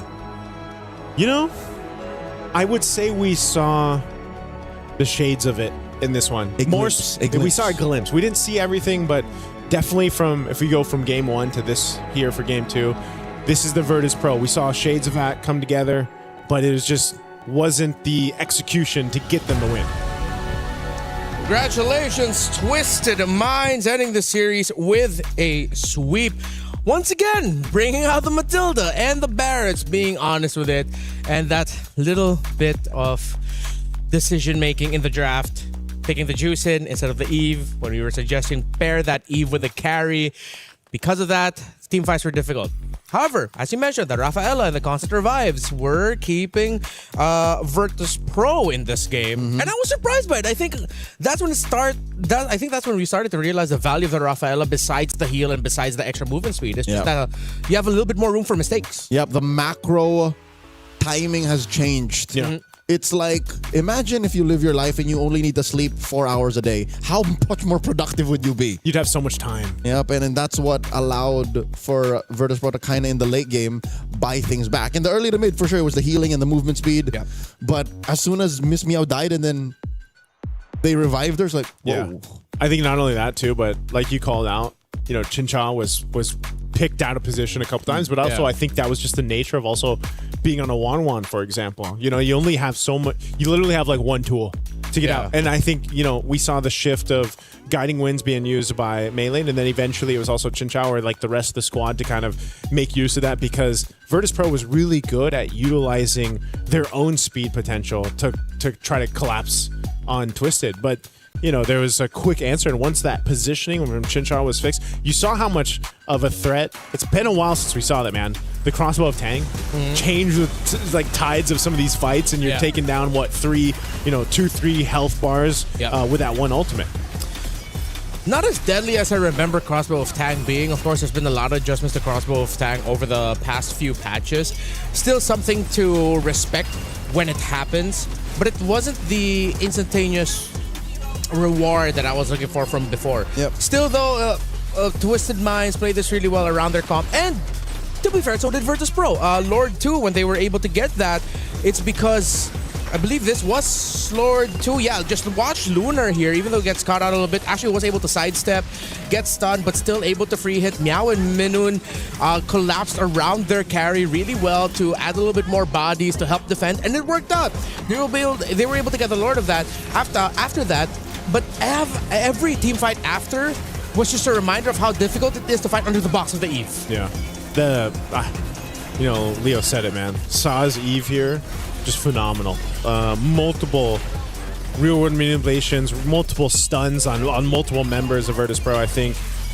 It's such a contrasting game from seeing a Kagura and then an Eve in the hands of Saw here for this one. The Eve in Saw's hands is like a paintbrush and an artist, you know? It's just she does beautiful things with it. I'd say the last couple of real world manipulations I don't play many Eves, so whenever I see something like that, it's like, oh, it's art. Yeah, the slight little adjustments, and Now, this begs a question for every team wanting to go up against Twisted Minds. Are they an Ube team? Are they ultimate bonding experience with how they've packed Matilda and Barretts? Because these are drafts and ideas from how many years back? 5 years. 4 or 5 years ago? If you're talking about like OG Ube, Yeah. it's been 5 years. Yeah, 5 years. And because of the shift of the meta that we've had recently, it's like, hey, we can bring back these old ideas. That's wild. We didn't even posit this possibility earlier. And this is perfect because the originators of the Ube, Blacklist International, the M3 World Champions, they didn't care when patches happened. They just always played the way that they played. They played their game. Yeah. And what I see from Twisted Minds are a team that are thinking the same idea. Let's just play our game. Whatever we prepared, our idea of how to play this current meta game, let's go with it. I have so many questions for them, and hopefully Lafel gets to answer ask some really good ones. He's preparing our two ladies from Twisted Minds for an interview right now. But what do you guys think? Is this like a Twisted Minds identity? Is it too early to tell? Is it homework specifically for Virtus Pro? I think we're going to see more of the Matilda Barretts combo and more of if teams opt for Ube strategy. I think we'll see shades of it, but Matilda Barretts is going to be a thing, and that's why. Same thing when it popped up maybe once or twice in the wildcards. Teams just started to kind of like ban out one of the heroes just to go ahead and cover the base of, okay, well, Matilda's not going to be there. So that kind of dealt with a lot of the setup that you see with the Ube strategy. I agree. If there was one more important than the other, it's the Matilda. Yeah. Barretts alone could be scary, but the fact that your whole lineup suddenly has an extra dash and you have out of the roam, good vision, good mobility, she's just too much. So I think moving forward, especially in the next round of the group stage, take care of Matilda. At least have her on a watch list. Yeah. So if ever we're going up against Twisted Minds, you have to watch out for that Matilda, and that might even just become a first phase ban on the red side or whatever side you're in. And knowing that you're going up against Twisted, you just take out the Matilda away from them. Red band 3. Red band 3. Red band 3. Let's see if how Twisted Minds' match are going to go on moving forward with the Matilda now being showcased by them, and if other teams will emulate it. It's exciting that after what we saw from from series number 1 now into series number 2, it just opened up the possibilities even more. Think about how crazy that is, that today, on day 1 of MWI, we saw a winning Hanabi, a winning 1-1 now. What else won that's unique? Winning, definitely, I mean, those two are a winning Kagura. Winning Kagura. Like the Barretts has kind of popped up before, but these are like the 3 heroes that are like Matilda first pick winning too. Yeah, Matilda first pick. That is kind of surprising. Like, it's working. Yeah, and I love it because that's how we set up MWI at the start of the day, and we've seen it just from the 2 matches. But still not done. We have 2 more matches ahead, and right now an interview on stage with Lafel. Thank you very much, gentlemen. Yes, my name is Fel. Alongside with me is Sa as well as Kao. First of all, congratulations for winning that one. How do you guys feel after the win? Very happy. We're very happy because we are winner. Yeah. So right now, Sa, I have to say, right? Game number 2, your Eve was perfect, right? You guys had almost 10,000 goldie, like around 9,000, 10,000. But then when you're in the base, the enemy had a great defense. You guys almost lost it, right? But then you guys recovered. How do you guys recover from the enemy almost going into your base? Ván thứ 2, team mình đã có một khởi đầu xuất sắc và đã lead được 10.000 vàng. Tuy nhiên là khi mà đến nhà chính ở team bạn thì có một số mistake xảy ra, cho nên là team bạn đã có cơ hội để comeback. Thì bạn nghĩ thế nào về việc đó? So we had like 10,000, right? And we're okay to try things. So I feel very chill. Even we lose the fight or anything, I feel very chill. And I trust my team that we can still come back. And I trust myself also because I hold the power. Because you hold the power. Speaking of, again, your Eve was perfect, but then game number 1, you use Kagura. Do you feel like any other mid laners will use Kagura, or is it just a Sa special? I think my one is the best. All right, well, there you go. Her Kagura is probably the best. Now, here's the thing. I also want to ask Kao, because in game number 1, you guys pick up Matilda and then Barretts, right? People watching the stream, they were like, wait, you're fighting against Gord. Gort might kill the Barats. Do you guys have any worry about the Gort? Or you're just like, yeah, we don't care. Actually, we don't. We it's in our plan already. Cause like that's why we picked the Kagura for, and Kagura performs very well, right? Then that's already in our plan. Yeah. Thank you. Yeah, lovely to hear, because here's the thing, like a lot of things are developing here in MWI and looks like every team is super prepared. Now, here's the thing, very clean game just now, right? Next up, you're going to fight either GK or GCT. Are you prepared for that? Is there any worry going up against either GK or GCT after this? That both team are a strong team, and we also already prepare for ourselves. And we're confident to fight against them. Is there any team that you're worried about going up against later on? Not our group. Anyone? Like, are you thinking that maybe Vitality might be a problem for you guys? Yeah, of course, Vitality and Navi Philippines, I think. So now, you know what? I didn't give Chiboy this chance, but is there anything that you guys want to say to all of your fans watching back at home? Hello guys, please support us in this tournament. We're very happy if you guys support us and always follow our journey. Mọi người ơi, nhớ ủng hộ team của mình nha. Sẽ rất là vui nếu như mà mọi người ủng hộ team của mình và đưa comment những lời cổ vũ gửi đến team của mình. Cảm ơn. Well, there you go. Thank you very much, Sa, as well as Kao. And if you guys can follow their journey, follow their social media as well. You know, Instagram, Facebook, TikTok, whatever you guys use. So thank you very much. Good luck for the next match. And for now, I will be throwing it to the Des. Now I'll be throwing it to Break. So we'll see you guys for the third best of 3 right after this.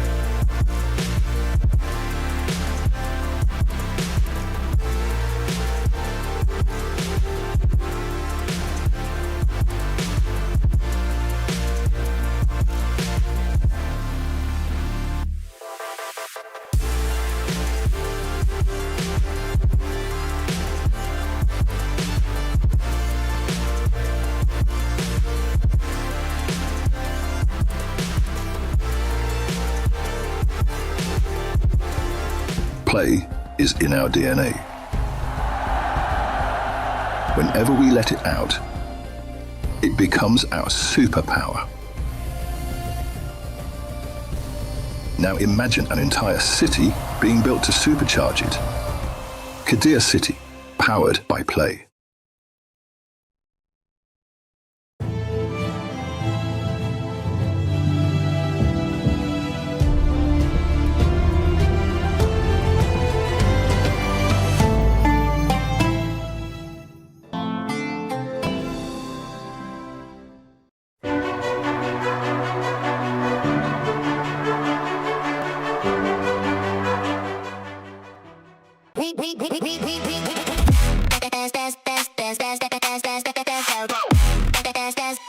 We book Esports World Cup.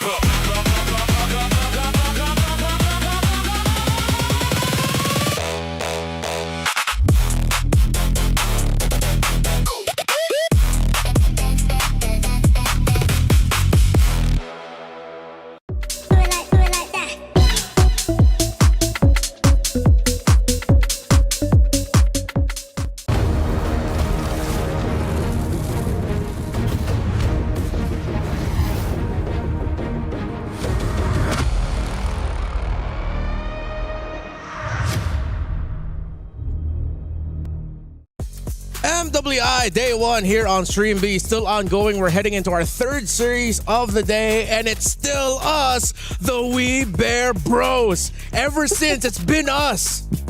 Three. Welcome.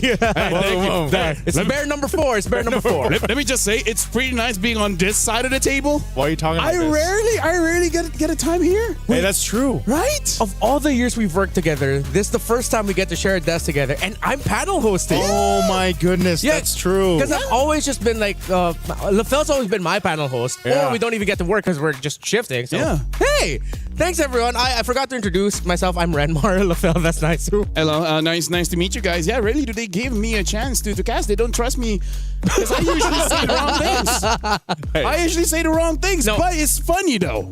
I'd like to believe that you're a consequence of just timing. You say the right things at the wrong time. You know what? I'll take it away. By the way, can I just say it's fun interviewing the girls? They talk a lot. They do. And They're they very give a lot different. of good info. Sometimes too much, but that's good for me.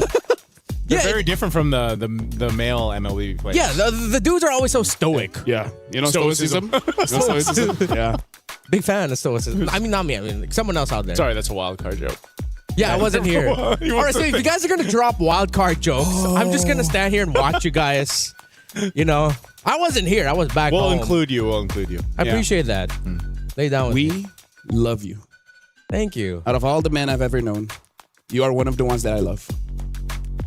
Appreciate it. Yeah, thank you. So about this match, right? Yeah, you just started. You just started. Let's keep you on the desk for more than one day. All right, so this match.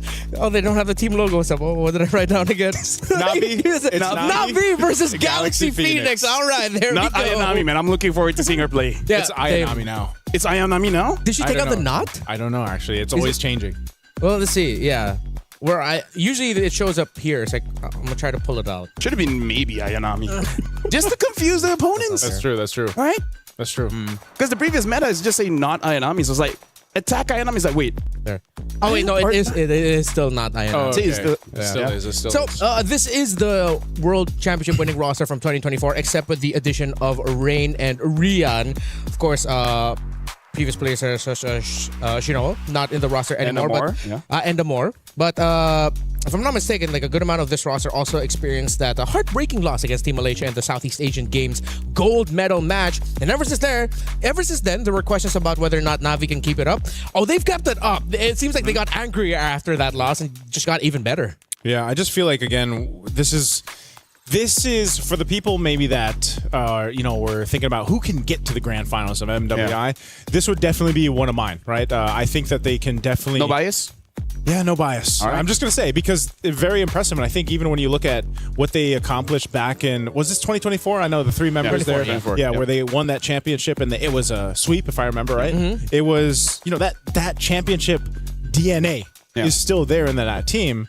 who's to say that they can't accomplish that here in 2026 MWI? Yeah, I still remember back in 2025, they actually looked pretty strong, but then at I think the second stage of the tournament, they just seemed like they couldn't figure out the change of the meta that everyone is going through. Speaking of, this is like the beautiful thing about MWI. Everyone has their own pocket meta, and it's not. They're not shooting in the dark. They know the risk of picking these picks and then what the opponent is going to take, but they have counters for it. So I really feel like for this one, I'm really looking forward to Na'Vi, how they're going to shape their own meta, because having an EXP laner that loves diving to the backline really disrupt a lot of the female teams. And on the other side of the table, from a region that's known for wanting to bring their own identity and trying to make it work in internationals from Cambodia, it's Galaxy Phoenix, one of the few teams, or the only team in history made consistently of all women that played in MPL Cambodia. Yep. Yeah. They in an MPL region. They had a tough time there, but I think they learned a lot. I think that to be able to go ahead and say we're the first female team to go through an MPL. The amount of lessons that they can get in a season like that are phenomenal. So I think, can they transfer that lesson and bring it here to the stage? Yeah, and Team Vitality went through the same thing when they went through MDL Indonesia. I just forgot the specific number of the season, but they went through it. They had a tough time, and they admit they got even better after that experience. I mean, like, hey, if you look to philosophy, as casters of MLBB, we have to look at philosophy, where one philosopher has once said that competition is a healthy way for self-development into excellence. Who said that? Win or lose, your enemy is not your enemy. They are your friend, because only they can actually make you better. If you just fight against yourself, you never know your limit. Who said that? Aristotle? It actually might be Aristotle. I can't remember. I have to recheck. I don't want to. That's a really good quote that you just rambled off the top of your head. What if that's a LaFell original? LaFell, what if that's all you do? Yeah. No. That was not me, because during the off time, I learned a lot, including physics. I learned about the Newton's law of motion. Wait, during the off time as in yesterday. Oh, yesterday. Yeah, during the night.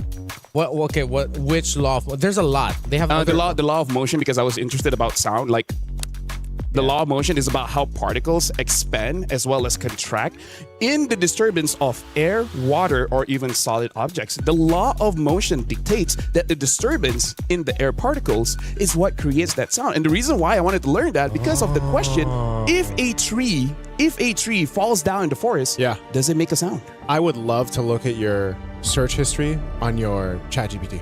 Yeah, go ahead.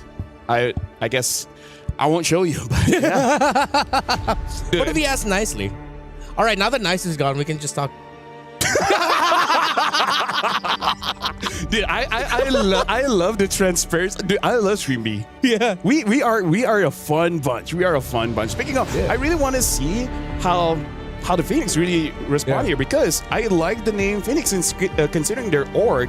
For, I believe, the last time they tried, they were nowhere close to the grand finals, and now having some new additions into their lineup, boom, champions. Yeah, and we're talking a lot about the Assassins at the start of the day. I think they might be the first team to finally show up with a Ling, considering they came from Cambodia, right? Yep. But okay, I got to ask the boys this question earlier. I want to hear what's your surprise pick that you'd want to see? Something that would be like so unique. You're at a disadvantage because we've already gone through like 2 series, but what's yours? No, honestly, it was Rafa, because I was talking to some teams, and they were gonna use Rafa as a potential counter towards an Atlas. Right, because the Atlas tries to chase after you. Rafa has a way to slow down and speed up, and the first ability is very good against the newly buffed Conceal. Oh yeah, that's true. All right, and we got to see it once, so maybe it's not a one-off. Yeah, it didn't work out. Yeah, maybe it's not a one-off for Virtus Pro, and then we might see one of these two play it. I think because of how we understand like Na'Vi, the region that they're from, they're Filipinos. We already know what they're gonna do. That comes from a Filipino, by the way. Please don't come after me in the comments. But for Galaxy Phoenix, I think they'll be a little bit more of the wild card here. Yeah, because I remember my time in Cambodia, even in ranked games, during the time where it was all tanks, man. The good old Fredrins, the good old Box, and there's nothing else other than that. In their region, it's all Lancelots, it's all Hayabusas, it's all Lings. And honestly, that's also a part where if a Ling is there, we gotta see whether they're willing to double down and have an Angela as well. Angela honestly is not that bad, but one of the problems is that if it's a mid lane Angela, you just don't have that firepower in first and second turtle. Yeah, and then you'll have to put that firepower elsewhere, which would mean that would pressure the EXP laner because that's how you substitute for the lack of like burst in the mid, or you get really greedy and just go for like an Angela mid and then like, I don't know, like a higher damaging row maybe, which is just too much. Yeah. So let's see which route that they're going to be going for. For Galaxy Phoenix, I'm trying to think, what other heroes would I want to see? I want to see a Jawhead. Yeah. Around. I think Jawhead might be okay. If you're going on that route, something that we've seen in the Asian games, but this is very specific to certain players, which is the Selena. Because Selena with the jungle emblem, it just makes it so that you clear the jungle so much faster, and that really helps with basically all assassin junglers. Yeah. That's how they end up leashing for their jungle. And, well, it seems like we were in agreement here that Galaxy Phoenix might be the team that will lean towards the idea of just like fast farm for your jungle. And because of that, they'll go Frederick. it's just the nature of casting. We have all these ideas and then suddenly they go completely against it. Yeah. Speaking of, I love the previous game with the Matilda. Matilda is so obnoxious because so many teams, once Matilda has, let's say, 60% of the map, she just controls it like indefinitely because she keeps on going into your jungle and there's really nothing much that you can do. Yeah. And if you're a team that aren't ready to deal with it, it will show. Yeah. And unfortunately, hey, Nice is back. Earlier. Hey, Nice, what's up? All right, there you go. We actually said that you were gone, so you did. When I say when I would say we, I didn't mean me. Yeah. I just said like, all right, now that Nice is gone, just. And then what'd you say? We just laughed for like 10 minutes or something. Yeah. No, because if I don't acknowledge that, people will wonder how come they're not letting Naisu speak, and it's just the two of us. I thought when I was going to come back, you guys were through the draft. Well, you came back and we started draft. Hey, we waited for you. Yeah, we were waiting for you. Thank you, because I had to, I've been here since match 1. I'm here till match 4. Hey, you had a good time relieving yourself, so that's good. So now, expanding rivers. Expanding rivers. Navi against That's where you came from. That's where I came from. That's where you came from, yeah. Look at That's this. how I got here so fast. Dude, they banned out the tank, so they're really trying to make sure Galaxy Phoenix actually goes for the assassins. They want them to play assassins. I like that. I thought we were, in my head, I was thinking, okay, Navi might be a little bit more conservative with their approach, and then the Galaxy Phoenix, no, they're just like, no, okay, let's go assassin for assassin. I mean, Keishi, during the height of their championship win, was also a great assassin. I think her Hayabusa was iconic back in 24. I mean, like yesterday we had fireworks. Maybe like the ladies here want fireworks in this game as well. Just boom, boom, bang, bing. Which hero to you is fireworks? Who do you link boom, boom, bang, bang to?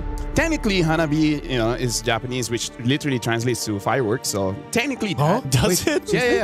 Yeah. Hanabi means fireworks. Oh, that's why. Yeah, Hanabi means fireworks. So why doesn't she have a fireworks skin? They didn't know that's what it meant. It's just a cool name. Japanese name generator. Yeah. Hanabi. What hero would I would say? Actually, there's quite a few Chinese theme skins. I think we have one. There's one for Cho. Yeah. For Cho. Yeah, like whenever they do skin, and then just there's fireworks. Yeah. Isn't it called Dragon Boy or something? Yeah, it's Dragon Boy Cho. Yeah, Dragon Boy Cho. Speaking of, as you guys were talking about it, I just saw that Cho is getting another new skin. Another one? Another new skin. It looks futuristic. It looks heroish. So that's skin number 76. Yeah. At this point, I don't know if he needs any more, man. Hang on. Navi banning out the Phoveus early on could mean that they're... Do they want to play Arlet? Yeah, it seems like... Are they gonna, they might just rush Brio Arlot, but... Rush Arlet? Or either in blue 2-3. Yeah. Because they're thinking that's not going to show up here. And if Galaxy Phoenix decide to pick up an Arlot and a red 1-2, then that's way too greedy. Yeah. Or is it just an Atlas? Or just a throwaway ban, right? Just ban out the Phoveus, forcing out that Freya ban, because if they don't ban Freya, right? Freya's going to have a good time. Oh, then that's the hero I was thinking of too. I was like, why would you ban out the... Okay. So, still have Jusen's open if they want to rush that.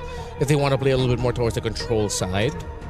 In terms of the main big carries, Hirara. There we go. They pick up the Hirara. I do have to say, I wouldn't favor a Zushin first pick just yet because the range feels more awkward now because there's more. Now that they nerfed it? Yeah, they nerfed the range, The right? range, yeah. Making it so like Kimi counters her much easier. Like a lot of like even Valentina counters her a little bit easier. And now the Gwyn gets picked up here by Galaxy Phoenix. Okay. Yeah, Oh, and a Belric. Whoa.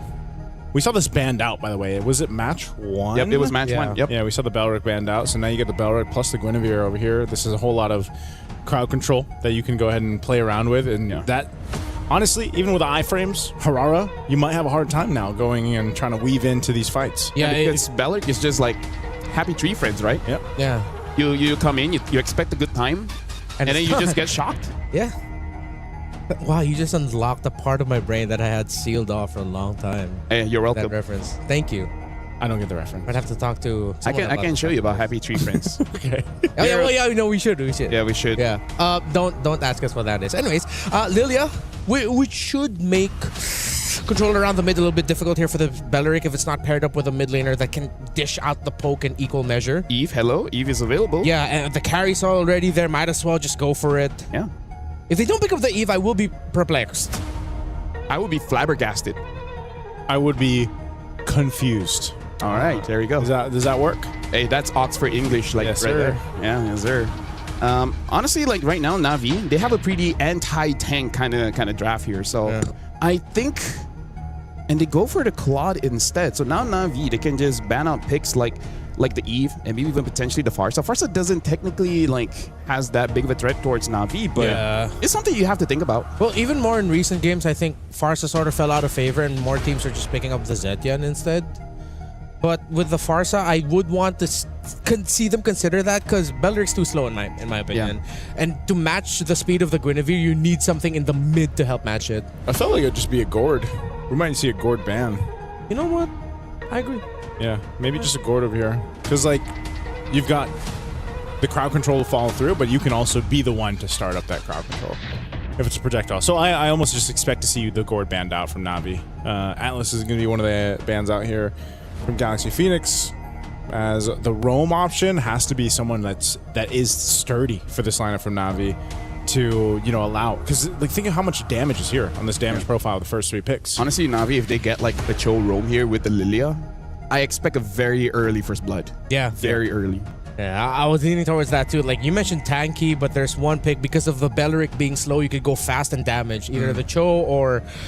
Plus, Lilia is so obnoxious in the laning phase. Like level 1, you already have both skills. You have your full combo essentially at level 1. Yeah, one of the most annoying mid laner I would say like to deal with as another mid laner and a roamer.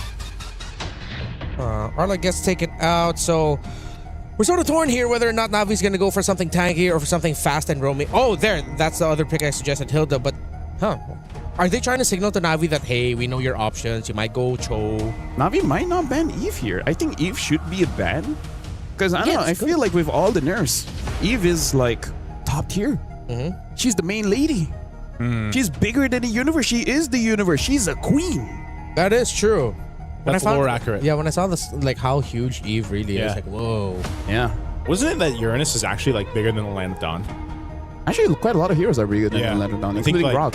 Yeah. Valir. Wait, what did they say? Wait. Are they gonna go tanky for their EXP? Like Terizla? Terizla, yeah. Other than Terizla, I don't think there's any other EXPs that's... Are they gonna go Hylos roam? They could also potentially be going for a slower roam, exactly, like a Hylos, but like why? Just because you get that quick momentary stun for the Claude? That's way too much for just one hero. Hey, maybe they just want to win early, right? Maybe they needed the toilet. That's true. That's true. Yeah, in my time going to the back, I heard the players say like, oh, thank goodness we ended because I was getting hungry. We haven't seen a quick game yet, though. No. In the first 2 matches, we actually haven't had... We had sub 15, so that's quick-ish. Yeah, the quickest game we've had is 14-14. Yeah. Which is still pretty long towards... Like, quick game would be like 10 under. Quick game is like you go to the toilet, come back, and it's done. Yeah. But yeah, Uranus. Huge guy. Yes. You know, in terms of the roam, again, I feel like it's not a bad time for the Cho, because let's face it, what's a bad time for the Cho? Never really. It's rare to find a bad time. Oh well, I'm always the guy There are that would a few. say, There are a don't few. pick it into Marcel. I'm the don't pick Cho into Marcel. But the thing is, Cho players has this ego. That's true. Am I wrong? I'm a Cho roam main. Yeah. I don't have an ego. No, meaning like, dude, that picks counter you, and I'm like, I don't know. Let me show them. I don't think so, dude. Either ways, right now the glue has been picked up, and for now, the mid is still available if they want to get cheeky and pick up a Faramis just to counter the glue. Yeah. You think the Faramis? But do you want to go that far, you know? Yeah. I still feel like the Eve is fine. If you do have the Faramis here, that's a stacked lineup from Galaxy Phoenix, though. They might just go Lunox. If they need a little bit more shred. I don't like the lack of reach, but we saw Lunox and Sora earlier. Oh yeah, Still Eve. the Eve, yeah. Eve or I don't know about the core. Well, yeah, with the carry there. Actually, no. There's something about the composition of Navi that makes Eve for Galaxy look so difficult. Farsa. Yeah. One of the picks I call the Farsa because it's good against the Lilia as well as the carry, but other than that, it's like it's a toss up in the air. Yeah. Well, Navi got what they were looking for, which was a little bit more big control AoE-wise through the glue. Every time I see a Uranus game, it's always just the X factor of like either it goes really bad or really great. Yeah. I completely agree with you. So thank you very much, Renmar. We're going into the game. You kicked me out. Let me just say, I appreciate you, dude. I love you. Why are you kicking me out? The toilet is that way. If you want to go ahead. That's programmed in him at this point. Yeah. Since the draft end. Yeah. No, but thank you. I actually need it. You know what? You guys take over. I really need to go. Thank you very much. Ladies and gentlemen, this is me, LaFell, as well as Nice. Going to cast this one, which I think we're in agreement that Navi has a pretty solid draft, a pretty strong front line, and everything else. I thought you were going to say in agreement. Good thing Renmar's gone. He hasn't left just yet. Well, ladies and gentlemen, we're jumping into the land of Dawn. And yes, now that Renmar is not here, now we feel free. America. Hey, look at him. Look at him over there. He's so cute. Let's take a look at these emblems, man, because this is... Oh, interesting. Looking at the Lilia here, getting to pull yourself together for that Purify. Whoa, look at that. Oh, Sophia already has to get away. Yeah, Sophia burning that flicker early on. This is... Isn't this what we expected, LaFell? Yes. Like, the amount of early aggression and damage that you have with the Lilia, like we mentioned, not to mention, Murray here on the glue, you're not going to have a good time in the early, at least for the early game for now. So I feel like for Galaxy Phoenix, they got to go ahead and kind of keep things under control with that, because at the same time, what is Belric going to do right now? He's not able to do just too much, unless you catch them with the taunt effect from there. Yeah. At this point, Belric is just focusing on photosynthesis, getting as much punishment and try to giving it back. But now Keishi got caught. Should be fine. Now Ayanami is there. Oh, she's going back. What? First blood going to hands of Ling. And I think she wanted to go ahead and try to utilize the iframe there, but she got punished instead. Yeah. Maybe she just didn't slide it fast enough, or some players, they just put it like very, very close together. And now, I don't think that's super punishing, because she's still gonna come back. And let's face it, Hirara is one of those heroes that doesn't necessarily need level 4. It's just a nice to have. But I'm pretty sure she will still get level 4 though. Yeah, she should. They got 10 seconds for that turtle to come up anyway. So she'll go ahead and grab one of the camps off there. You can already see the positioning being set up. Fought just there on that Guinevere, just holding it down. Turtle, right as it comes up, we'll go ahead and lean into this with Lima. Yeah. The rest of the team's going to have to respond, though. The thing is, I feel like looking at the levels here, Sophia isn't level 4 yet. I feel like they can let go of the turtle. Oh, hold on, Fox. Yep, spatial migration into the Requiem right there, right on target. Low enough. Murray's going to have to burn the flicker, and Ling will push back Keishi. They're just working a fight for this first turtle. Now Rain taking the damage, the airtime from Ling. So a kill secured, not Ayanami leaving that front side on this Uranus. Keishi just looking for an angle potentially to steal the turtle away. It's a quarter of the health here. She goes in, wings in, but not enough. A feathered airstrike dropped down too, but it's not Ayanami, and she'll survive. Galaxy Phoenix fought for the turtle, and they got it. Nice, dude. This is what I like about games like this, where we're looking at a draft of Galaxy Phoenix, and they know that it's all about fights. It's not about securing those objectives. You have a Farsa, wait for the Farsa to get level 4 and try to get kills. But if you don't have the Farsa, you still get kills? Hey, that's amazing, right? Right now, we got to talk about Ling 2-0-0, 100% kill participation. Really made it so that Rain couldn't do much, because as strong as Lilia is in game, she has one of the lowest HP in the game as well. So it doesn't take much to take down a Lilia. I feel like it's valid, though, because she's got black shoes, It's just like... She's a schoolgirl. You know how much health? Yeah. You're too busy giving your life to school. It's like your HP goes up as you age, but then at a certain age, the HP goes back down. It goes back down. She hasn't hit her peak just yet. Wait till she gets to college. Eventually. In Eventually. the Land of Dawn, the time works different. By the way, have you heard of the time is relative? Where? Here? So in time is relative so here? in or Land of Dawn. In physics, time is called a time dilation. It affects by your speed as well as gravity. That's great to know. Hey, shout out Interstellar. Either ways, the more you know. The more you know. Hey, dude, I learned philosophy as well as physics in like 3 to 4 hours. Yeah, I'm okay to rip it. Okay, you can rip it all day today, man, and tomorrow. Right now for Galaxy Phoenix, what they're really waiting for is for Fa and Sophia because they're going to be the combo, but Lima on this Bellic is the extender to the combo. You saw a jump in from the Gwen, wait for the opportunity to taunt, and then you can chain CC someone. Even Murray as a tank, she almost got taken out. If they got Keishi, in fact, maybe that's how they're planning to take down this Aurora because you can't hold her down. Right now they're putting pressure on the buff, but Keishi will be able to secure that. Turtle is up. It's already being worked on by Font. Galaxy Phoenix getting a position. It looks like Winnie's going to try to join here too. They're rotating quickly. Feathered Airstrike dropped down. Murray just deleted. Quickly worked on and Turtle secured. Second one going Galaxy Phoenix. Looking for more in the mid lane. And they'll just kind of back off and disengage here. They're doing a little push up top to continue on, and they built up a nice lead here, Lafelt. 2.5k nearly up. Intended or not, Galaxy Phoenix is using the strength of the draft and the weakness of Navi's draft, which is Navi. They don't have a lot of crowd control. Yeah. Right? It's all damage. No one can really stop Sophia from the back from using her Feather Airstrike. For Galaxy Phoenix, you have to use your timing to make sure that everyone has their skills available and then you go all in. But it has been looking pretty well. We're looking at the items here. Concentrated energy from Fa on this Gwen to make it so that if there is eventually a 1v1 on the side lanes, maybe against Rihanna or Keishi, she has a way to fight. Yeah, right now. Oh, man. Look, I don't even know if they want to fight, though. They just, the way they're playing at Lafel is they're just pushing them off. Yeah. Hey, everyone's afraid of the Farsa. Right? You think you're not afraid of a bird, but the moment the bird drops something on your shoulder, you start to respect it. Yeah.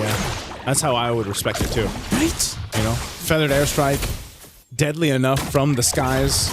Not to mention Ling using the skies as well in the Sora. This is probably one of the better Sora games we've seen so far too today. A little attempt there from Fa, but Murray will be fine. They're really putting a lot of tension here on this bottom side of the map, that tier 1, but they got to deal with the push happening from Ling, and so for Galaxy Phoenix, Lafel, they got full control right now. You know what? Respect to them. Galaxy Phoenix picking out the parts on this kid, but she had to burn the flicker. And now, this is the thing. As we've seen previously, you can just replicate that time and time again if you're Galaxy Phoenix. Right now, Rian is kind of stuck between a hard spot here.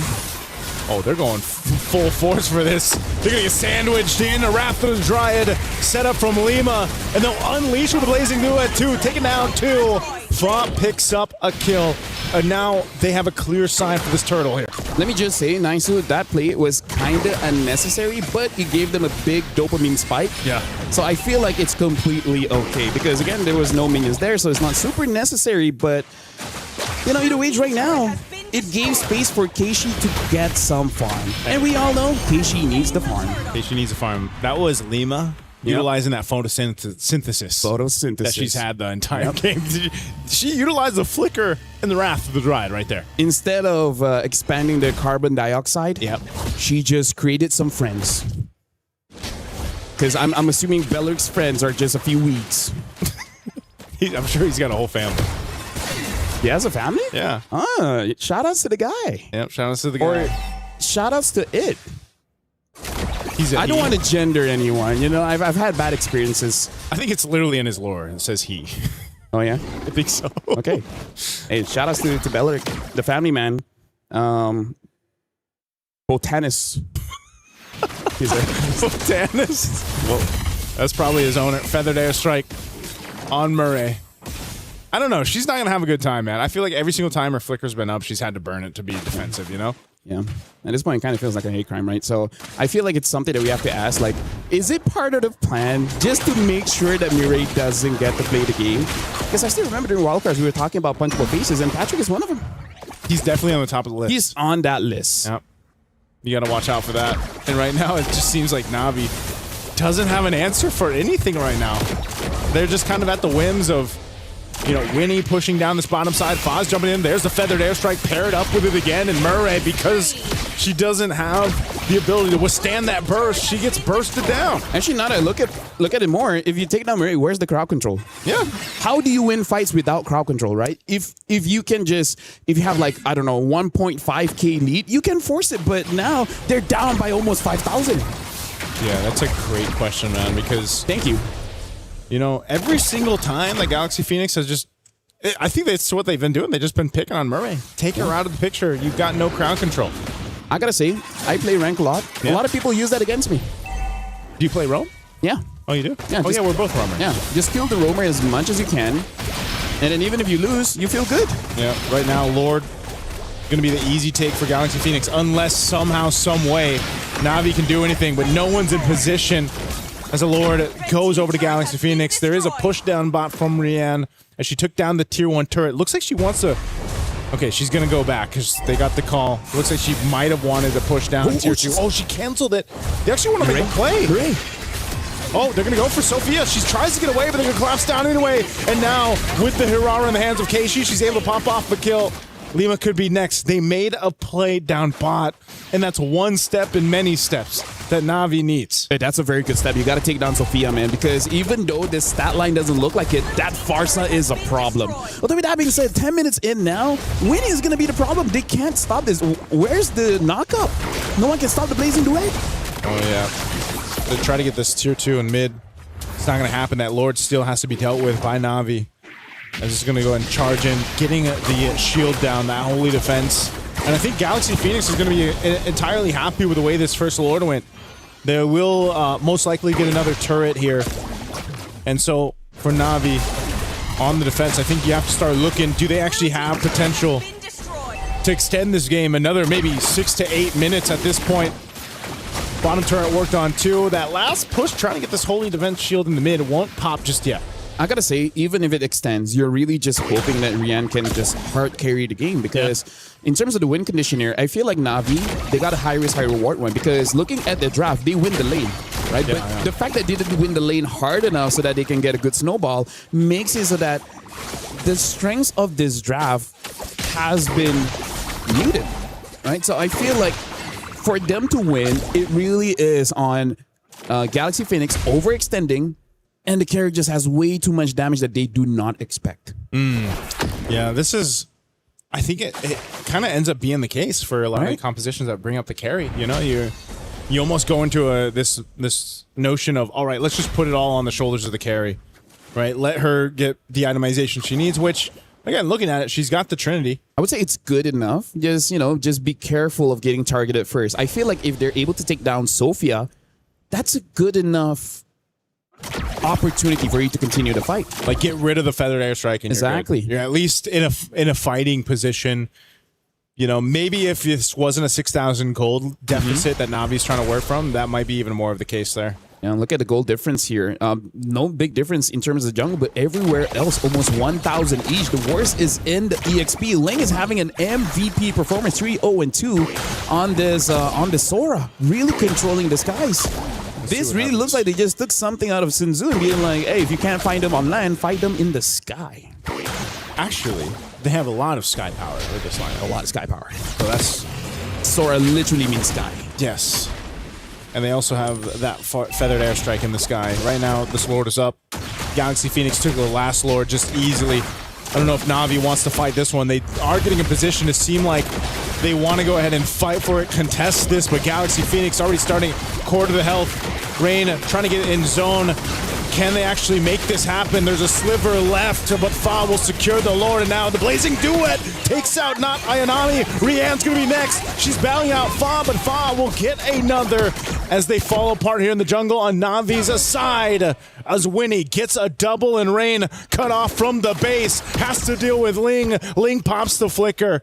and now they're just trying to buy some more time off of it. Murray went down too, trying to delay the inevitable, but with a Lord secured, Galaxy Phoenix taking down 4 members of Na'Vi. They'll just march down this mid lane with a row of minions and the shield already popped in the mid base turret. They've got a clear sight for the win. A feathered airstrike dropped down. Not Ayanami's back in the game. 2 for now with Na'Vi. They got to clear out the minions and prep for the Lord push. Yeah, right now the Lord is here and Ling is on the way. Ling can take down a big chunk out of Na'Vi, but looks like they're not gonna force it just yet. The minion waves aren't in the right spot. Oh, wait. Unless they try to make it the right spot. They're going to set it up here in the base anyway. A feathered airstrike comes down as well. The follow through from Winnie. Not able to capitalize the kill, but they'll just lock on the base with the Lord up, and they've got enough firepower to do it as Galaxy Phoenix take game 1. Yeah, honestly, right now, Galaxy Phoenix, I would say they're winning based on the draft, but more about drafting for themselves. They like to fight, so just fight.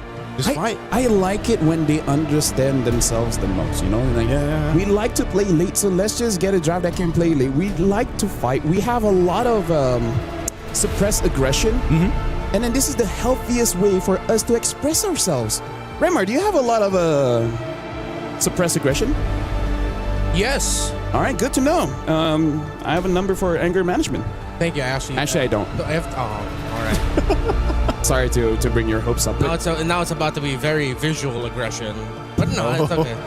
That isn't a threat.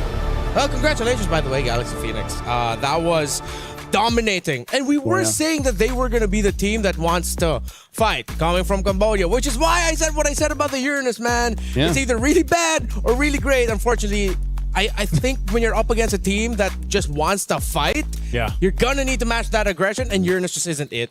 Can I just say, we don't play Claude, but that seems like a very good Claude game where it's like, who's going to stop the guy? Yeah. Right? There's virtually no crowd control. Like really hard crowd control to make it easy to stop it. It's been quite a while where we see a draft that's virtually no crowd control, no Naisu? Yeah, it was, and that's why they just bullied Murray, man. I mean, Murray had to either burn the flicker or she was dead, and it just wasn't a fun time for her. That's the most American pronunciation I've heard of Mirai's IGN. Murray, I do it all the time. We call it tan. We can call Murray. Yeah, what was she saying? Tan? Yeah, like supposed to be like tan. Yeah, usually it's like tan because she's Indonesian. But it's tan. Yeah, but we call it tan. Tan. So now she's Murray.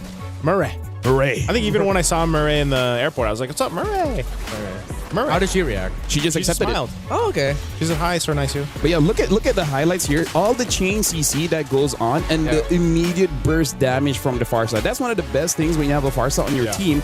You don't need a build up. Yeah. You just need someone to stop for a while. Yeah. And then that person's gone. Yeah, this is why we also saw that Na'Vi was just stuck with picking the glue there at the end because they needed some crowd control. Yeah, the glue is great, but then when you're up against a lineup that just layers everything so well, we saw there at the end the beautiful combo of the Sora and the Guinevere together. You get spun around, the Guinevere's there, nothing you can do. Yeah, this is... I'm also wondering, are we seeing that effect of spending a season in the MPL over there in Cambodia and like how they're playing here? Because I feel like this looks like when you're watching them play, man, the execution is on point here. Well, one of the greatest powers in the world is knowledge. Yes. And you will not be able to get knowledge without pushing yourself, without going to uncharted territories. That's true.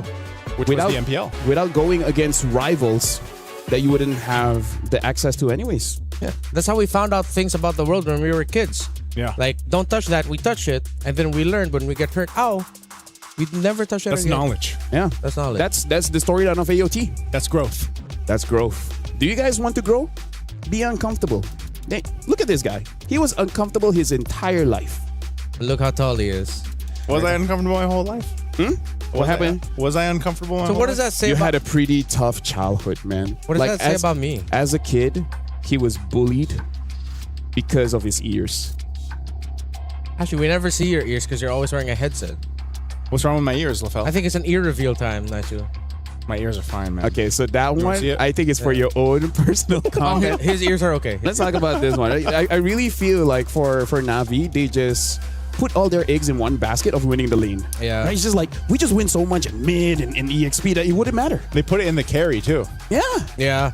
They need more crowd control. And we've always said this a lot. No matter how it looks like in the separate matchup, if you're lacking crowd control as a team, you're just not going to have a good time. Especially if you're up against a Gwyn. Yeah. Even if you take out the Sora, just the Guinevere alone. Yeah. Oh boy. Not a good time. That game start for Ling.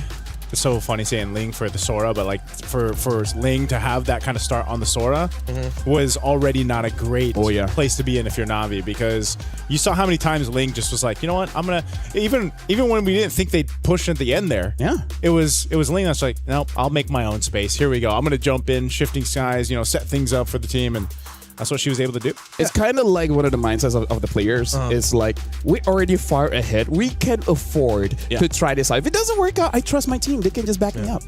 This is why it's so weird that we're saying this about a Filipino team, wherein it seems like they forgot to look at the big picture of it all, of like, okay, how do you blend together as five?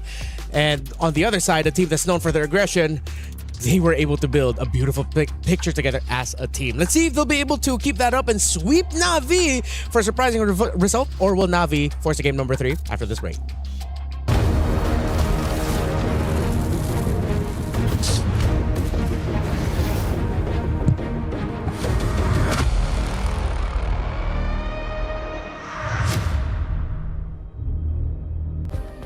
Play is in our DNA.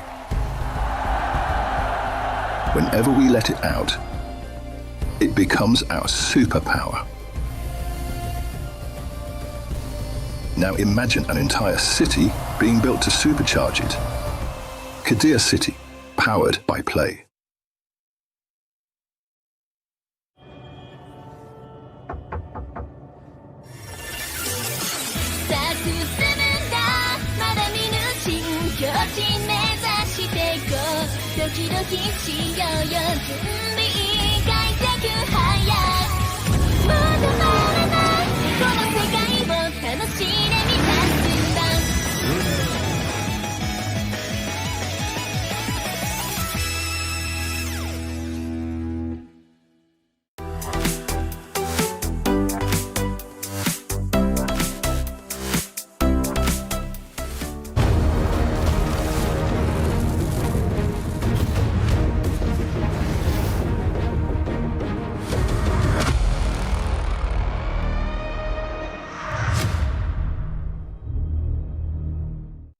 In case you missed it, Galaxy Phoenix from Cambodia has just taken a game off of Na'Vi from the Philippines in dominating fashion. And that's coming off of the fact that they first picked Belleric and Guinevere.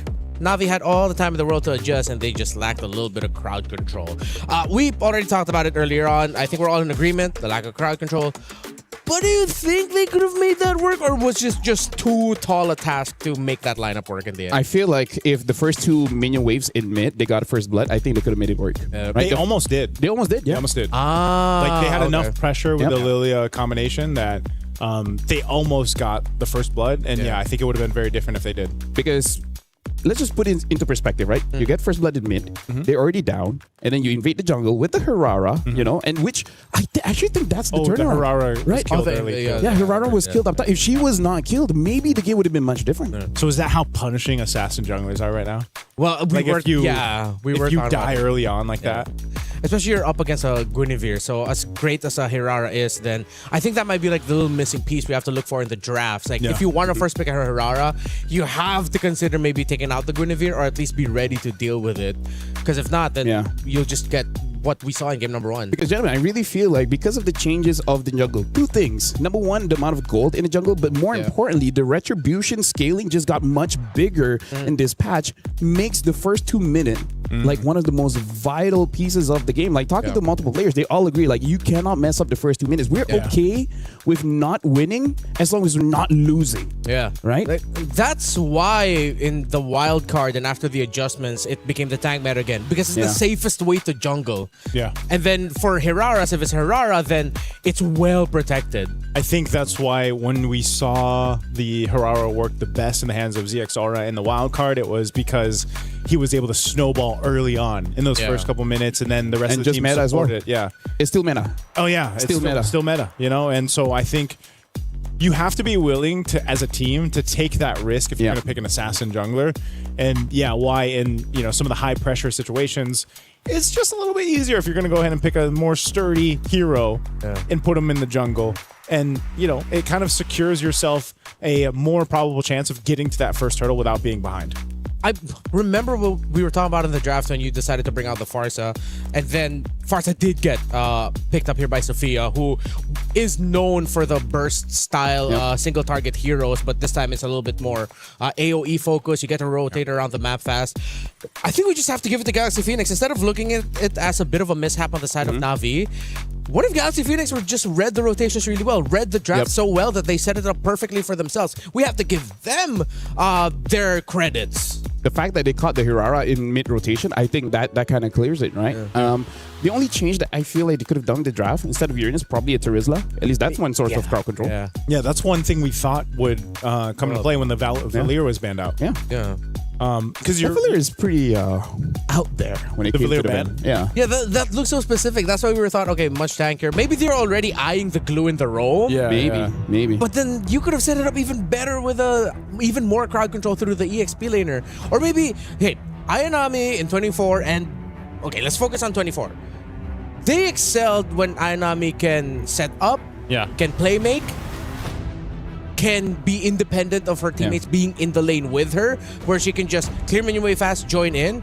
With the Uranus, you don't really get that. Yeah, you can cut waves, play the macro, but you're losing the impact in the fights. I feel like this is one of those situations where they're just caught off guard, right? And I feel like that's gonna be the story of MWI after all the games are done, because who would have thought that Falcon's ID dropped 2 games back to back in very dominant fashion as well. So I really feel like here in the MWI with the patch, it resets quite a lot of team. And it comes to the question, who can discover themselves faster? You gotta remember, whoever does that, then they win. Yeah, because like on our, I mean, I'm not entirely sure now of the current update over on Stream A, but that matchup was quite a surprise. I think everybody probably reacted that way, but that's also the case of MWI. We had certain teams that were obviously contenders who have a bunch of this experience, and then you have this shift where these newer teams and these newer players and newer regions, I feel like, are catching up to that standard, right? The standard of what we've seen so far competitively for MWI. They're getting there, and so I hope whatever the result is, by the time we get to the last day, whoever ends up in the grand finals, we don't even know. Maybe it won't be Team Vitality that has that sure spot up there. Who knows, right? But if they do, whoever's going to be matching against them, I think will give them, hopefully get a full series. It's a best of 7, right? For the MWI series. So, because yes, the meta and the patch has been ever changing, and also you have to sprinkle in the fact that MWI is different itself. Oh yeah, for sure. Which I think I'm really gonna have to agree with what you guys mentioned, where self-discovery is important. I'm not talking about life, I'm talking about MLBB. Growth. But MLBB is life. Growth. But it's you willing to take... Stream B is growing stream. We are. We are. This is where you learn. Yeah. Well, that didn't really apply to me. I'm stuck at like 5'4". No, you're still growing. Centimeters. Tomorrow you will be taller. Don't give me hope and take it away from me when I wake up in the morning. We'll get the box. Well, I guess. Okay. Yeah. Also, I feel like something that we just have to address if we just want to keep it simple. Yeah. I really feel like fighting is so rewarding now. Yes. Right? It's like we were talking violence. about violence is so good. Like people say violence doesn't solve problems. They're just not using enough violence. In MLBB. In MLBB. I like that disclaimer from Renmar each time. In MLBB. Yeah. Because I really feel like micro in the first 12 minutes is super important right now. In MLBB. Micro again. Yeah. Micro and macro, man. You want to save me here, Renmar? Yeah. Like what we saw earlier, when you miss your skills and you're not able to get the kill that you want to go for, and you've committed so much, you're not going to be able to get the start that you want. Drafts. Akai gets banned. Glue, Hirara as well. Paquito and Marcel. Freya should be banned here because I think Freya is still dangerous. Yeah, Freya definitely. No, but with the Phoveus open, if ever Na'Vi rush the Freya, then the Phoveus can just get picked up. Oh, they opened both. It's interesting too that Navi is just like, yeah, we're gonna ban the Harara. We're also not gonna play it. Let's just scrim for a few more games, and then we see how it goes. Okay, that's a good choice. It's them telling Keishi, no. It's like, oh no, I mispressed it. Oh no, sorry, Keishi. But yeah, I really feel like Hirara is just one of those heroes. Like in theory, like you can get the whole kit like understood in a few minutes, but in application, it takes a while. It's so contextual, like the way that you're going to use the combos, Exactly. and kind of weave in and out. And I don't know, it requires an artistic mind. There's got to be some more time. Phoveus though, first pick blue side. It's going to be the first in a while. Yeah. I mean, with the Freya still open. Super punishable by almost everything. Yeah. The Alice, the Valiers. Yeah. The Valir that they banned earlier might actually end up showing up here now. The Guinevere gets picked up. I think, just for Navi, just make sure you have crowd control and really good amounts of it. And I think they shouldn't. I want to see them have like another carry, not just put it all onto the hands of Rain. Since their names are so similar, I forget. Rian, like for the gold lane? Gold laner, yes, Rian. Thank you. Especially with them rushing Belleric. You know what? I'd want to see them consider something like a Granger, man. Something that's just like skill based and not basic attack based, and then just get your damage elsewhere. I think taking the Claude wouldn't be that bad as well. Yeah. Into Belleric? But into Belleric though, this might be a. Okay, it's not a sure thing that the Claude will struggle. We have seen games where the Claude will be fine against the Belleric. Oh, they still want to go for the carry. Wow. It's probably just because it's also supplemented differently now. Yeah. Like you've got the carry, but even the Phoveus, and let's see what ends up being in the roam. I think Navi wants to go ahead and just kind of give it another go on this one. But knowing that you're up against this Guinevere Belleric pick, okay, Jushin. Now you've got the amount of crowd control you wish you had in game one. But now Keishi definitely needs a hard carry that can deal with anything in the first, I would say, 9 minutes of the game. Yeah. Right, you got to give time for this carry. So, a Suyo? Yeah. Right? Yeah. Something like a Suyo? Yeah. Damage, crowd control, can pretty much do a lot of everything. Not really the tankiest in the world, but difficult to take down. Yeah. Suyo would be great. But when you mentioned the Jushin earlier, you also brought up something like Kimmy being really good against it. I think Lilia would be good also here for Galaxy. Which would mean that is the Jushin too early? Could they have considered other options instead of picking it right away? Even the Gord is good. Yeah, even the Gord, as you mentioned earlier. So it seems like Galaxy Phoenix they are a step ahead, man. I think they're a step ahead because, again, they just know what they want to do. They want to fight at any time, right? Yeah. So it's like, okay, whatever you pick, can you fight the moment a Gwyn gets a pick off? Can you fight the moment Belleric gets a taunt off? And it's like, yeah I can. So, all right, pick it up. Yeah, I think this is, that's why, they need a draft that has no hesitation. Yeah, you can't hesitate, like the draft, but also your decision making sometimes in some of these cases, like, some teams thrive on the, let's just go for it. Yep. And some teams, I feel like, shoot themselves in the foot when they're like, they're too hesitant on executing the draft that they brought, executing that game plan. And so maybe that's going to be the change of course for here. Yeah, have the mentality of like, what's the worst that can happen? Yeah. That's my mentality. Yeah, generally that's a good approach to life overall. Yeah. These are life lessons, sir. Yeah. Hey, you came here for the games, and you just get life lessons. We're showing our age. Knowledge. We're showing our experience. Our knowledge. And our knowledge. Yep. The stream is just memes and trends. 6-7. Stream A, man. They're different level. They're different. Let's put it that way. Stream A is... And we're the fun bunch. There's nothing wrong with being different. That's true. There's nothing wrong. We're all different here, right? Yeah. I want to say in MLBB. But I was like, no, I can't. All right. Well, Sora has been banned out here. Other than that, I wonder if they want to respect an Alice. Because Alice can make Phoveus womp sad. Yeah. And then also just keeps on that. I mean, like, carry counters the Alice pretty hard. So maybe that's why they would just want to leave it open. Yeah. I think, though, it would be risky if they left it open. Because then you're waiting for the carry. Yeah. And then no one else in the team is going to make it, give it a difficult time. Actually, now that I look at it, there's a lot of magic damage here. Suya probably isn't the pick because you're just going to die super quickly. That's true. Right? Are they then going to be forced to go tank?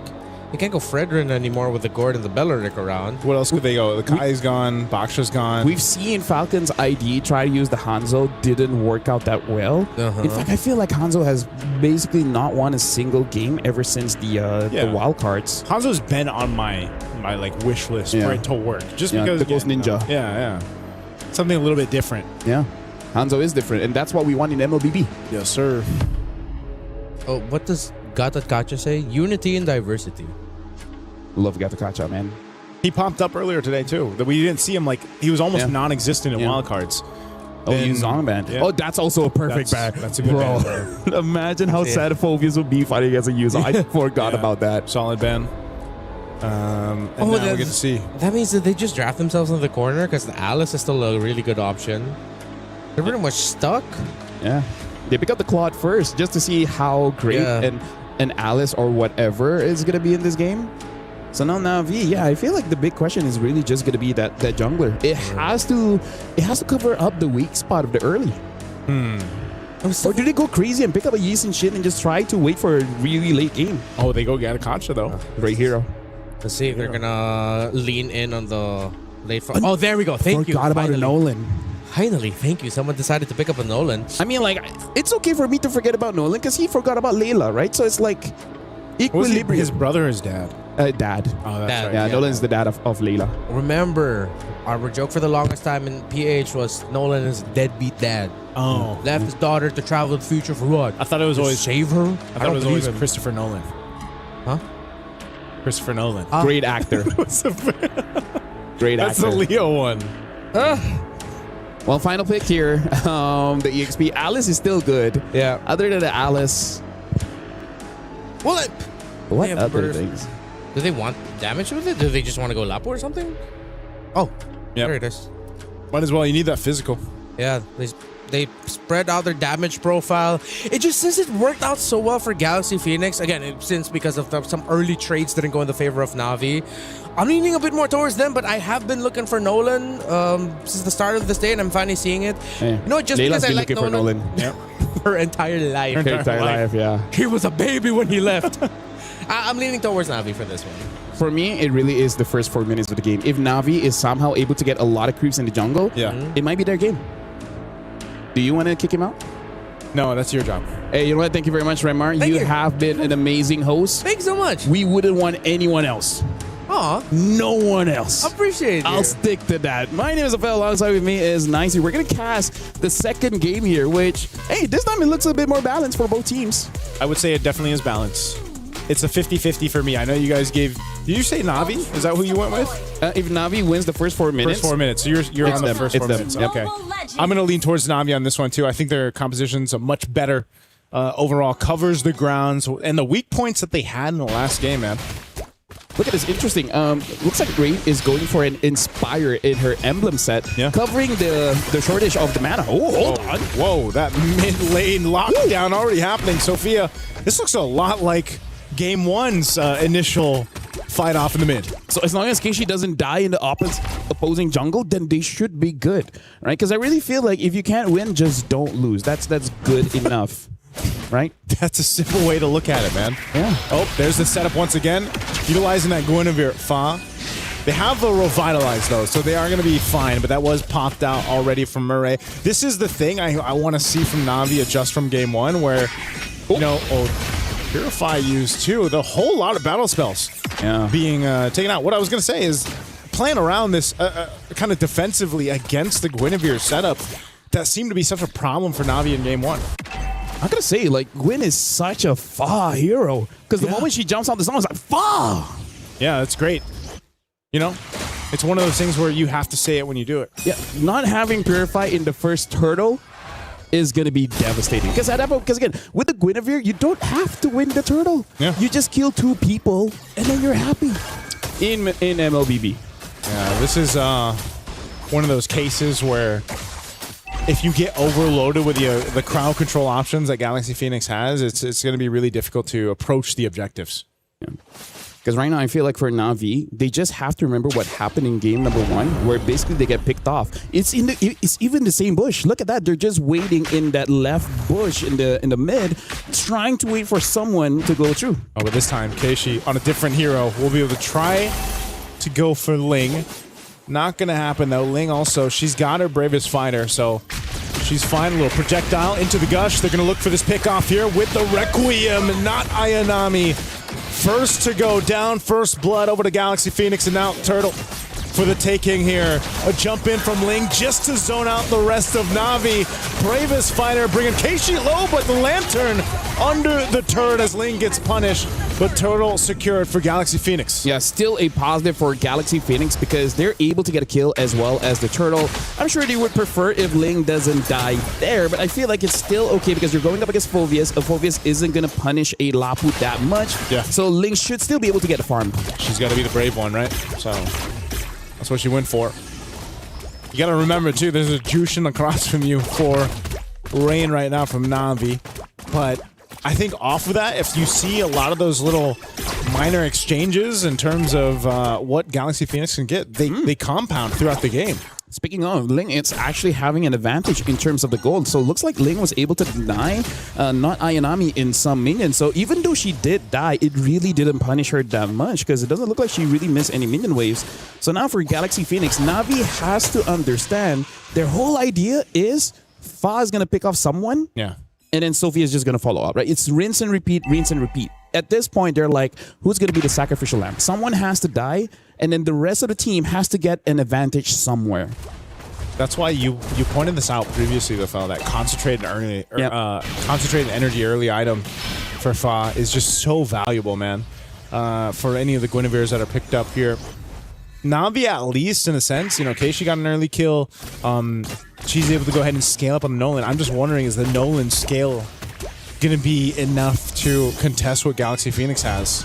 I feel like the skill is going to be good if you can get Sophia, right? Because I really feel like it's not what you have, it's about how you use it. Yeah. You got the damage. Yep. But if you can't kill Sophia, if you can't kill Winnie, then there's really no point to your hero. Yeah. Sophia's the key for Na'Vi to get to game 3, man. At this point. But Sophia, playing like the way that she did on the far side, now you don't have as much mobility to kind of get out of those dangerous situations. You're really just relying on either getting that little minor stun in with a projectile or just flickering, right? The athletic flicker, as I call it. But right now, the second turtle's up. Galaxy Phoenix, very minor lead. Nothing too crazy. This is something that Na'Vi can still take and bring in their favor. Fighting for this turtle. This is going to be a full-on fight, too. 5v5 for this one as everyone's around this. No setup there with spatial migration. This might be not Ayanami going for this. Dark Wave is already used, too. Here's the engagement, though, and revitalized use. He's trying to get away. Winnie, once again, with the Blazing Dude on the backside, will be able to take her out. They go for the trade right now, ignoring the turtle. Rihanna joining the fight on Winnie. She's going to be pushed back, but here in the mid lane, a Lantern will take out Lima, bringing her back to the turret.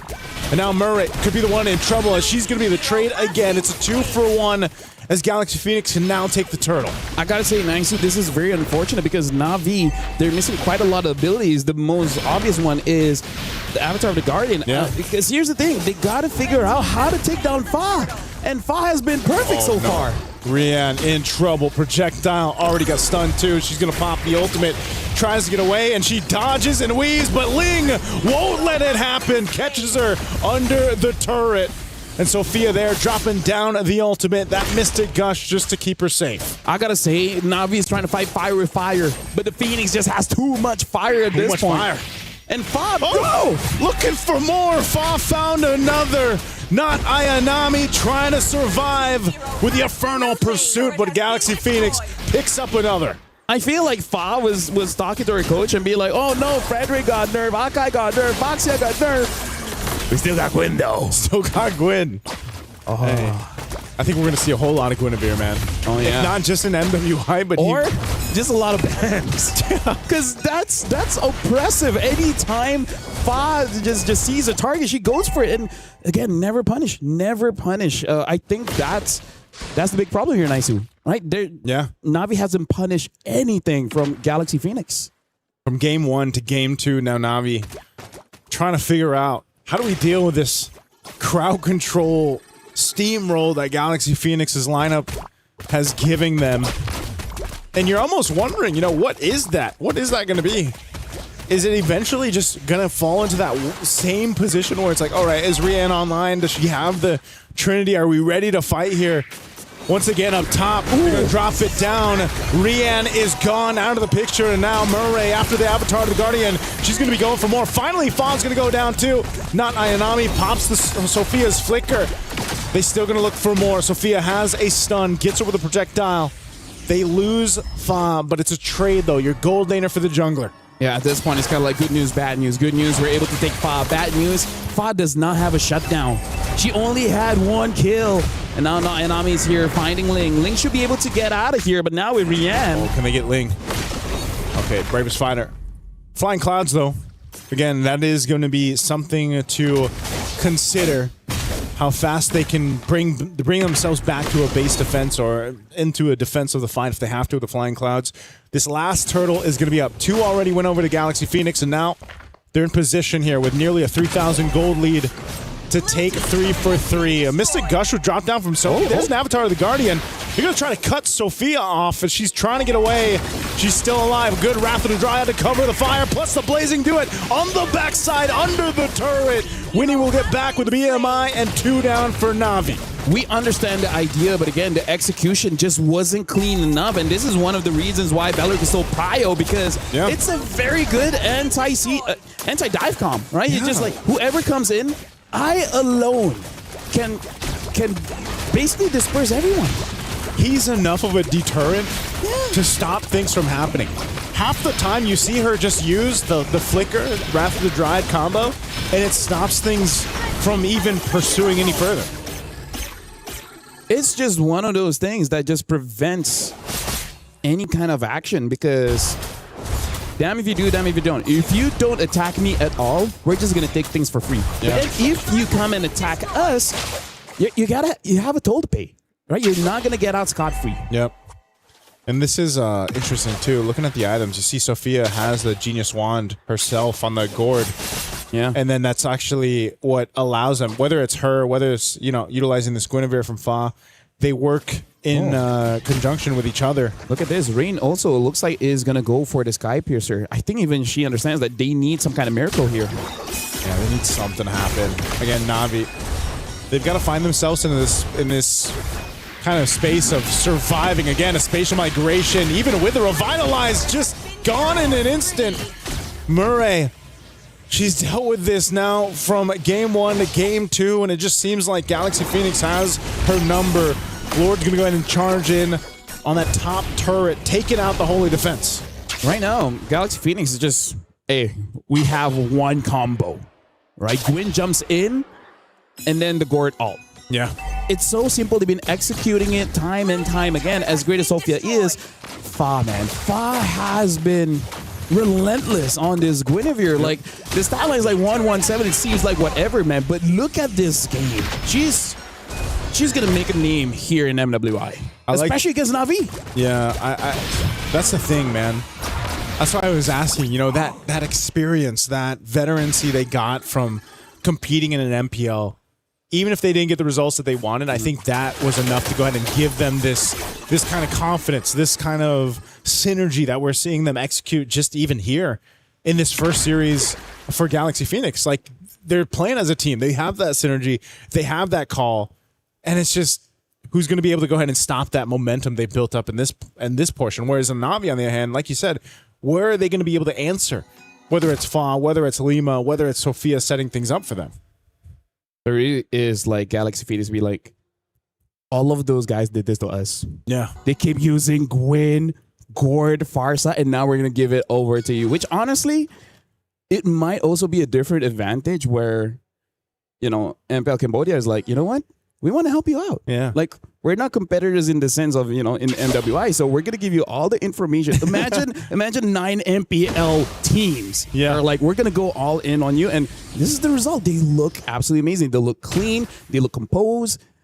They look like they know what they're doing. Yeah, this is the thing you mentioned, man. They were uncomfortable there in MPL, and now they've grown to this point where they're just, they to be fair, like, they are giving it to Na'Vi right now. they should be one of the teams for both Stream A and Stream B to look out for moving towards this competition. Hopefully we don't jinx them though. Right now, Galaxy Phoenix is 7,000 up, and Winnie is having a good time. If she dies after this, I apologize. Oh, look at this. Lima going in with the conceal play. They're just trying to set things up in the sandwich play once again. They're going to cut off not Ayanami. She's off from the team. There's the Wrath of the Dryad flicker combo. We see time and time again. Murray trying to get away, but even with the Avatar, the Guardian is not enough to escape with her life as two fall. The top turret goes down as well. Galaxy Phoenix sees the win in sight. They're going to lock down on the base anyway, and they want to sweep Na'Vi, and they'll do just that. We already have 2 upsets in day 1 of MWI. But I gotta say, that's a very happy win for Galaxy Phoenix. And they deserve it because, again, it's all about just fight, and everything went well. I gotta say, I would be so surprised, Naisu, if somehow, some way, Fa gets that good again. I think it should be a perma ban at this point. You know, you remember, since we shared the desk in the wild card and Renmar did it before he puts his headphones on, you know, we saw this in day 1 of the wild cards where teams were surprising, you know, what we were seeing. And it was, again, this kind of adjustment period for the other competitors to be like, oh, they are using these heroes. These are some of their go-to heroes that are making them work. And I think, yes, 100% Faz Guinevere is going to be one of them. Hell, even the Belric. Oh, yeah, Belric too, is crazy that they made it work so well here for Galaxy Phoenix. Back-to-back Belric and Guinevere picks to open up their draft on the red side. Take a deep breath and exhale for everyone out there, because Cambodia has done it again against a team from the Philippines. Galaxy Phoenix take a bow.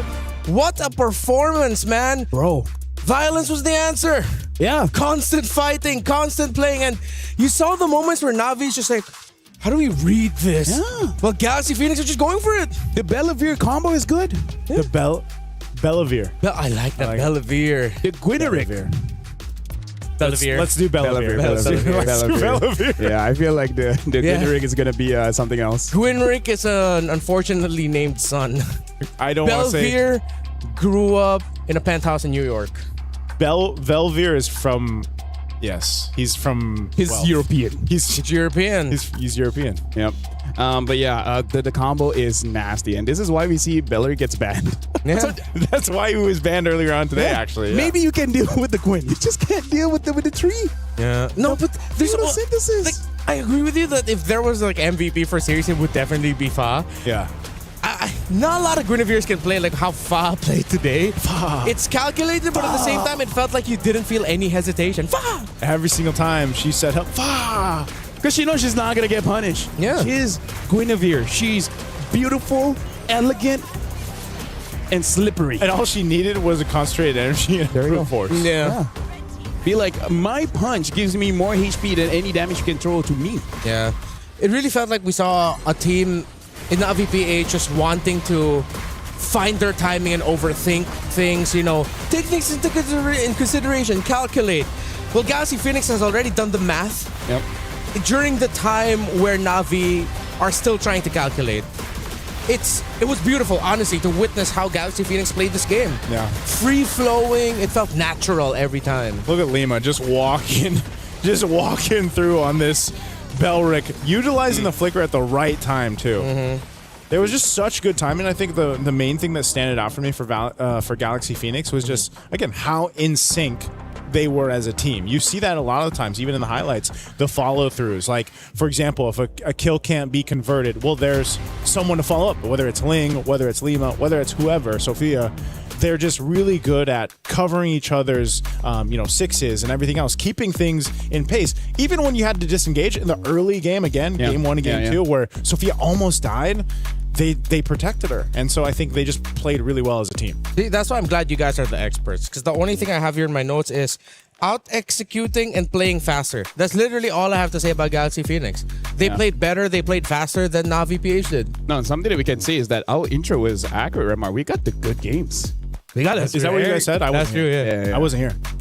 It's okay. That's why we're here, is to let you know. You know, our intro is like, hey, we got the better games, and we definitely do. And why does it feel like we're fighting with the new bear? No, we're not fighting. For friendship. No, we're not. It's not fighting. You guys can share me. All right. Photosynthesis. Yeah.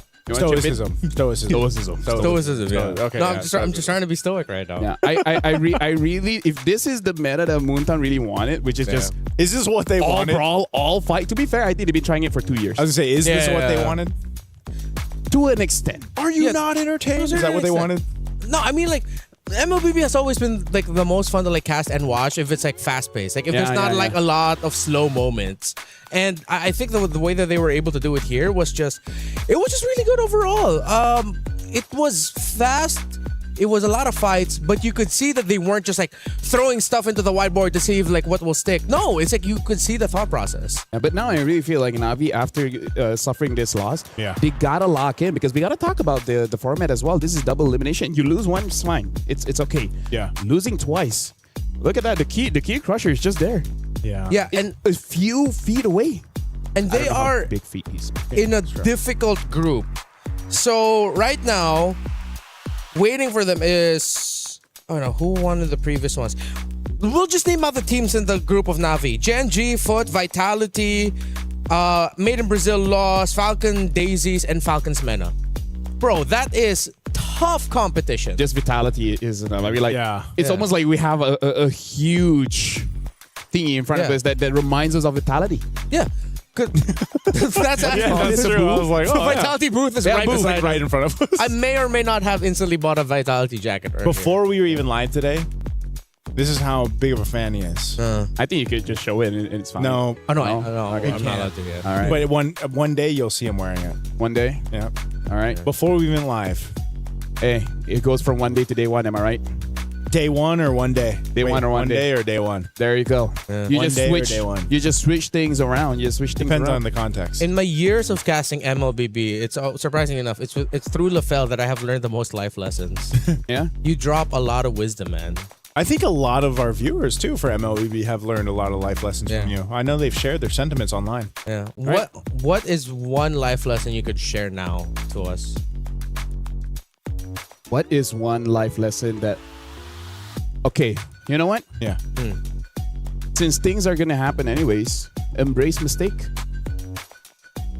Yeah. So, in the context of this last game, embrace it. Like, yeah, you lost, but why? He needs to embrace some mistakes. It's like, yeah, we lost, but why? And what can we do to make this someone else's problem? Whose mistake? Whose mistake? I feel like the mistake is really just not being prepared against that Belleric as well as the Gwyn combo. Oh, mistake. Okay, yeah, okay. I was thinking mistake. So I'm asking like, who is mistake? Oh, like that's not me. That's not me. That was my mistake. But no, I agree. Have you eaten yet? I have. I have. I haven't. No, but yeah, I'm agree. Although the thing is, it feels like it was just like the Matilda and Barretts from the Twisted Minds game. Yeah. Where it's like, try to react to it as much as you want. If there's a team that like has a very clear idea of what they want to do, it's like there's not much you can do to adjust to it in a best of 3. Oh yeah. Right? I guess it's all about the roam jungle combo now. Yeah. Is it just roam jungle? Like all the matches we've had today, roam jungle. Yeah, it was Matilda Barretts. Yeah, Matilda Barretts. Even ever since wildcards, actually. Yeah, Belleric Gwyn. Wait, was it also the same during the MSC wildcards? Yeah, I mean, so we always had a mid trio kind of thing, right? Yeah. Now it's got to the point where even just the duo, right? Yeah. Like the mid, you can just switch out with anything. We used to say that that's true. Yeah. We used to say mid trio all the time. I don't even think it matters. Yeah. I think it's just the duo. I think the mid's been cut out. All right, so that's like another thing to add in our list of ideas. Or mid jungle and then roam doesn't matter. It's kind of like you just need 2 out of 3 and then you're good enough. You don't need all 3. Yeah. You don't need to play for priority for all of the roles. So just like two out of those is going to be enough. While we discuss about the mysteries of life and philosophies, just like as the ancient Greeks did, we're going to talk to a Spartan of a man in Leo on stage. Thank you, gentlemen. We are here at the stage with, of course, the roamer of Galaxy Phoenix. Congratulations, Lema. How do you feel about beating the 2024 MWI champions in Navi PH? Of course, we're so happy right now. Feel so happy because we didn't expect the result, but we just try our best. Yeah. You did very well on your Belleric, and the Thank rest you. of your team looked flawless. I'd like to ask, how did you prepare as a team for MWI 2026 for Paris? For the preparation, maybe we just keep on trainings and try to spend our time together. So what we call the chemistry will go well. That's all. You have great chemistry, we can tell. Watching the games, you were rotating around the map very well. You swept Navi PH. Your next opponents in the next round of the group stage could be Falcons MENA or Falcon Daisies from MENA or for Myanmar. Who do you want to face? I would like to face Falcon Daisy because I have a friend in there. Yes. Who's your friend? Starsoy, Starsoy. jungler. Yes, the jungler one. Okay, if you have a message for Starsoy, if ever, for her next match, what do you want to say to Starsoy? Good luck, my friend. See you tomorrow. That's all. All right. Again, Lema, I'm sure there are a lot of fans from Cambodia watching right now. What's your message for all of the Cambodian fans and your new fans all around the world? First of all, I'd like to say my language, okay? Yes. អរគុណអ្នកទាំងអស់គ្នាដែលក្រុមតពួកខ្ញុំពីចម្ងាយពួកខ្ញុំនឹងខំប្រឹងធ្វើបានល្អជាងហ្នឹងហើយសង្ឃឹមថាអ្នកទាំងអស់គ្នានឹងបន្តការគាំទ្រ Yes. Akun Lema, once again, the roamer of Galaxy Phoenix. Lema, amazing Belleric. Congratulations on your sweep.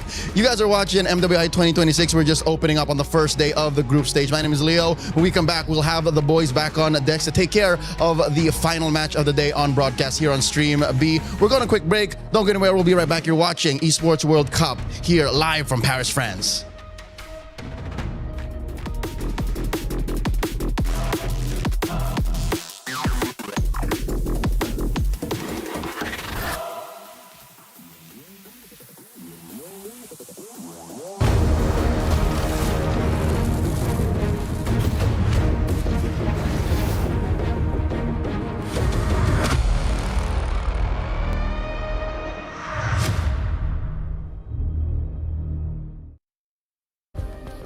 Play is in our DNA.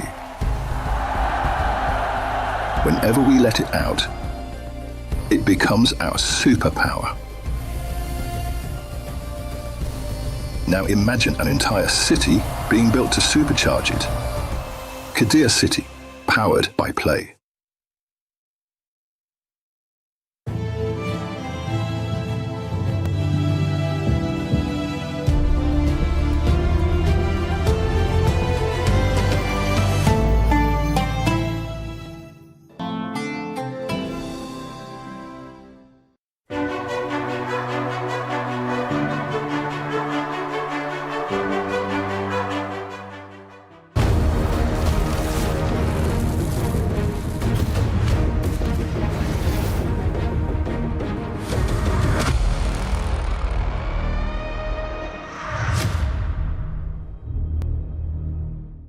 We have had an interesting day of women's MLBB action. Surprising results, surprising picks, surprising that we've seen all sweeps today, but it's been a terrific day to open up MWI 2026 here at EWC. Live from Paris, it's Renmar, Lafel, and Naisu.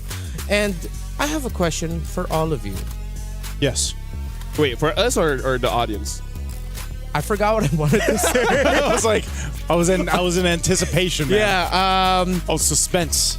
My question is, are you happy with what you're witnessing today? Let us know in the comments, because I'm pretty sure that the women of MLBB has surprised all of you, and I'm sure that there's going to be a lot more surprises for this one. It's a Falcon fight. Yeah. Except that it's a different Falcon. It's okay. The distinction is there's a red Falcon without an S, so that's Falcon. Okay. There's a green Falcons, and this one's from MENA because we also have another one from ID. And yeah, it's a Falcon fight. A lot of Falcons. I guess the fun fact that we can say is our entire time here in Paris, France, we've seen birds first, then cats. We have not seen a single cat here. Oh. We've seen a lot of dogs. We've seen pigeons, but we have not seen a single cat. That's actually a valid point. I walk almost every morning outside. Yeah. And I don't think I've ever recalled seeing a cat. Oh. You know what? We're going to have to get at the bottom of why that is the case. Yeah. But right now on your screens are the members of Team Falcons, MENA, Nocturne, Nana, Searings, Noichi, and Names. I think are the two more familiar names for most of our viewers who have followed women's MLBB. Nocturne from Turkey, joining an Egyptian squad of Nana, Searings, Names, and Noichi. Some of these members are from the Egyptian national team. And of course, they qualified through the Africa qualifier. Falcons, this Falcons team from MENA, I feel like they've always been the team of like on the cusp of doing something really great. Yeah. But whether or not they're a victim of their own like surprising choices or because of meta shifts, I really hope this is the year where we see them rise above expectations. Yeah, I remember one of the first glimpses of seeing them compete on a stage, back in actual Africa. Of course, their qualifier leading to this point, I think they dominated the qualifier actually over too. So you're talking about a team with a ton of experience, a ton of knowledge, the way that they've competed together, even though, yes, you have now the new additions. And yeah, they've always almost kind of made it. So hopefully it's different for them in the MWI, because against them is the Falcon Daisies here. Yeah. The members of Falcon Daisies, a little bit newer to me, so I'm excited to see them play. I believe Star Soy is just one of the few ones that really the ones that I could remember or has stuck with me memory-wise. But now I do not know a lot about them. I mean, like, personally for me, like as an analyst liking the drafts, I really want to see for both teams what's going to be the combo, right? The combo of the duo, either mid-roam, jungle. It seems like roam is like one of the bigger parts that really activates a mid laner or a jungler. And right now, I kind of feel like for this one, I don't know, everything is up in the air. The only thing that I'm pretty confident on is the Belleric. The Belleric has to be the one you have to respect. And what's interesting is our last match. Thank you. What's more interesting than that, though, is both these ladies' teams, were sitting front row to the last match that we just watched. And, I'm sure they've taken note of the Guinevere-Belleric combination that has been wrecking things right now. And I think even looking at this, there isn't a ton of information, so far for our two teams here. So this one, more so up in the air, other than, of course, for Falcons MENA. But for Falcon Daisies, if I remember right too, Arya is Filipino, right? Like she's brought in. So this is again one of those cases where it's like this team with multinationals, multinationalities, and then you have this kind of mix of even play styles that comes with that. Can I just say one of the advantages that they were there watching is that even if there's no speakers, they can hear everything. We're pretty loud. Yes, it is. Really? I'm pretty sure the other games can hear us talk. They should be able to. Come watch MLBB. We're at this period game. It's only day one. We've got plenty of days. Well, for Stream B, I think we only have a few days, but we got plenty of days of MWI. Yeah, actually, for the viewers to understand like what the setup is like here right now in Paris, it's sort of like a huge convention hall. Huge. Where if you have like a ticket to MSC, not MSC, for Esports World Cup. There you go. EWC. If you have like an Esports World Cup ticket, you can literally just hop from like stage to stage, see what's going on, and it's cool. Like I'm seeing a bunch of people who would pass by the MLBB. It's like, oh, what's this game? Oh, that's MLBB. Cool. Yeah. That's very nice. And we had the whole. I could hear it from over here. The whole band of Team Vitality. Yeah. Over on Stream. Yeah. That's the chant. I wonder what the results of Stream A has been. I haven't gotten a chance to look yet. Based off of the chanting, Did you get a chance to look? It's been quiet so far, so maybe Vitality already won. Like, I mean, the Vitality fans were pretty loud earlier, so maybe Did you sneak over there earlier, or no? I didn't. Oh, you didn't? Yeah. You've been here the whole time? I've been here the whole time. Come on, who cares about Stream A? This is the place where it's popping. You go here. This is where you get a chance to win. What is it? 50,000 diamonds? Yes. Maybe it's there too. No, it's not you know what? there. That should be our. No. This is our marketing for Stream B. If you want a chance to win 50,000 diamonds, you watch Stream B. If you want to be a bear, there's a lot of steps, but watching this one is step one. Yeah. Hey, there's a lot of context that you can learn from Stream B. Yeah. If you just missed last match, a whole bunch of knowledge and wealth. I mean, like, in terms of philosophy, there's actually a challenge to the philosophy of how competition is healthy. Because I think the eastern side of the world, they challenged that idea. What? Didn't Sun Tzu make Art of War? That's true. That's true. Yeah, but it was an Eastern philosopher that basically said that the inherent structure of a competition is inherently toxic. Where are you really doing it for self-improvement, or is it just you abusing your talents to make yourself feel good against inferior people? It's the reality of the world, like philosophers. It's been such a long time since the 1200s where. So I want you to wrap that and tie it to this matchup that we're about to watch. So between two Falcons, right? Why are you fighting? Are you fighting? Yeah. So that you will eventually become a champion. Yeah. By going through all your different rivals to make yourself the strongest that you can ever be, the best version of yourself, or Are you doing it here simply for selfish reasons to show that you are the best? You don't care about the results. Here's my philosophy. If you want to be your best, $150,000 is pretty good way of being able to do that. That's true. Yeah. That $500,000 prize pool. Yeah, and that it's like it is not toxic to be of one. Speaking of, we even see that philosophy in football or in soccer. Blue Lock. You mean football? Football, yes, but football. you know, for the NA fans, a couple of heads just turned towards your way. Have you guys watched Blue Lock? No, I haven't. Yet. Okay, so it's basically a football anime where it's all about bunch of ego. Brunos. It's all about not passing to your team, but you yourself get the goal. Shout out to Norway. Something just happened. Shout out to Norway. Yeah, Norway.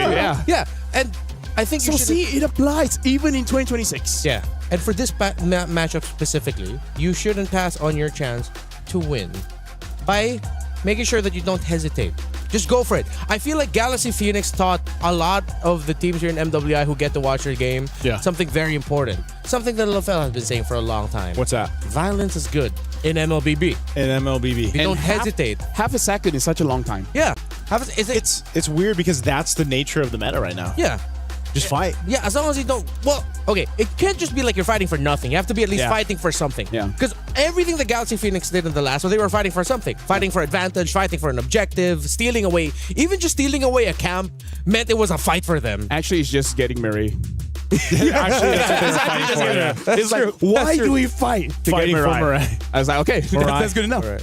So, if we're going to be following that line of thought from the previous series, then Nana from the side of Falcon's Mena and Falcon Daisy's Star Soy, who is a veteran already from the MWI field, I think they're going to be the ones that are going to be eyed out by the two teams. Yeah. You're going to have to protect your jungle. That I would not be so mad if both of them just decided to like hunker down and pick some tankle. Those tankle heroes. Hey, it's been a long day. It's been a long day. It's been a long day. The difference between being 4 series in to he's 1 series in. Yeah. Tankle heroes. So tankle, the tank jungles.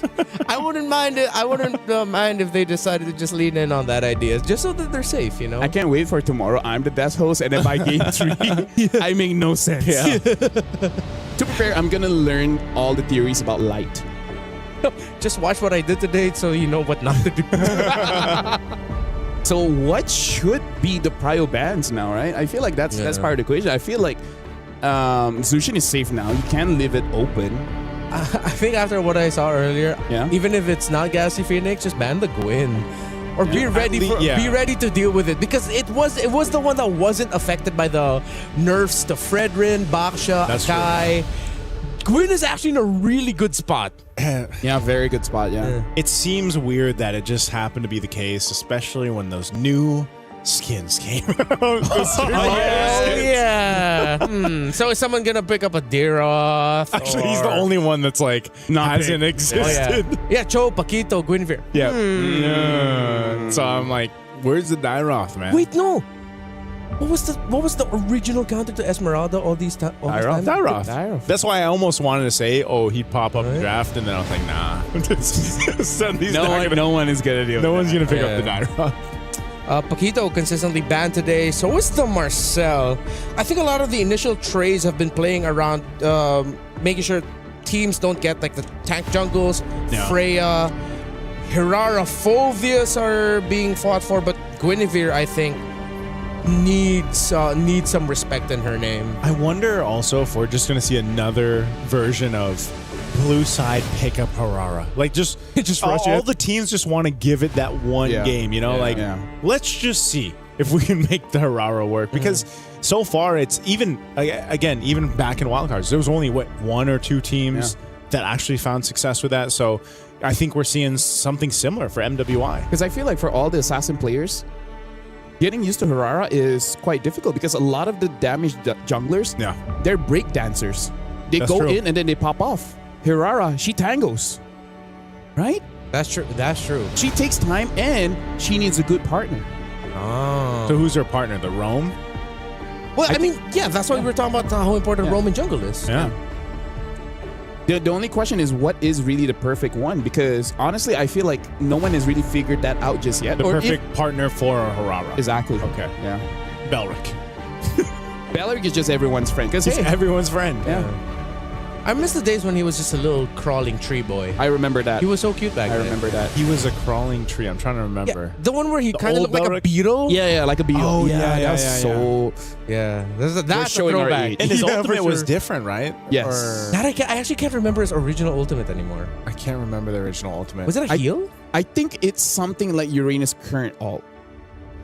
I think it was like Seed of Life or something. Yeah, because I think actually now that I think about it, I think he healed himself and someone close to him, something like that. I could be wrong. Yeah, I could. Speaking of, I remember Uranus having a suppression alt.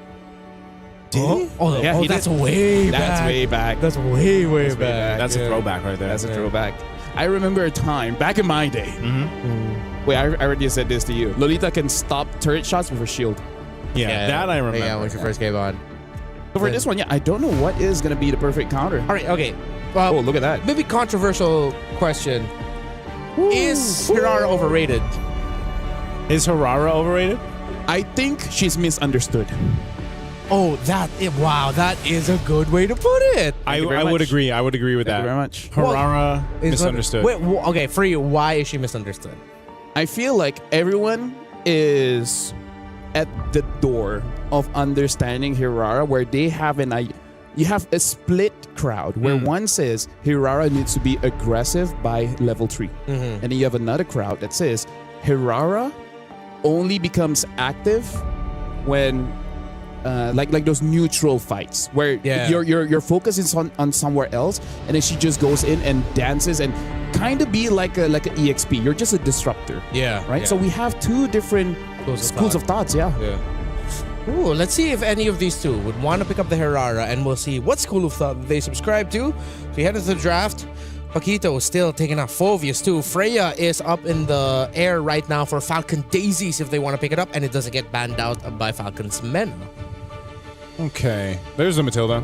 I actually almost expected Falcons Mena to pick up the Matilda. Yeah. Like to be one of those teams that go through that because they have, just like we saw from the wild cards, the men's team over there, they made that Matilda, the Matilda Barretts work really well.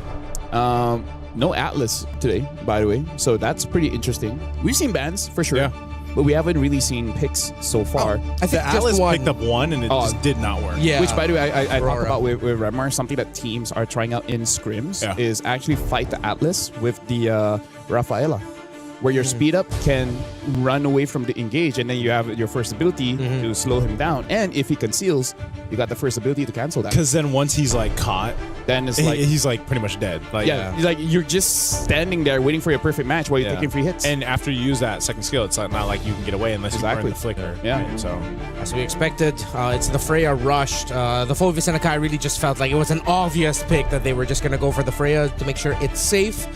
Most likely still gonna go into the EXP, or is it gonna be just an Esmeralda? Yeah, Esmeralda tree. And then, do they want to go for a tanked jungle here? Because we still have the Boxia.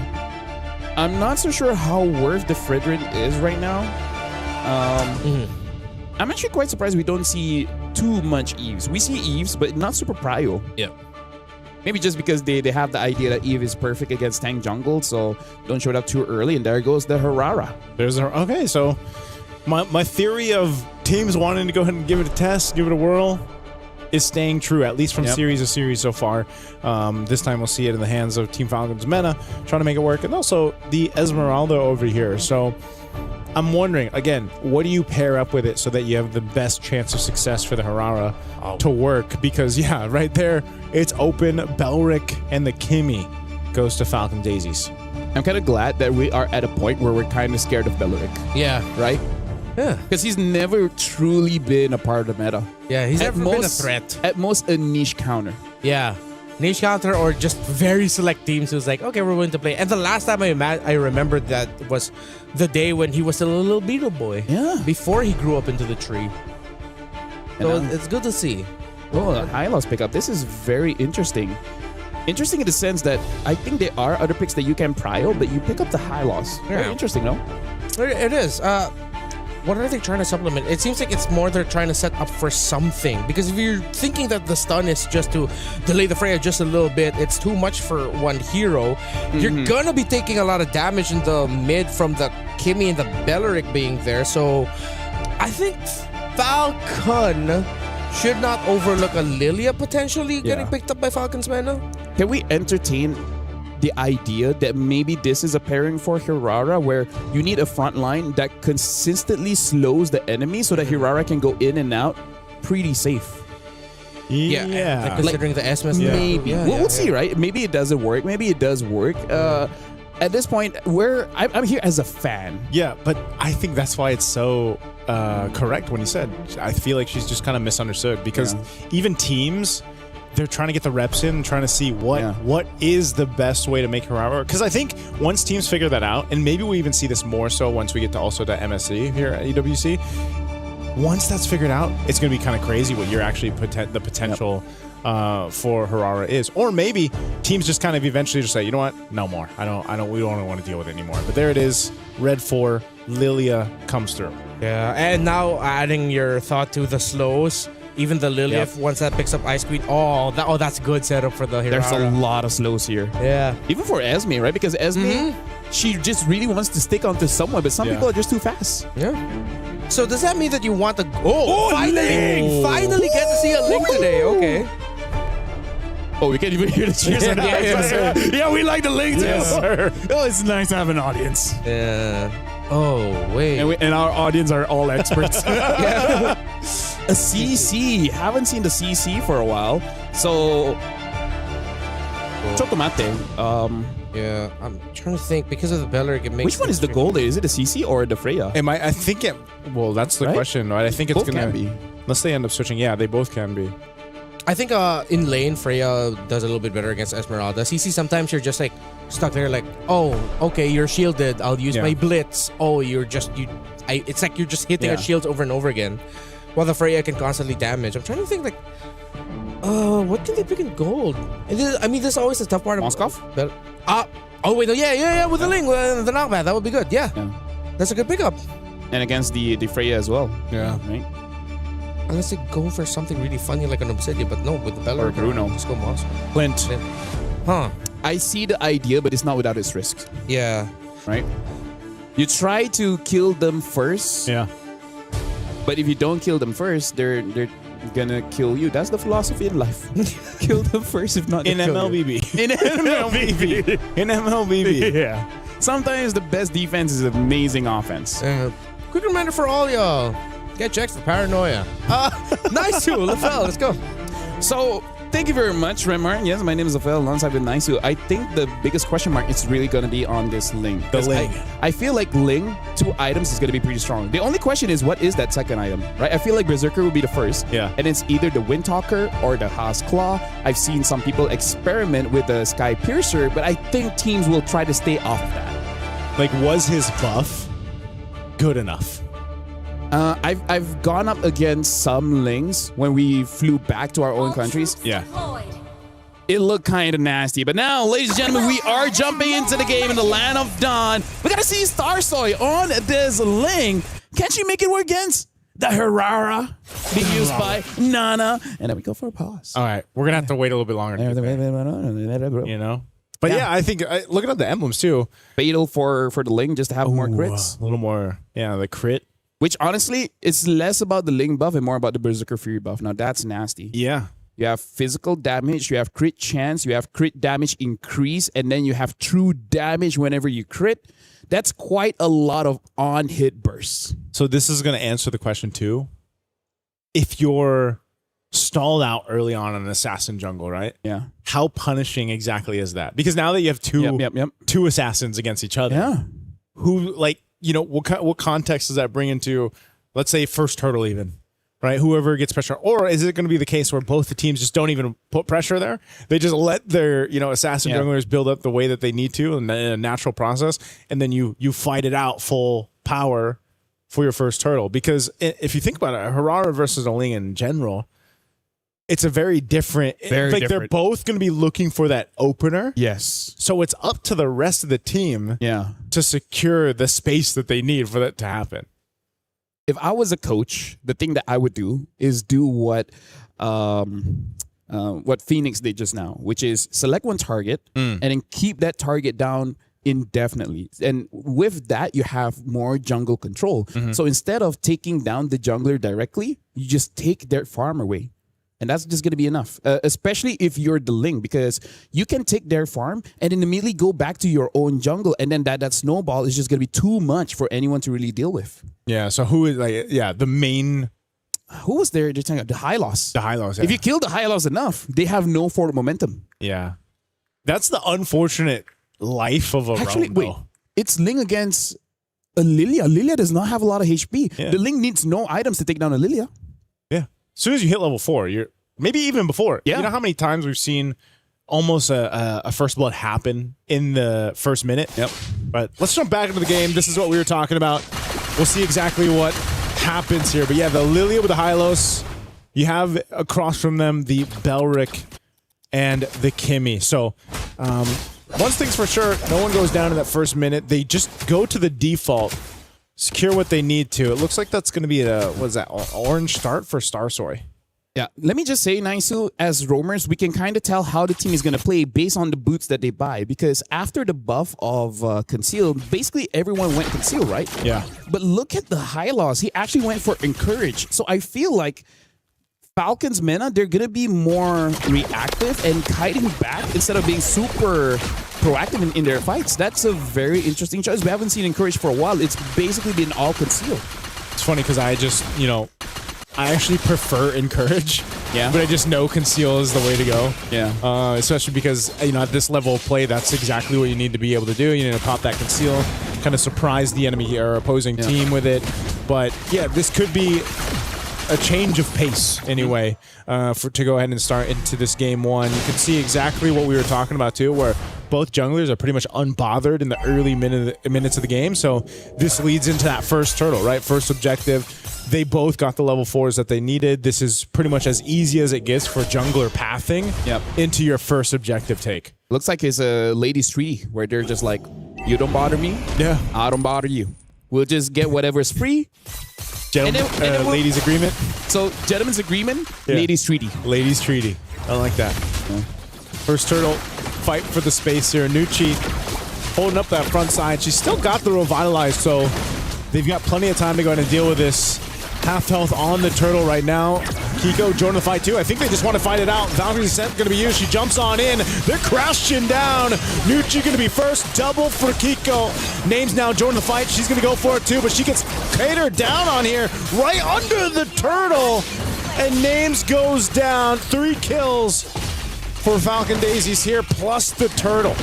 It's unfortunate because Names had her flicker. Yeah. And I really don't think Names should have been there in the first place. Maybe just stayed in the gold lane. Exactly. You're a click. And it's against a Freya. So I really feel like Falcon's Mena, they dropped the ball there. Like they try to fight fire with fire. But your fire is like a... It's not there yet. It's an ember at this point. It's from a lighter. Yeah, it's an ember. It's just this. Exactly. It's not a flame yet. Not a full force flame. It's a Charmander against a Charizard. Oh, that's what it feels like. At this point too, in this kind of composition that Team Falcons Mena has, it's one of those ones, like I said, if you are to delay this Harara, you might be in a bad position, and you can see them. They're staying bunched up together. I think they just want to try to get a kill and convert. Wrath of the Dragon to be used. Oh, Attraction Pulse too in there. Starsoy joining the fight. Tempest Blaze already going to be used. Looking to pick up a kill on Nucci, but they will be able to escape. But you're already seeing the potential here. Yep, you can see how Ling just, I think 2 hits almost took down Syrinx, but yeah, it's a good thing that she was able to get out of there with the black shoes. And now looking at the goal difference here, it's not much just yet, but look at Freya being almost like 800 gold ahead of Names. That's trouble for everyone from Falcons Mena. Yeah, this is one of those things again where, right now it doesn't look like too much, a bit of a lead for Falcon Daisies, but this has started the momentum that they need. With this kind of lineup that's built to snowball, especially with a Ling. Remember, when Ling was a menace, before he completely fell off the face of the world. I remember MSC 24. Yeah. Like, the snowball potential for him is what's so scary. Now, after the bit of a buff that he's had, we're going to see if it actually works out. There's Berserker's Fury, like you mentioned. Yep. The go-to item, especially rushing it in for Star Soy. Yeah, if you really want to be fast, you pick up a Wind Talker. If you want to be able to sustain, you pick up a Haskell. At this point, I feel like Wind Talker, man. Oh, they're going to find it again. Wrath of the Dryad going to be able to lock down Syrinx. She can't even get away. Nucci could potentially be next. A jump in from Nocturne. They're going to go for it. Afu gone. They're fighting back here. Team Falcons men in the mid lane. Nucci falls. Forget the turtle. They want the kills. And now after 2, Falcons Daisies will go for the turtle.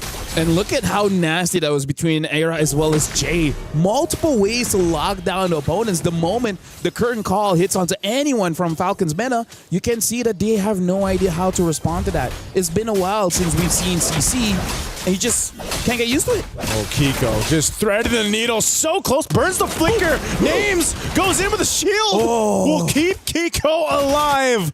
What a play to stay alive in that one. Turtle still for the taking here. Neither team wants to commit just yet. You hear cheers, you hear groaning, so you know which side favors which. But yeah, I feel like Names, if she reacted just a little bit earlier, that Just was a little bit earlier. 100% a kill. Man, that shielding coming in clutch there too. Kiko would have been a great kill to take down. Now that she's got a couple kills for her, but they're going to fight for it anyway. A lockdown coming through, and now Nocturne jumping on forward. They're going to fight for it anyway. Traction Pulse going to bring Nucci back, and now Kiko once again. Tempest Blaze going to be used, and he'll chase down Nana. Starsoy picking up a kill, looking for another as she finds Nucci. And now Syrinx cut off from the team. Kiko just unleashing hit after hit with nowhere to go. Kiko's on a killing spree. Whoever gets the early game 9-2, it becomes so unfair so fast. Like, even though it's a 2,000 gold lead, the fact that Starsoy got her Berserker Fury super fast, yeah, she don't care if you're tanky. I have 2 damage. That's not something you can say before. The Berserker Fury buff, it's life-changing for all the crit heroes. And Starsoy just having a hell of a game. She's on fire right now alongside Kiko. And this is just so much that you can utilize. I mean, even the traction pulses, man, have done a great job at either counter-engaging or engaging. Look at how crazy this is. Sky Piercer and Haskell. It's kind of like, how much do we want to extend our lead? Yeah. It's like, yes. Yes. There you go. I like that Starsoy, like, going for the Wind Talker is going to be cheaper, but at this point she's like, I don't care. Yeah. I just need to stay alive. This is such an impressive game 1 from Falcon Daisies, especially considering what they brought in the draft. I mean, this is why we open the day with highlighting MWI's meta. You know, from year to year, it's always refreshing to see what the ladies decide to draft. You know, it's a different style of play, but then again, also you have the meta that's ever changing, ever shifting right now. Yep. And hopefully this is just shades of what we get to see for the weeks ahead. Right now, Jay, she's going to take a couple shots. She's going to be fine, though. Still has her Revitalize, too. And now, Kiko could be the next target. Nocturne jumping in. A couple members. Team Falcons Mena waiting patiently. And right now, honestly, looking at Falcons Daisies, with the lead that they have, their draft is absolutely perfect because they have a lot of burst, but also they have range with that Kimi. So the moment Falcons Mena lose the front line, you're gonna see those turrets get destroyed.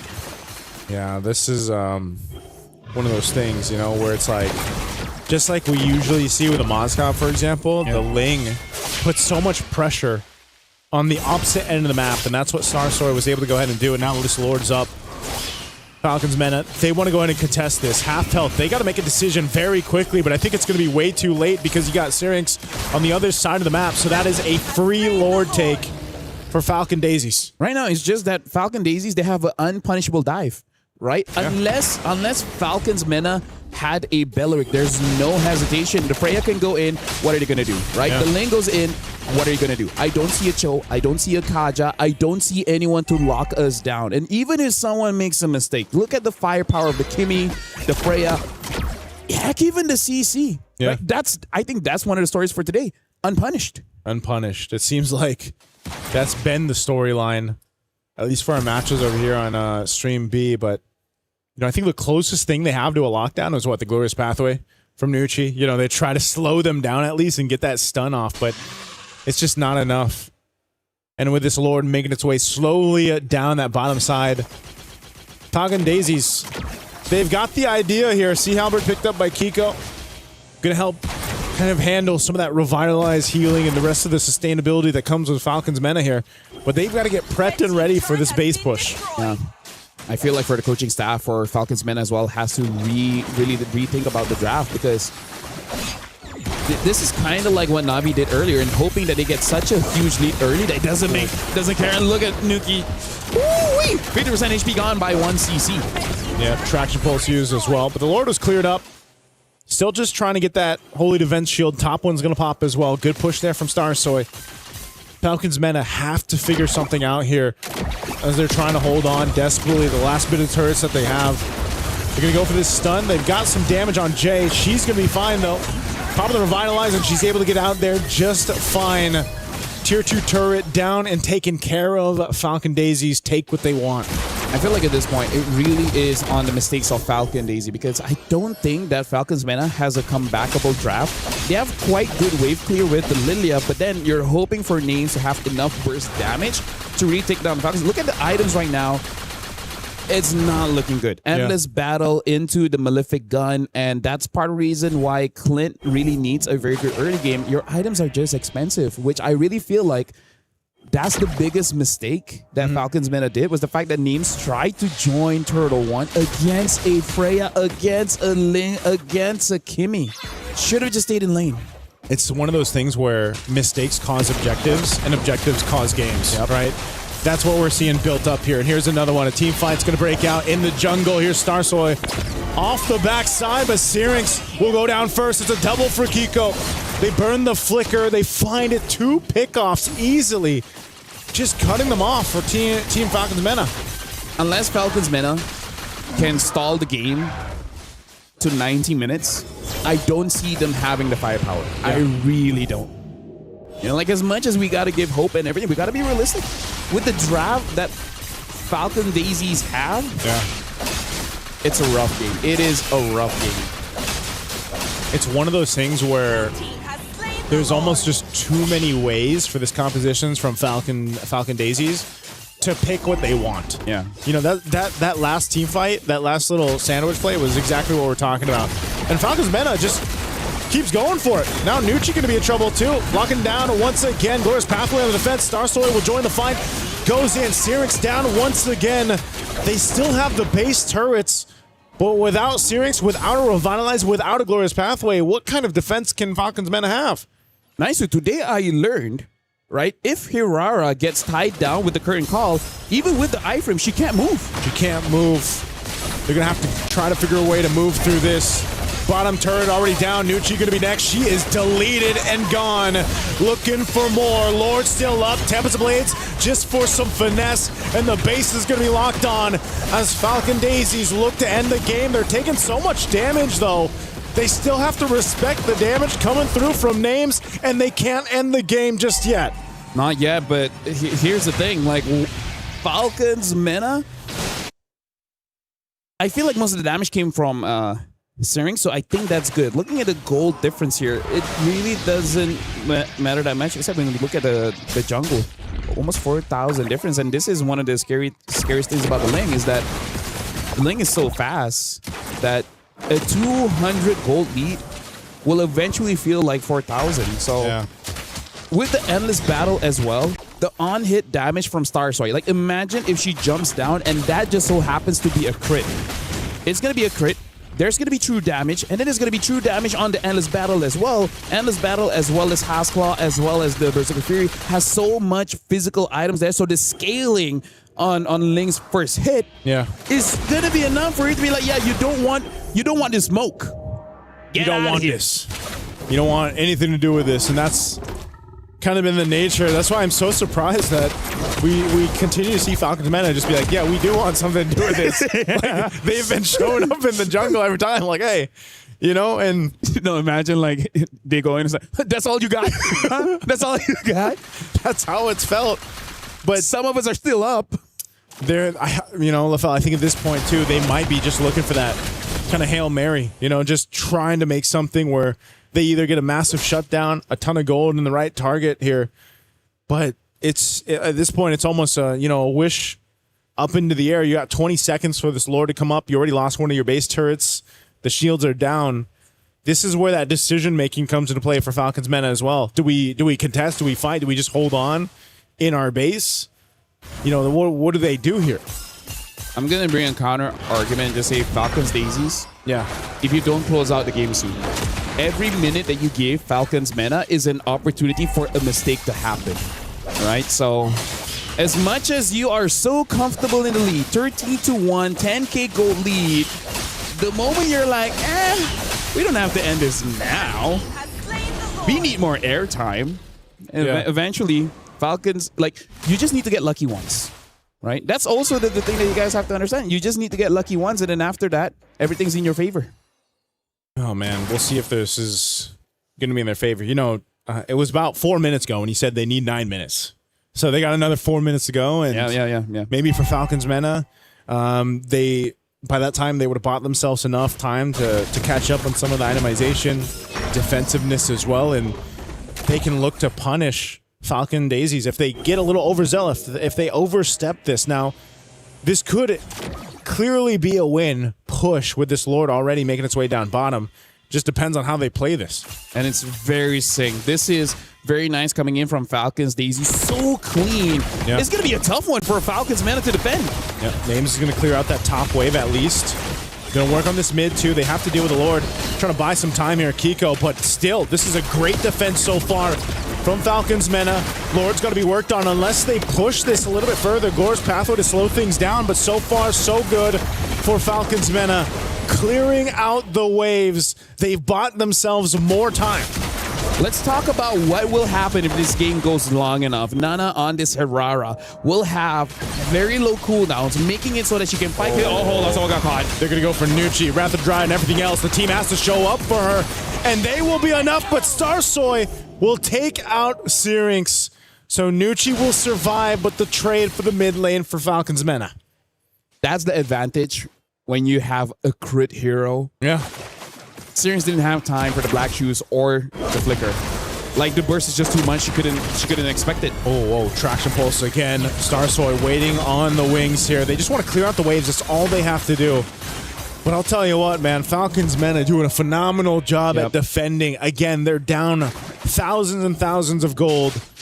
But they've essentially brought them up to this point in about 7 minutes from the last time that Falcon Daisies were knocking on the base turrets. Eventually, Nana will be so good in a long team fight, and Names will be so good in a short team fight. Look at it, even with the BOD, right? Look at Names. Names is just one item away. Either you go for a win of nature just to make sure you don't die instantly to Starsoy, or actually, I think that is going to be the item. The other item I would consider is perhaps a rose gold. Yeah. But looks like it's going to be the win of nature route. Looking at Herrera as well. Cooldown reduction. I think at this point, there's going to be enough cooldown for Herrera to actually have a good tango in a fight around the Lord. So even though the gold lead for Falcons Daisies is 12,000, it's becoming less and less important. Yeah. At that point, it's almost just the ability to go ahead and switch out defensive items. It's like now we're in the territory where it's item juggling. Immortal Winter. Winter. Going for that. They do have full control around this Lord right now, and this is going to be, it's just going to go in their favor. So they'll be able to go ahead and grab this. Now this is where, because you're past that 18-minute mark too, and the game has dragged on to this point. Now you got to deal with defending against an evolved Lord. Now you got to be able to go ahead and juggle this out better. Now, I will say, Falcons Mena has bought themselves the time where they're actually capable of making that happen. I think they had a short discussion where they said they're the strongest inside their own base. Yeah. Right? There's just no way where Falcons Daisies can go in without taking damage. So I think they took a calculated risk and say that this is going to be a tough Lord to defend against. But if we can defend it, we win. Force pathway, drop down mid lane. They want to hold out as long as they can. That's a lot of damage on Jay. She's going to be careful here too. Nana goes back to heal up. Mid turret finally goes down. Lord's at half health. They're going to be able to clear this out. Jay, though, isn't a part of the fight. She already popped the Revitalize, too. So once again, Falcons Mena will successfully defend against an Evolved Lord nearing that 20-minute mark. If you can defend that Lord, you can win. You can win. You can. I feel like they can now because even Nocturne has scaled up to the point where she's becoming nigh unkillable. Yeah. So Falcons Daisies, this could be one of the biggest upsets of being like 13,000 ahead and then still losing. Yeah, there's a potential for this to completely flip on the heads of Falcon Daisies here if they're not careful enough. Even taking out 2 base turrets. Again, we're talking about the threat of now the late game composition and itemization from Falcons Mena. You can see that Wind of Nature was picked up there. 4 names. Harara as well. Nearly there. You know, just sometimes enough damage, but it's Nocturne. There's the BOD.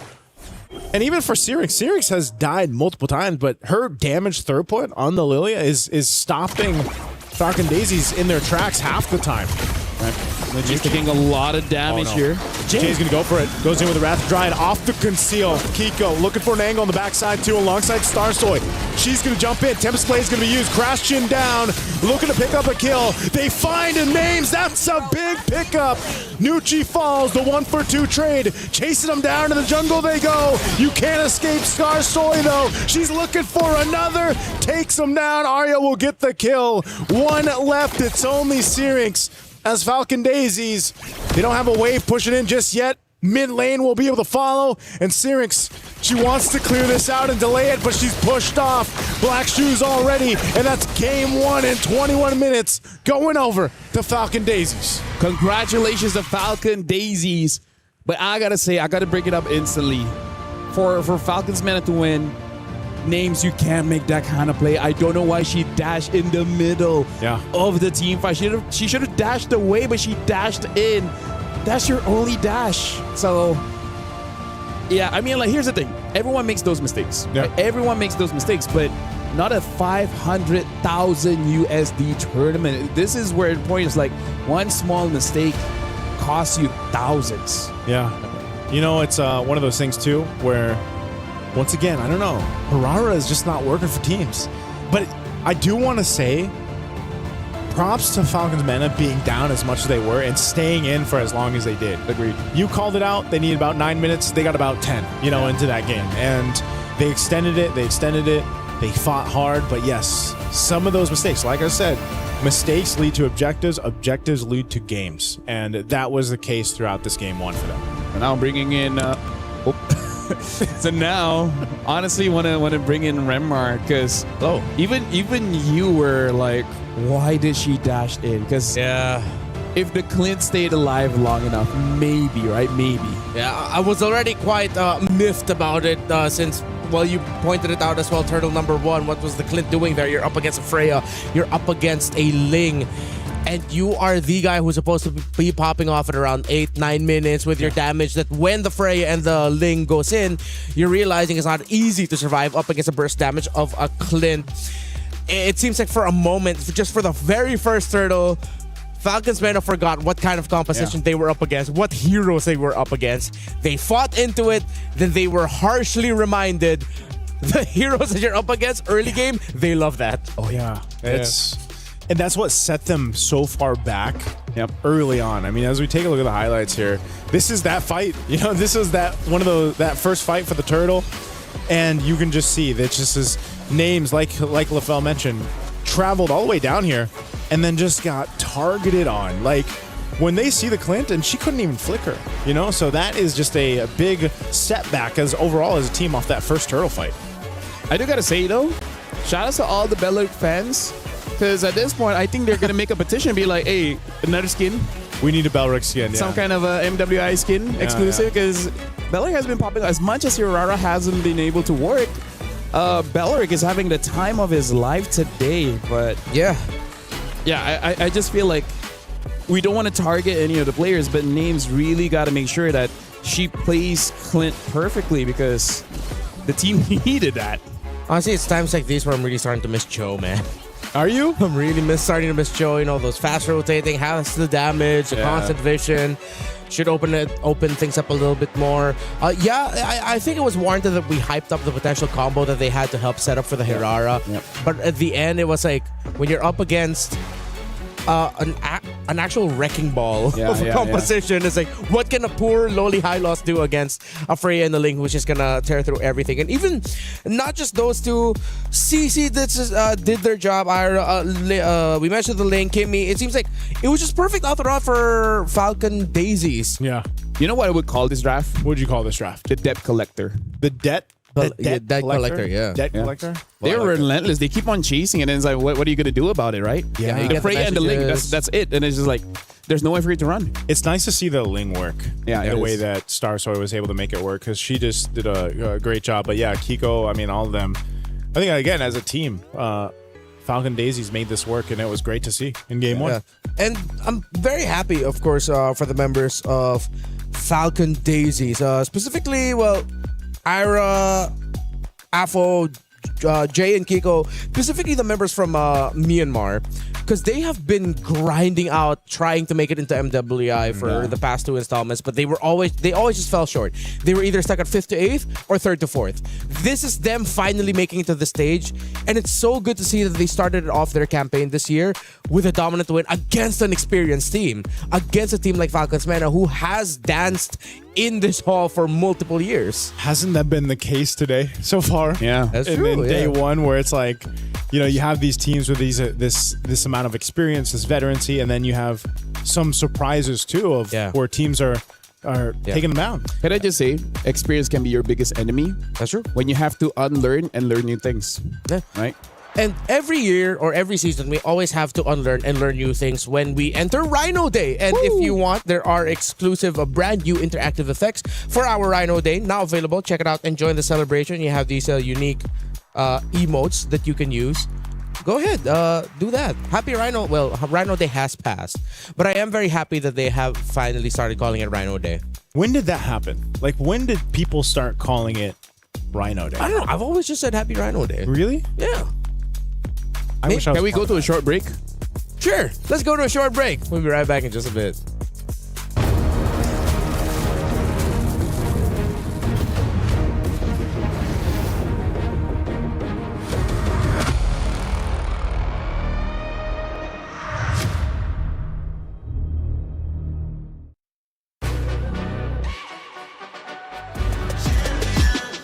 This ain't no regular thing. I came for the ring, you know what I mean.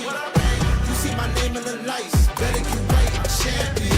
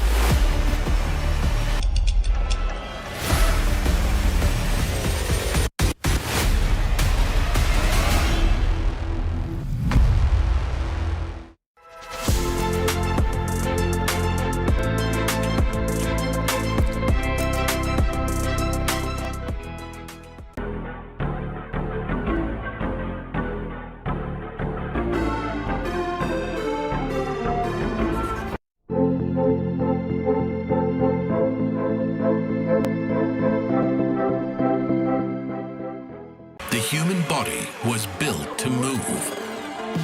Not trapped at a desk in one singular posture for 12 hours a day. It's time your chair evolved. This is Secret Lab Titan Evo. Ergonomically engineered for you, gamers, hybrid workers, artists, backing your every move.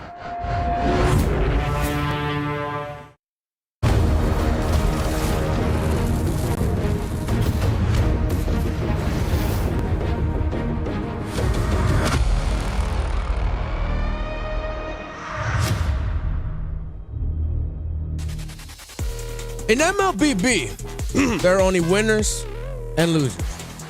In game number 1, the winner was Falcon Daisies, and they did so in emphatic fashion, dominating an experienced team in Falcons Mena. But I'm pretty sure you can see on the screens right now, the members of Falcons Mena, they're not letting it get to their head. Yeah. They're laughing, they're enjoying. That's what matters, having fun. Actually, it's nice that he brought up the MLBB there's only winners and losers. I feel like in my career, we had base races and we legit don't know which one broke first. I think I experienced that one time in international. Yeah. It was one of the most hyped things because they literally broke at the same time. So you couldn't, you're just waiting to see where the camera goes. We just waited for Moonton in production to confirm to us which one broke first. Cool. That's like one of those things where it's like you got to take a timeout and like, got to review the gameplay. Yeah. You know, timeout. I mean, I guess the screen would tell you who won, but no, not even. Like you'd have to wait. I mean, I'm pretty sure it's like back end, like, oh, which camera do we cut to show the victor? Because like, hard to tell. Well, imagine how crazy it would be if you brought up that story and game number 2 ends like that. No. God, if that happens, there's no. That's the caster's either curse or bless. Caster's manifestation. Caster's scripting. Yeah. Yeah. Hey, we would be amazing script writers. We would. Yeah. Caster's. The only problem with us is that it will maybe not be approved. if approval already takes a while, imagine if it was the casters. This is why we're in front of the camera and not the people thinking the more important things behind the scenes. That's why we don't ask for approval. Yeah. If we know it's gonna get rejected, why ask for it? What was I saying? It's better to ask for forgiveness than permission. There you go. There it is. Another life lesson. Hey, you guys are learning quite a lot. You guys want to send some gifts over? But I feel like the life lessons I'm sharing are not that great. Yeah, I don't know. I mean, it depends. Depends on how you look at it. I learned a lot from you watching MLBH. Really? Yeah. Oh, I appreciate that, man. Thank you. I learned a lot from you when you're on the BM broadcast and MPL. You know what's funny? I'm not on the BM. Wait, no, don't you show up at the BM broadcast sometimes? Not anymore, no. For this season, I've been there once or twice. Yeah, exactly. That one or 2 times. I've never watched that. And you know what? I appreciate the honesty. Damn it up. I'm like, I'm going to see him eventually. Well, Falcons Mena is going to be the first pick, as well as Falcon Daisy will be the second one. Belleric gets banned. The respect, well deserved. Respect. I think we've set a precedence now of like, Belleric, no thank you. Maybe Belleric's a counter to Hirara. Did we ever consider that? He could be. Because it helps with the, like, even if she iframes, technically, I think she's still in the Wrath of the Dryad, depending on where she goes through.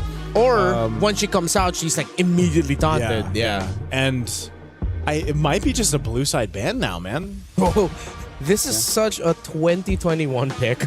Esmeralda Rush blue side first pick.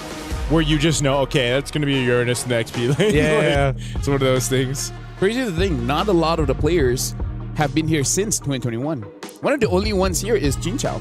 Yeah. She started her career in 2021 and she's still here in 2026.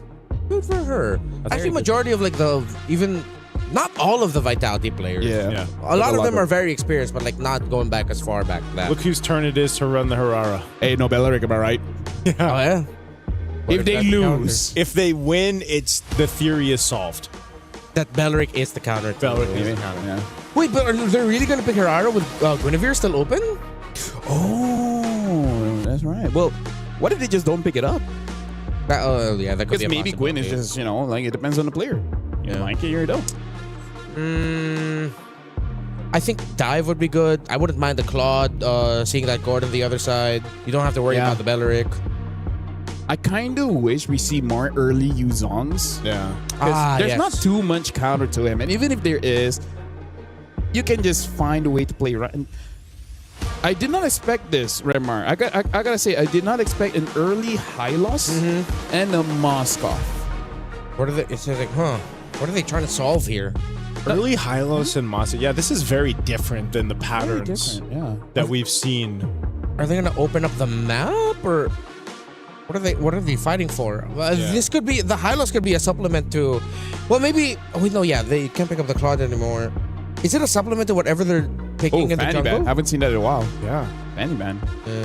Totally forgot about that one. So, yeah, I really. We were talking about how there was a team, was it Twisted Mind, that draft very honestly? Yeah. So now we have the opposite of that. Yeah. This is a very deceiving draft. For Falcons meta? Yeah. It's funny that it's a very deceptive draft with very honest picks. Yep. Actually, yeah. It's like, it's like now you're overthinking, like, and I can't help but overthink. For me, like if I was a coach, I'm like, you're setting something up, aren't you? Like there's something here. There must be something I'm not seeing here. Like what? Somehow I lost EXP and then as me jungle? This is like a trust issues thing, like a trust issues draft, where you're not 100% sure. That's another theme for today. Trust issues. Trust issues. Trust issues. That Suyo ban, so really honing in on the jungle options here. Yeah.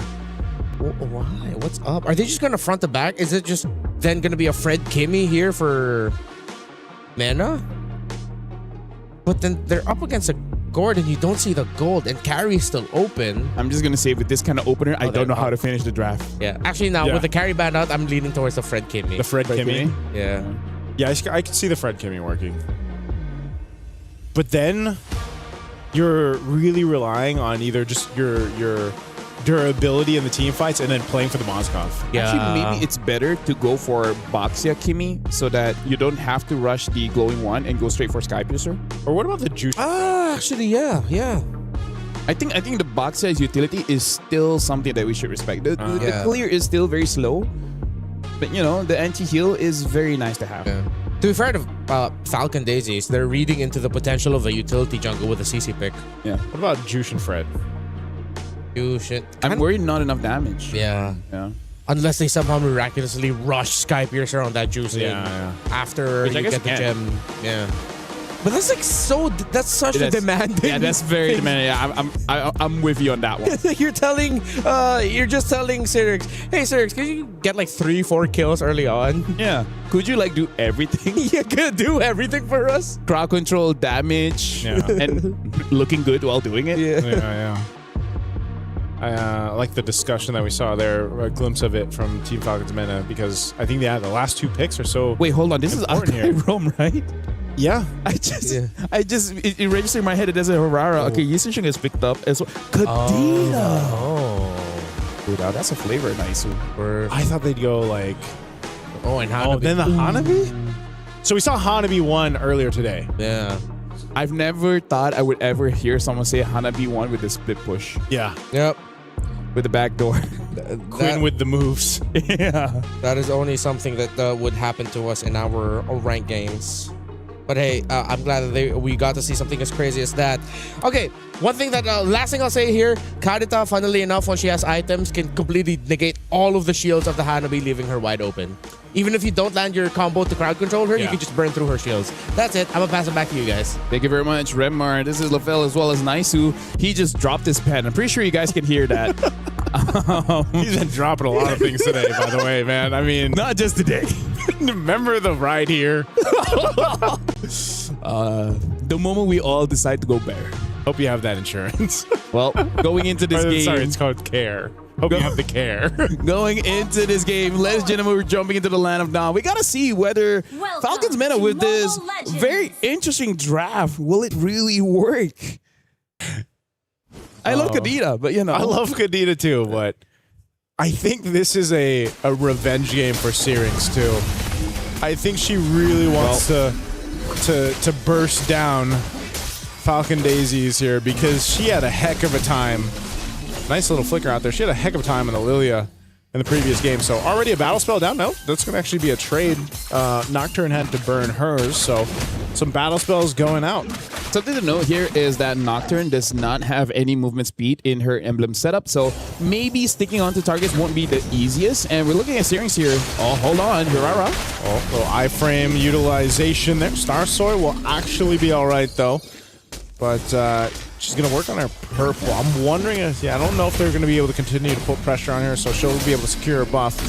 Meanwhile, mid lane's still going to be the focus. Yeah, as I was saying, Syrinx has the pull yourself together as well as the rupture. So the moment she gets four either kills or assists combined, it should be pretty scary because that Petrify is such a game-changing spell. One of the reasons why Yuzog is so terrifying. Right. I think the decision is because, like Renmar was saying, just as a little side note, you can get rid of the shield from the Hanabi there for the hands of Kiko, but it's like you could also just delete the gourd.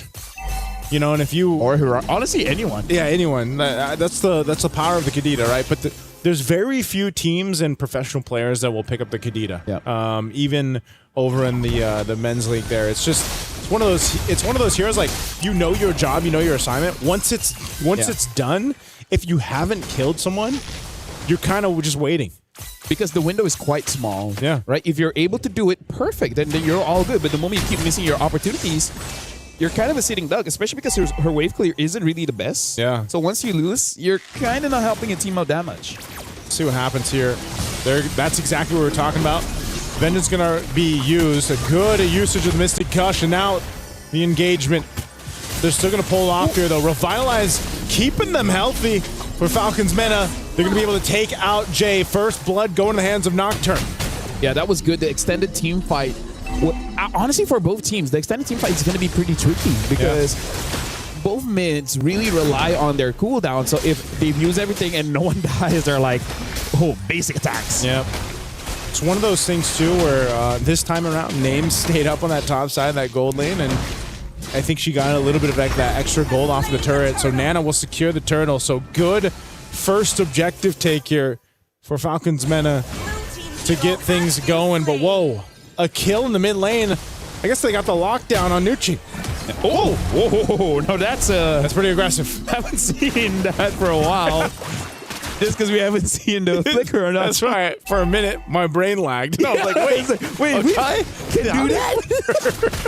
Usually, it's the retribution. Yeah. It's been a while since we've seen a Kai in the roam. It's been such a long time. Good attempt. Maybe it's just practice, right? Like, I will fail now, but trust me, when the Lord comes up, it will be the best flicker ult you've ever seen. Not how many heavy spins you do. It's about the one that counts. He got caught. Oh, no. Away. Oh, no. You can't get away from this. So slow with Glorious Pathway. Jay goes down. She tried. If only she had the flicker. Unfortunately, that's the punishment from Falcons Mena. If I was a Pooh, I'd be like, I told you so. I told you don't use the flicker for that, but it's like, well, there you go. Yeah, right now, Falcons Mena, again, like I said, looks much better this time, and I think part of it is because they're not taking as much risk. Yeah. And Belleric is a good counter engage, and they don't have that. Jay on the Sakai can kind of do it, but not as easy. Right? Like, Belleric is literally press and pray. Akai press, don't move, pray. Yeah. There's a different approach to it. I mean, Belleric, that's why we saw in the last game where it's like Lima's the previous game where you were able to just walk up. Yeah. And also with the way Lima played it, it's just like you just walk up, rather try and flicker if you can. And so Jay is going to have to go into this kind of phase 2 where depending on how she builds the Akai roam, just because, again, we haven't seen too much of it, is something that can be said. Oh, Mystic Gush are going to be used. Gets the rough waves through, so a lot of ultimates already thrown out. Turtle's going to be up here. That's what they're going to fight for, though. Now Arya, she's half health. She's being focused down. Mount Shock are going to be used. They're going to go for the mid lane, too. Jay getting knocked into the air. There's a Starham. Goes in. Wow, we have to burn the flicker. She's going to be fine, though. Sliver of health. Nucci goes down once again after burning the Revitalizer. Now still fighting in the mid lane. They're just duking it out, but Falcons Mena, hey, they won that fight. They'll get themselves the objective, it looks like.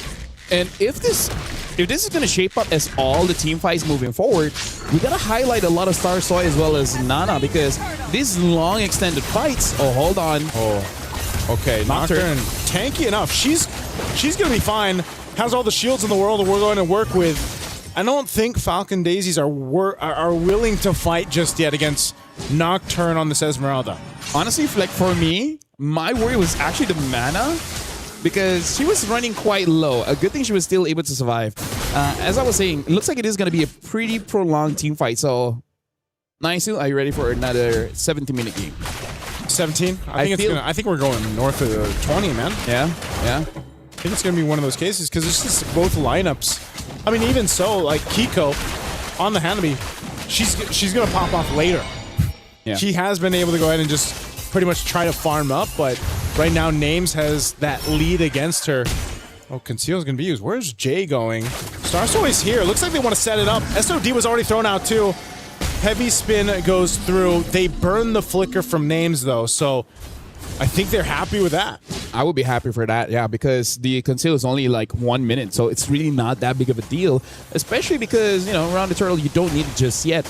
For Falcon Daisy as well as Falcon's Mena, even though Falcon's Mena has 1,000 gold ahead, it doesn't disrupt what Falcon's Daisies really want to do, right? Because in terms of what Hanabi wants to do, like you want to have a good time in lane, and then eventually during a neutral objective, one good ult can help your team win a fight, especially when you have a Gord as well as a Hirara.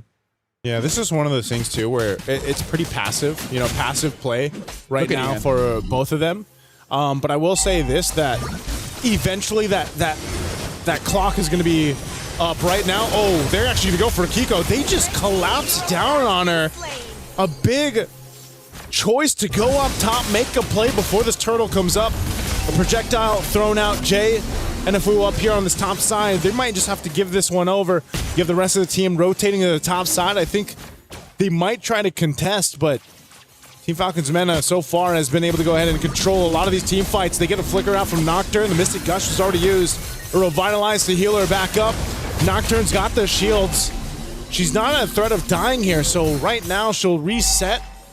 And they go up top. Heavy spin used on Names. Turret's already down. They're going to collapse down on Names. Names trying to get away, trying to get the space she needs. Glorious Pathway dropped down too, but Names will be taken out. Afu joining the fight up top. They're going to go for it. Nucci going to be next as she falls to Star Soy. They're looking for Syrinx. Nana trying to help out the team, but Syrinx can't get away either. Nice, so I gotta say, it has been a while for today, but this game, we see punishes, right? Yeah. You can't overextend. You can't get greedy. The moment you are at a position where you're gankable, you're gonna get ganked, and then you're just eventually gonna die.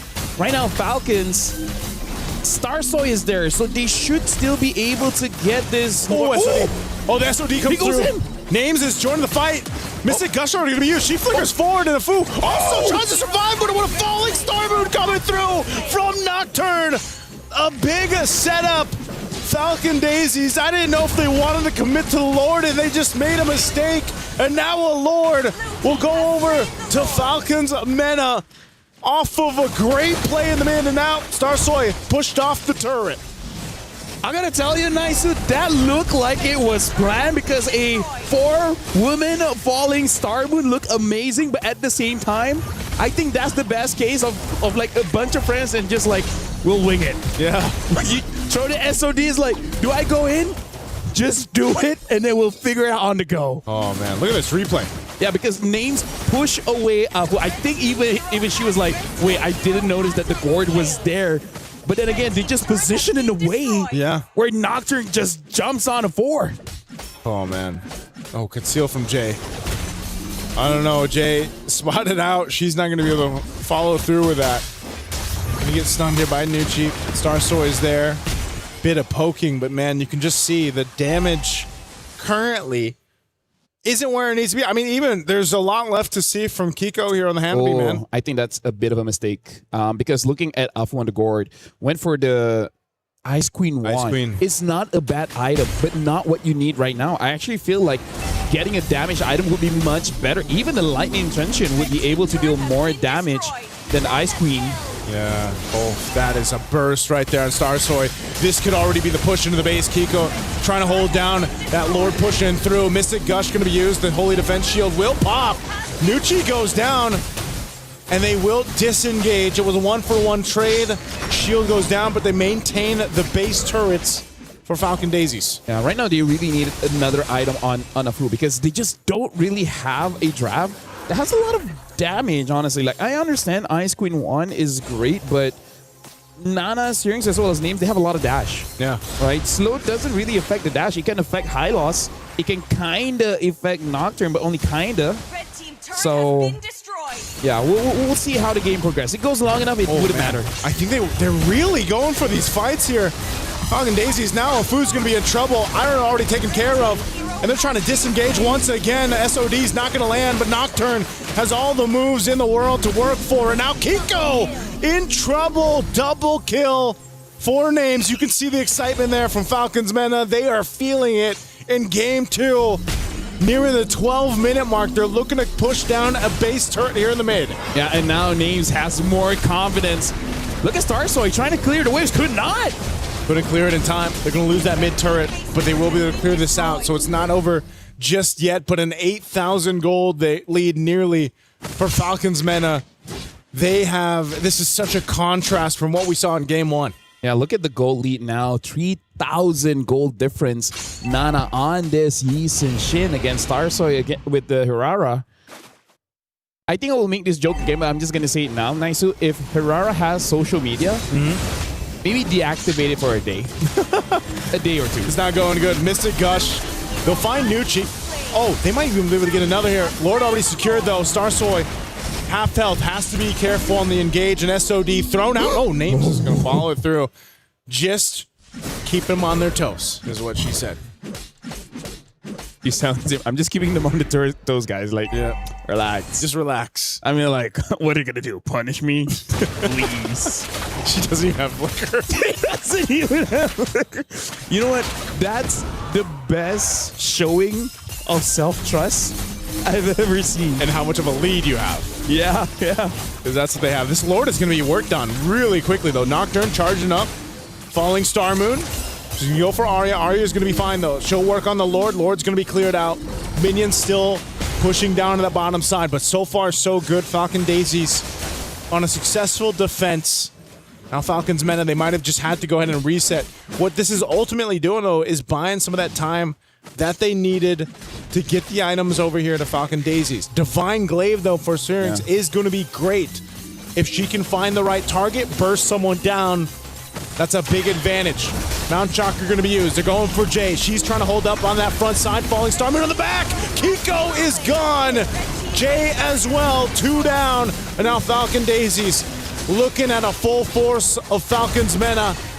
They don't have a wave just yet lined up. They'll wait for the mid wave. And it's going to be 5 versus 3. Falcon Daisies, they got to clear this out. They still have a Mystic Gush. They could throw it down in that mid to clear the wave. And Arya popping the Vengeance. There's the Mystic Gush. They're going to focus on the base anyway. Starsoy trying to help them out. Here's another wave. This should be it as Falcons Mena take us to our first game 3 of the day. Isn't that crazy? The final game to close out Stream B. Stream B. Goes to 3 games. Like, this is an amazing day. The only way, nice, I gotta say, for this day to be not so great is if you have like a media day after this, like some kind of interview or something. Like, imagine, right? Like, imagine if you do 4 best of 3s and then after that you just have to like do some kind of content. Yeah, that's gonna be rough for whoever goes through that. Yeah, really, really rough. But hey, who's that? I don't know, man. I don't know. At least we're getting some quality. Very quality MLBB action today. You know who's not getting quality? Yeah, I think at this point I feel vindicated and very heard. Hirara, I'm done with you. I don't want to blame you anymore. I don't want to blame you anymore, but it hasn't looked too good, Hirara. Yeah, again, if she has social media, she'd be like, you know what, guys? Yeah, I'm going through a rough patch. Yeah, please support me. I'll see you all next week. The typical what if I deactivate? Yeah. I'll see you guys later. Deactivating. I am seeing all your comments, and I just want you all to know that you are being heard. I am understanding of all of your sentiments. But what if I deactivate? Or there's trick number 2. What? You don't deactivate. You just have a black DP. That's true. Especially on WhatsApp. Yeah, that's true. All right. But you know what's sad about that? Isn't it the default one though? Like yeah, but you know what's sad? When you do that and no one still texts you, So it's just hey guys, I'm back from my media break. You just get a haha react. Yeah. You come back a day later, you're like, no, actually, I'm back. If anyone cared. Oh, you were gone? Latest MLBB hero, by the way. First one won. Yeah, that's true. Yeah, it did. But then I think throughout the day, I feel like we've seen teams who have now put Hirara at the top of their list of, all right, how do we make sure that we stop this hero from doing what it wants to do? Yeah. And then whether it's a specific pick, whether it should play a specific way, I think Hirara has been shut down for at least for today. Because maybe the Hirara mains are suddenly gonna come back tomorrow and say, hey, this is how to play her so that it's not so hard on you. But it's been a really tough time for Hirara. Yeah. Very tough time because, again, her playstyle is just something that might take a while to get used to, you know? Yeah. I feel like it's just one of those things where it's like, if you can't get that entry that you're looking for and then you're slowed down too much, yeah. It's almost like you can't do what you need to do as an assassin jungler. It also felt like there were some weird times and angles. That was a really funny interaction with the Flicker and the Mystic Gush, but I think Nocturne is my personal dark horse. Nana clearly is the MVP for Falcons Mena here, but Nocturne with the Falling Star moves had some really good timings. Yeah, I really feel like Esmeralda won quite a lot in this patch. You know, more HP, more shields, really make her super viable, especially because apparently some of the EXP laners here, they actually really do like using Esme. The only reason they don't is just because she's not part of the meta. Now that she is, they're having quite a good time. But also, let's talk about how Falcons Mena, the way that they just came back. Like, yeah, we had a pretty rough game one, but now we just bring the heat. Yeah. Again, when we came back from the little break that we had after game number one, when we saw the little nice shot of the players over there, the members of Falcons Mena, they were laughing. They were still having a good time. It didn't look like that the loss from game number one got to them. It seems like they already knew what they needed to fix, what they needed to adjust, and then just like, let's just apply it. Let's just have fun. And then even the way Name celebrated, that was like, Her and Nucci both. I mean, you saw the celebrations on there because I think that's what's important too. You know, if you have a rough game, you go back into game two, you kind of have to reset mentally. This is something we always talk about too on these international tournaments. You got to be able to reset really quickly, and you know, to see them have their smile on the face is good to see. Yeah, these are players that have been very uncomfortable when they lost. And now they've slowly gotten comfortable with it so that it doesn't bother them anymore. That's probably the best thing about experience, right? Because if you're inexperienced, you lose one and you feel like it's the end of the world. Yeah. But if you step away, it's like, no, it isn't. You still have chances. Yeah. That is another life lesson for you. If you fail, don't be afraid to fail again. Because if you fail 5 more times, you're not a failure. You're just a loser. But every loser eventually becomes a winner. There's a whole lot of life lessons today alone. Yeah. If you can do something about it tomorrow. What? Yeah. Oh no, that's it. Oh. Okay. Well, I was ready for the second part. Nah, just wanted the awkward time. With great responsibility. Yeah, with great responsibilities comes unlimited power. I think that's the quote. Yeah, honestly, like if you can do something about it tomorrow, then rest today and do it tomorrow. I think if you can do it today, do it. Which, by the way, one life lesson my dad taught me very early on. Okay. If you can do it in 5 minutes, do it now. If you can do it in 5 minutes, just might as well do it now. Yeah. That's actually pretty good. Meaning like if you can complete it. Yeah. If you can complete for the task. example, is like the reason he asked me to do is to throw away the trash. You know, like take it out and put it at the trash. Like if you can do this in 5 minutes, you might as well do it now. Because during that time I was like, I'll do it later. I was like, and honestly, that really changed a lot of my mindset doing things. Because at that point, I'm like, actually, I can just do it now. Yeah. Makes sense. Makes you very productive. So does that mean you never procrastinate? If it takes longer than 5 minutes, then I'll procrastinate. It was like 5 minutes and like 5 seconds. Like, nah. It's like way too long. It's over the 5 minute threshold. I look at the dishes and there's like 20 plates. So you calculate each plate. 6 minutes, I'll do it tomorrow. Yeah. And then the next day is just more. Yeah. I'll do it at night. But then the kids piling up. So now let's talk about this game right now. Falcons, man, and they're like, you dealt with us at 20% of our strength. Yeah. Now we put 25. I think it was more than 25. That was a pretty dominating That was a pretty dominating game. They looked pretty sure. Although there were some moments where you could see it was like a little bit of a coin flip when it came to the very specific fights. There were some sequences definitely where it looks like Falcon Daisies could have won it. But then eventually they were just able to eke it out and just survive longer, which I hope this time around game number 3 isn't a sweep stomp. Is it a stomp? I hope it's like a back and forth. A swamp. I like swamps. Swamps are nice. A steep. The what? Yes, a steep. The one with the STE double PE. Steep. All right, swamps. So yeah, as we teach you more about land, we're gonna go on a short break. Wait, that's the...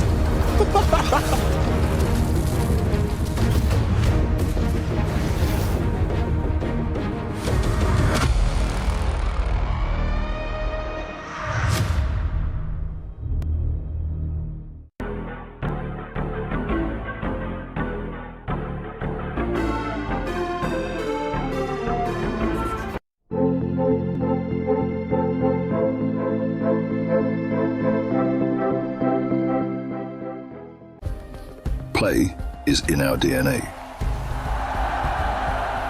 Whenever we let it out, it becomes our superpower. Now imagine an entire city being built to supercharge it. Kadir City, powered by play.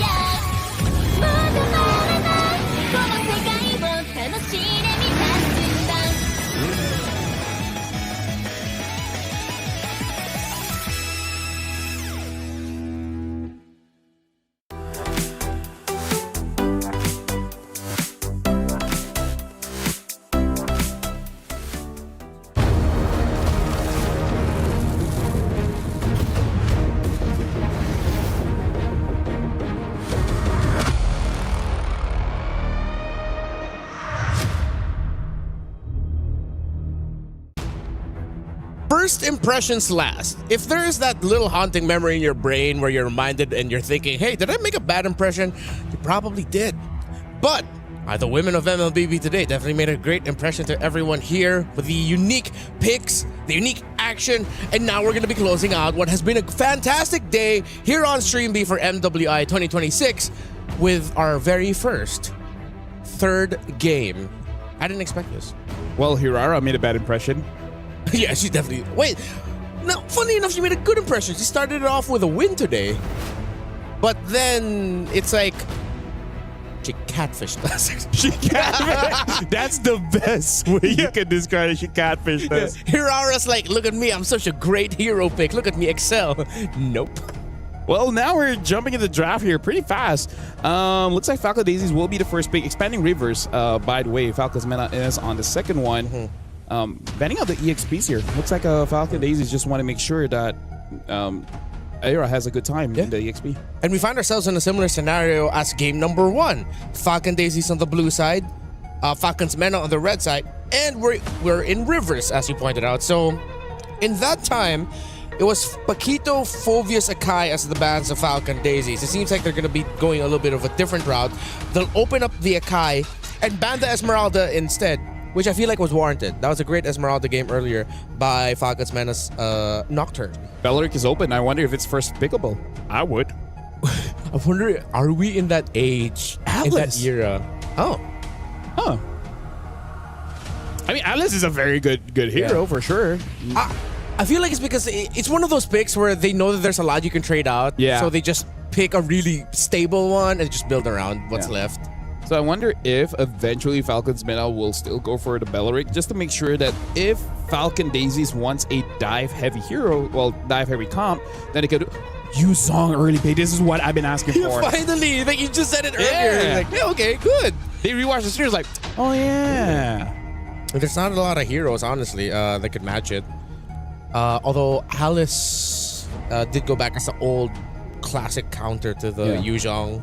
Some Lapu-Lapu players can play it, but it's a little bit up in the air. Because for me, really, like, Yu Zhong doesn't have... Like, he has winning matchups, but he doesn't really have losing matchups. Everything else is kind of like skill-based. If you're good enough, you're definitely going to win. And if you're not good enough, then you just lose the trades. Hanabi this early, though, is it... Too honest. It's... I don't know how to feel about this. I'm not super against Hanabi, which, by the way, who made the joke in Moontown to be like, you know what would be funny? We create a ninja hero that can't dash. Yeah. Somehow she makes shields for herself. Oh, or here's is it the Belleric. wrong headset? No, it's that one? All right. Belleric's here. Belleric Yu Zhong Gourd. Pretty interesting Ling ban. Yeah. I can see it, but at the same time, it's like, I don't know how the synergy works. What's up, Naisu? What's up? Yeah. Wait, why would they ban the Ling? Did they think the producer wanted to have a cam follow you just to make sure that you're safe? Yeah. Yeah. Good thing I'm safe. It is a good thing you're safe. We were so worried. How can you protect yourself? Yeah, but the camera didn't follow you. So if there was another dude with a camera that was following you, that wasn't us. Not us. Good to know. Well, Hyra gets banned out here. Yeah. It's crazy about that guy. Be like, you know what's funny? We created ninja here that can't dash. Yeah. That can't dash. Wait, why are they thinking they're gonna go Harris? You already have a Lilia, you have an Atlas. Even the Hanabi's okay. It's like, why would you ban it out? Hey. I'm thinking, looking at Falcon's meta, that they're just gonna go for a traditional marksman also to match it. They just go, what, a Moskov? Yeah, I think eventually the Moskov will be okay. Yeah. Moskov's alright if you want to play the front to back with a chance to go for some unique angles. Oh my god, I just think of a good line, but I think it's too late now. What is it? I feel like in game number 1 we have like Freya and Ling and everything. Yeah. I could have delivered a line where like, we came here to take names and kick ass. Yeah. And they took names. Oh. Missed opportunity. Missed You opportunity. get another chance, maybe. Yeah. In the days. You say maybe or baby? Maybe. All right, thank you very I'm much. not calling you baby. Maybe. Not on broadcast. Not on broadcast.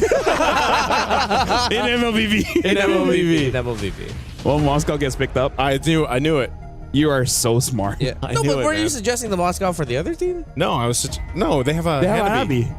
Oh, all right. My bad. It's been a long day. It's a long day. In MLBB. Hey, it's a long day. We've been on the same amount of matches here, Redmar. I get it.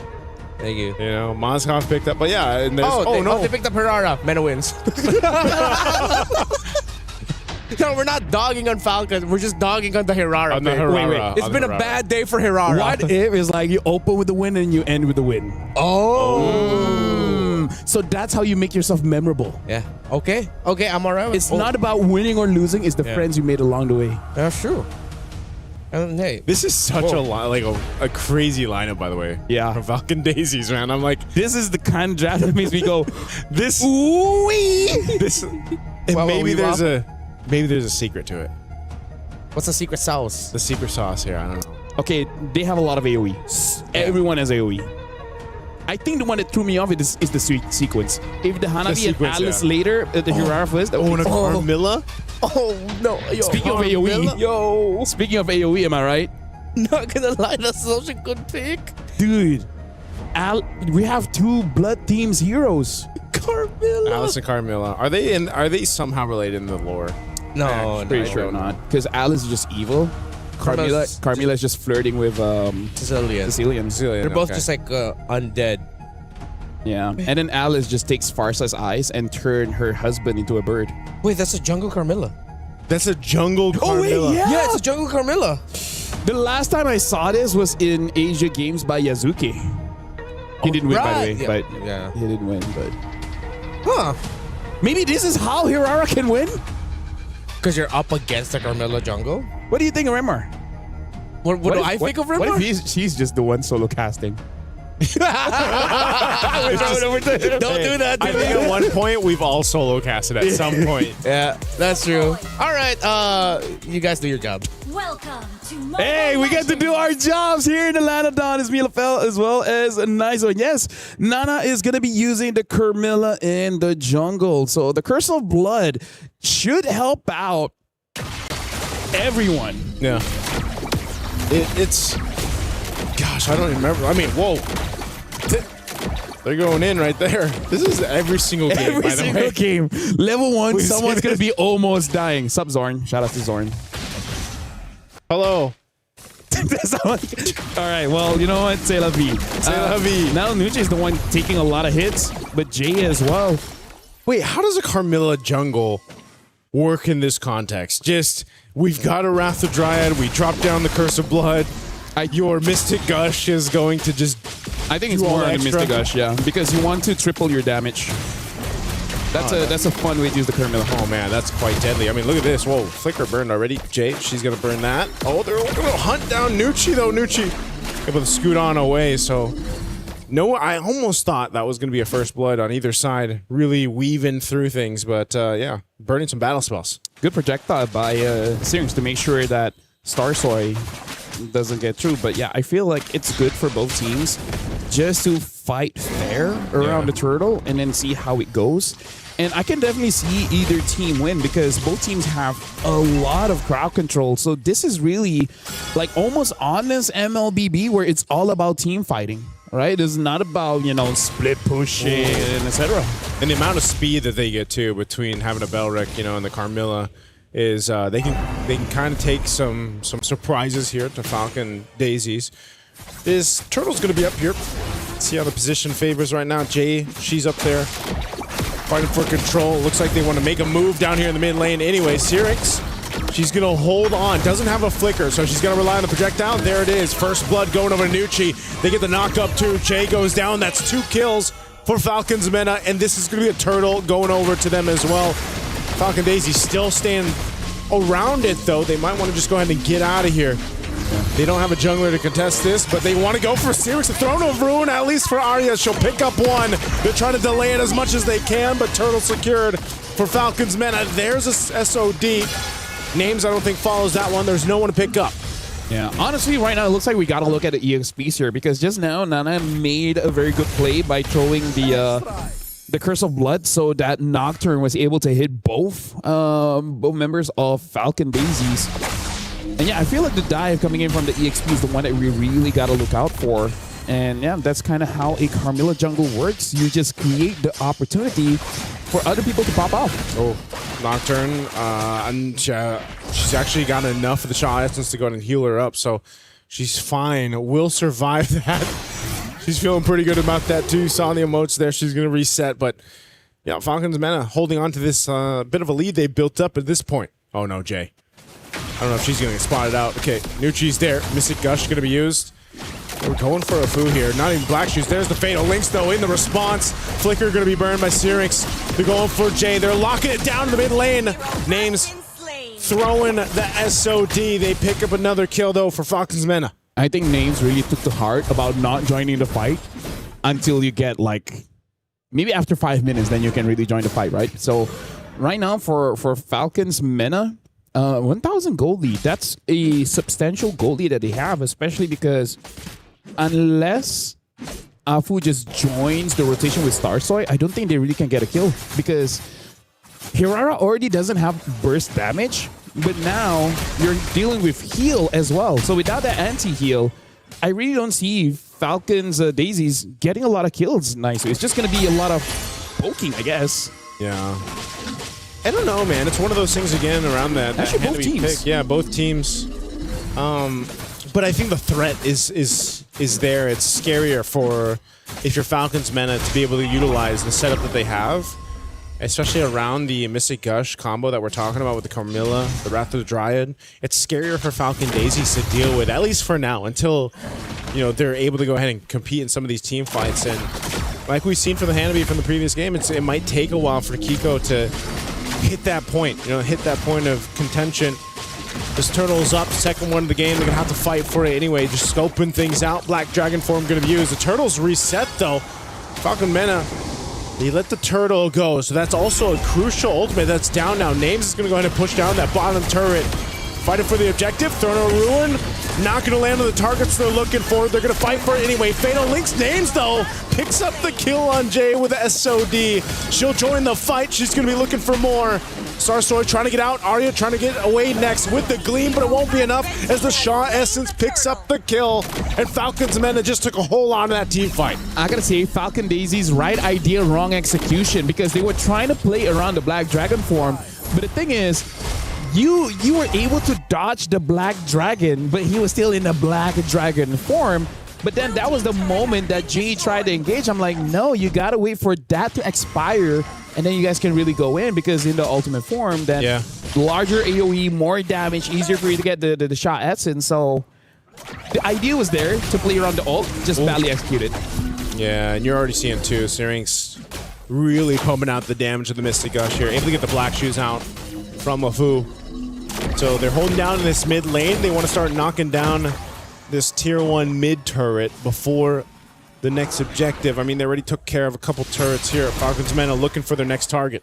Look at it. This is very interesting. Era understands that they really need anti-heal. So instead of going for the Oracle, went for Dominance Eyes. I actually feel like that's the correct play, because they don't have enough damage, and then the opponent has a lot of heals. Yeah. That's not a good combination if you want to win fights.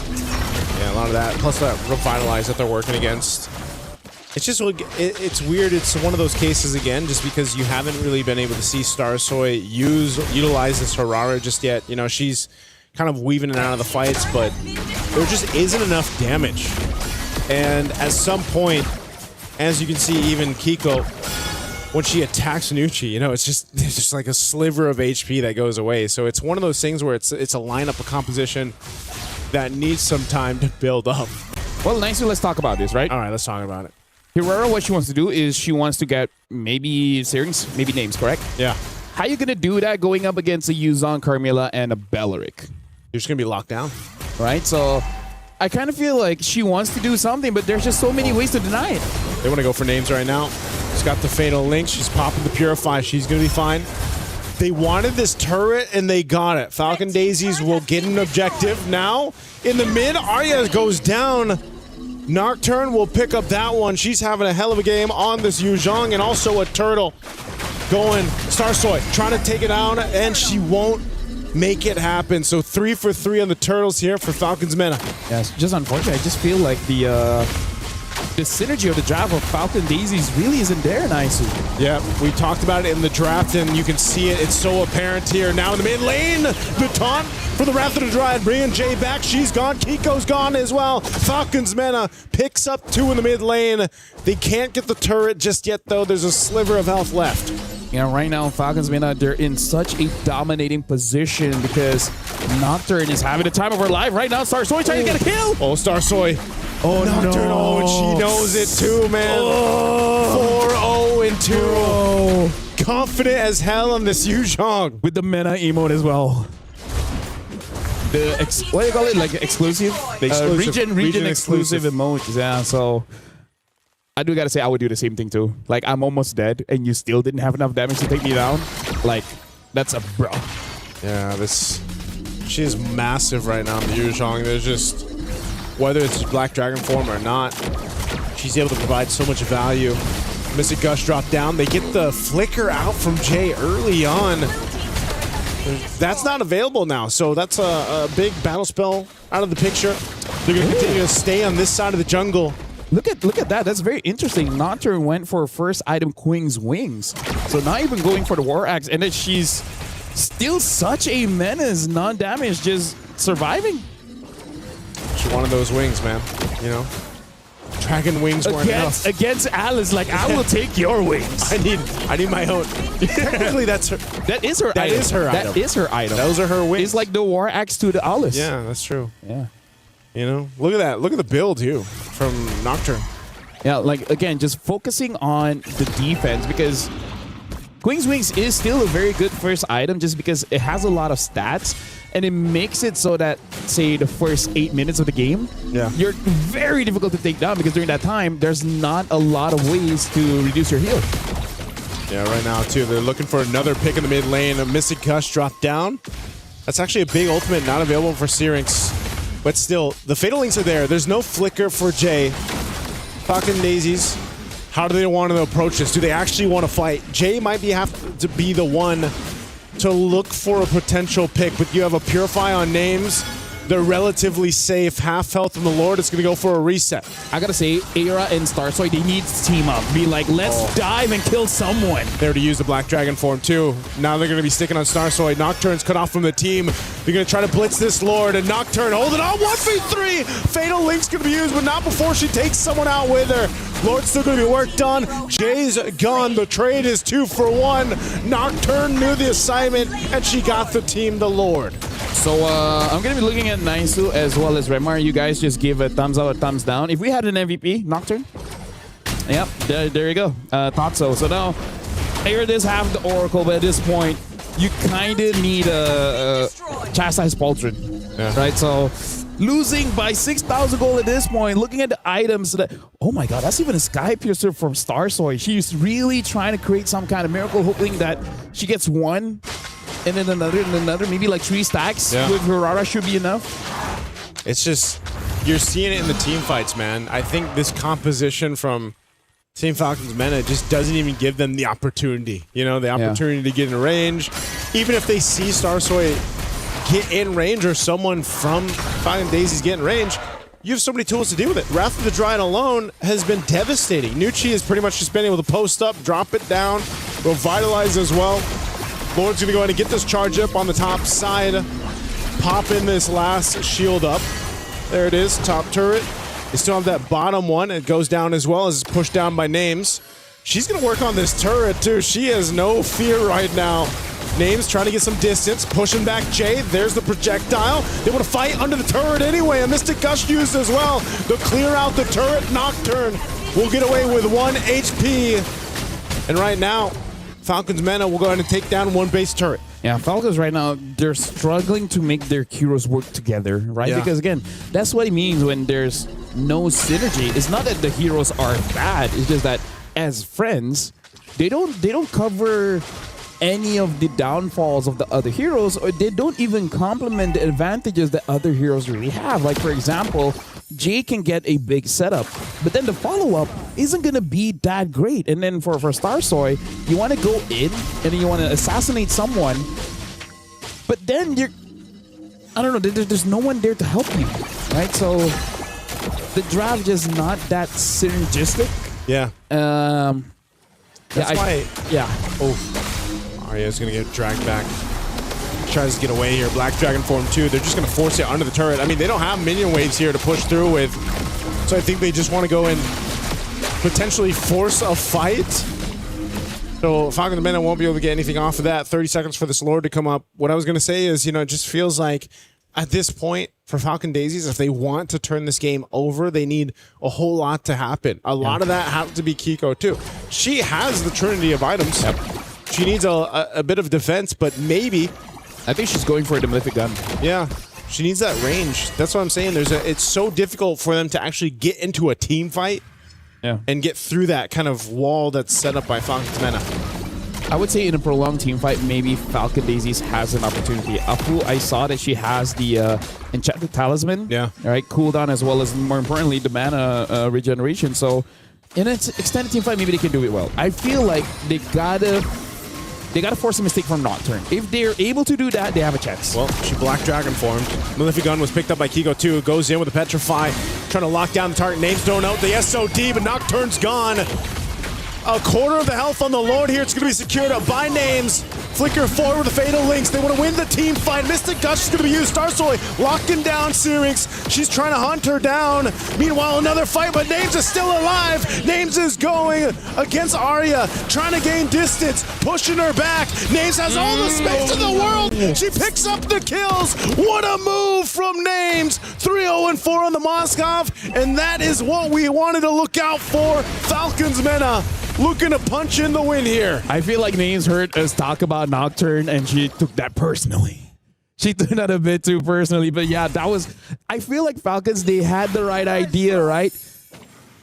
But Hirara just didn't have enough. What do I do have to say, I feel like that was a skill issue. Yeah, Black Shoe's going to be used. They're going to clear it out. Mystic Gush, that's just overloading with damage. Falcons Mena with a massive lead at the 15-minute mark of this game. They'll win the series against Falcons Daisies.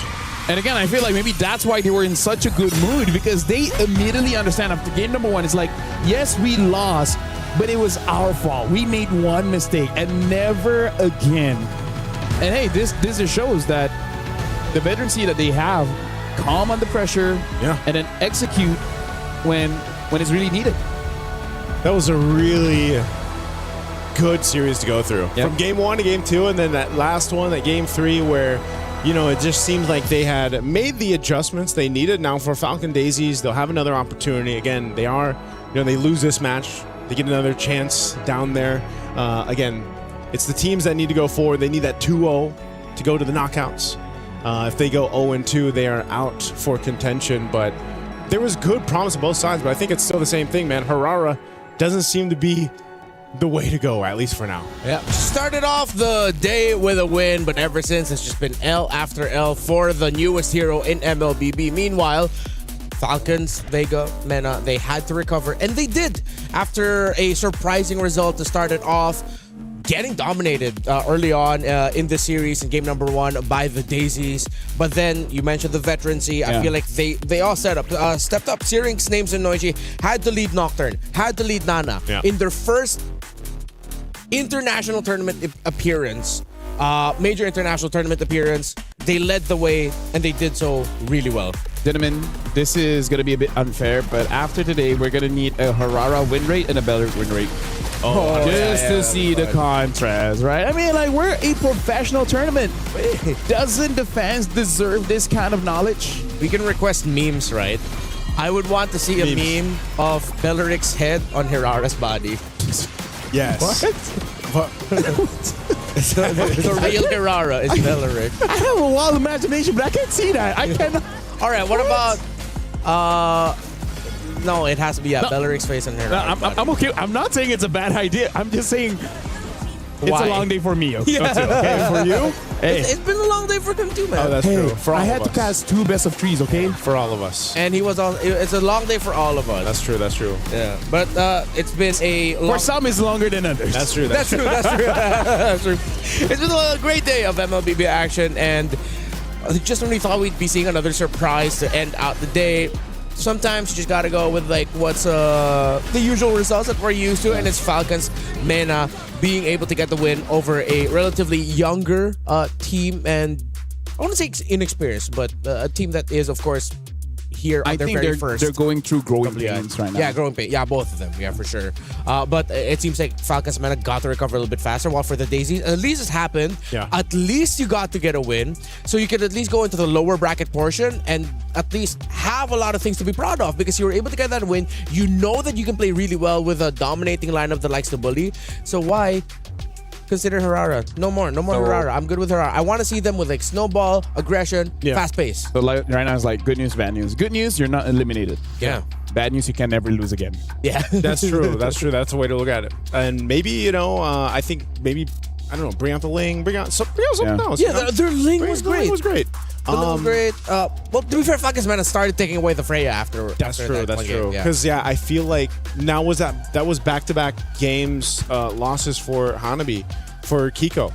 Yes, there was. You know, yes, there was. And I just feel like Hanabi, even when it was played by Quinn earlier today, it's like it was doing okay, but they won because it was a split push, right? And it was a decision for a team fight that happened before that. But Hanabi just hasn't been working in terms of like how long it takes for the Hanabi to build up to that power spike to actually be utilized in some of the team fights. And also, yes, Belric just seems to be the little thorn in the side of a lot of these heroes right now that have been tested in MWI so far. Because I feel like Hanabi wins, but they didn't win because of Hanabi. Yeah, right. That's It just so happened to be there. Yeah, it just so happened to be there, and I really feel like Hanabi's strength isn't actually the late game. Her strength is really just the laning phase because you just get good trades. Yeah. And then maybe in pushing. But again, that's the kind of gimmick that will eventually phase out. And the thing is, other heroes can do the same, but sometimes better. Yeah, you really have to build around the Hanabi, and then you make sure that it has a strong front line, which is what Team Rayong was able to do earlier. They paired it up with the glue in the roam, and they were able to hold down a strong front for it so that the Hanabi can just freely hit, which is why Quinn ended up with a really good KDA. I think close to 10 kills, less than 3 or 4 deaths, and a great handful of assists for her also. Because that's what we were saying in the draft. Like, in order for the Hanabi to most likely work, like, you need that certain condition, and which is like everyone's gonna protect her and give her the space where she can shine. And it just felt like, you know, in these matchups, this case from game 2 and 3, we didn't see that for Kiko. And it was a very different game for Kiko when she had the Freya in game 1. Well, we didn't. It's because I think. I'm sorry to really keep pinning it on the Hirara. But poor Hirara. It feels like playing 4 against 5. Hey man, when Team Rayong won with a Hanabi earlier, their jungler wasn't Hirara, it was a Lancelot. Their roam was a glue. So that's a lot of space creation. And then Lancelot can be independent. While Hirara, sometimes again, you mentioned about the 2 different schools of thought of like when to play Hirara. I feel like that's like sometimes that can be a little bit of a decision overload. Yeah, like, I agree. Do I wait? Do I go now? While Lancelot can just go. Yeah, he gets the dash resets anyway.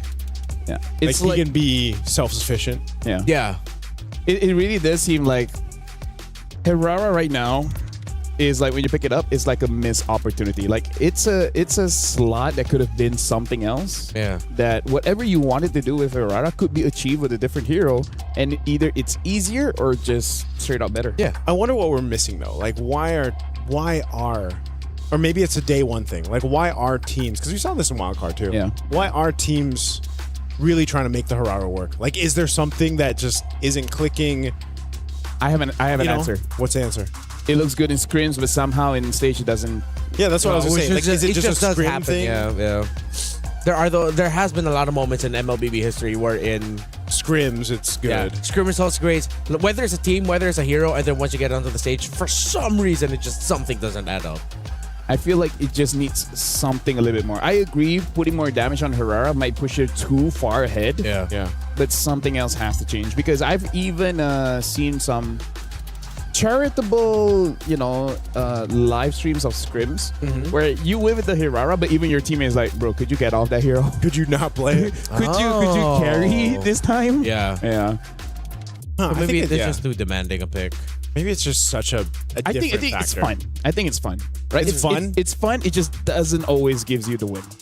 I think it's fun, but you need the support. It's not a win condition to make it work. To be a win condition. It's not a win condition. I think that's just the baseline. It's not a win condition. Okay. It goes in as a distraction. This is going to be such a meta point discussion, like throughout not just MWI, but eventually MSC. We sound very smart, huh? Talking about this. Yes, sir. Yeah. Hopefully we get to talk to Stream A later on about how their Rara performed there. But before we move on, let's go on over to the stage with Leo for an interview with the winning team. Merci, gentlemen. We have here on stage one of the newer members of Team Falcons Vega Mena, their gold laner, Nocturne. Nocturne, congratulations. A 2-1 victory over Falcon Daisies. Very well deserved. It was a long match. The only 2-1 on Stream B. Your thoughts on the match? How was it? I think the game wasn't hard. It was easy for me. But I need to say something about first match. Of course. We didn't expect it, by the way. So we lost, but we know we will come back stronger. So we won. You reverse swept it. 1 game 2, 1 game 3. Yes, you mentioned we didn't lose our hope, Yep. You mentioned something to me. This is your very first offline tournament. Yes. Playing on stage with your new team. What was it like? Were you nervous when you first played? I was very exciting, but when I sit here, I was feeling very comfortable. Very good. It was good for me. Yeah, especially I saw that in game 3 when you played the Moscow. Flawless, perfect game. Now, question. Tomorrow, you'll be facing off against the winner of the match before you earlier, Galaxy Phoenix from Cambodia. You saw how they played. What do you think of your next match? I think they are good, but we are better. No? Good to hear. Your teammates are very excited. Yes. You got fans. Yes. Speaking of, would you like to say something to fans of Nocturne watching from home in Turkey, or even fans of the newest XP laner from Falcons Vega? Okay, first of all, I want to say we told you in interview better Falcons wins, so we won this game. And I want to say something from my fans, actually my friends, like Turkish, okay? Okay. Beni Türkiye'de destekleyen herkese çok teşekkür ediyorum öncelikle. Gitarist ve hoca, abi, sunucular onlar. Onların da desteklerini gerçekten hissediyorum. Onlara buradan kucak dolusu sevgiler gönderiyorum. Ayrıca her zaman beni destekleyen erkek arkadaşıma da buradan çok teşekkür ediyorum. That's all. Thank you. We're excited to see more of you and your team. Again, ladies and gentlemen, Nocturne from Team Falcons Vega Mena. We'll see them in action tomorrow. And of course, the rest of the teams, no one has been eliminated just yet from MWI 2026. For now, we'll throw it over back to the desk. Gentlemen. Thank you so much. Congratulations, of course, once again to Falcons Mena and their EXP laner, Nocturne. Thank you for that interview. And it's great. She did mention that she did have some nerves at the start, but then once she got up to the stage, it's all gone. She played like a natural in her first major international appearance here for MWI. Yeah.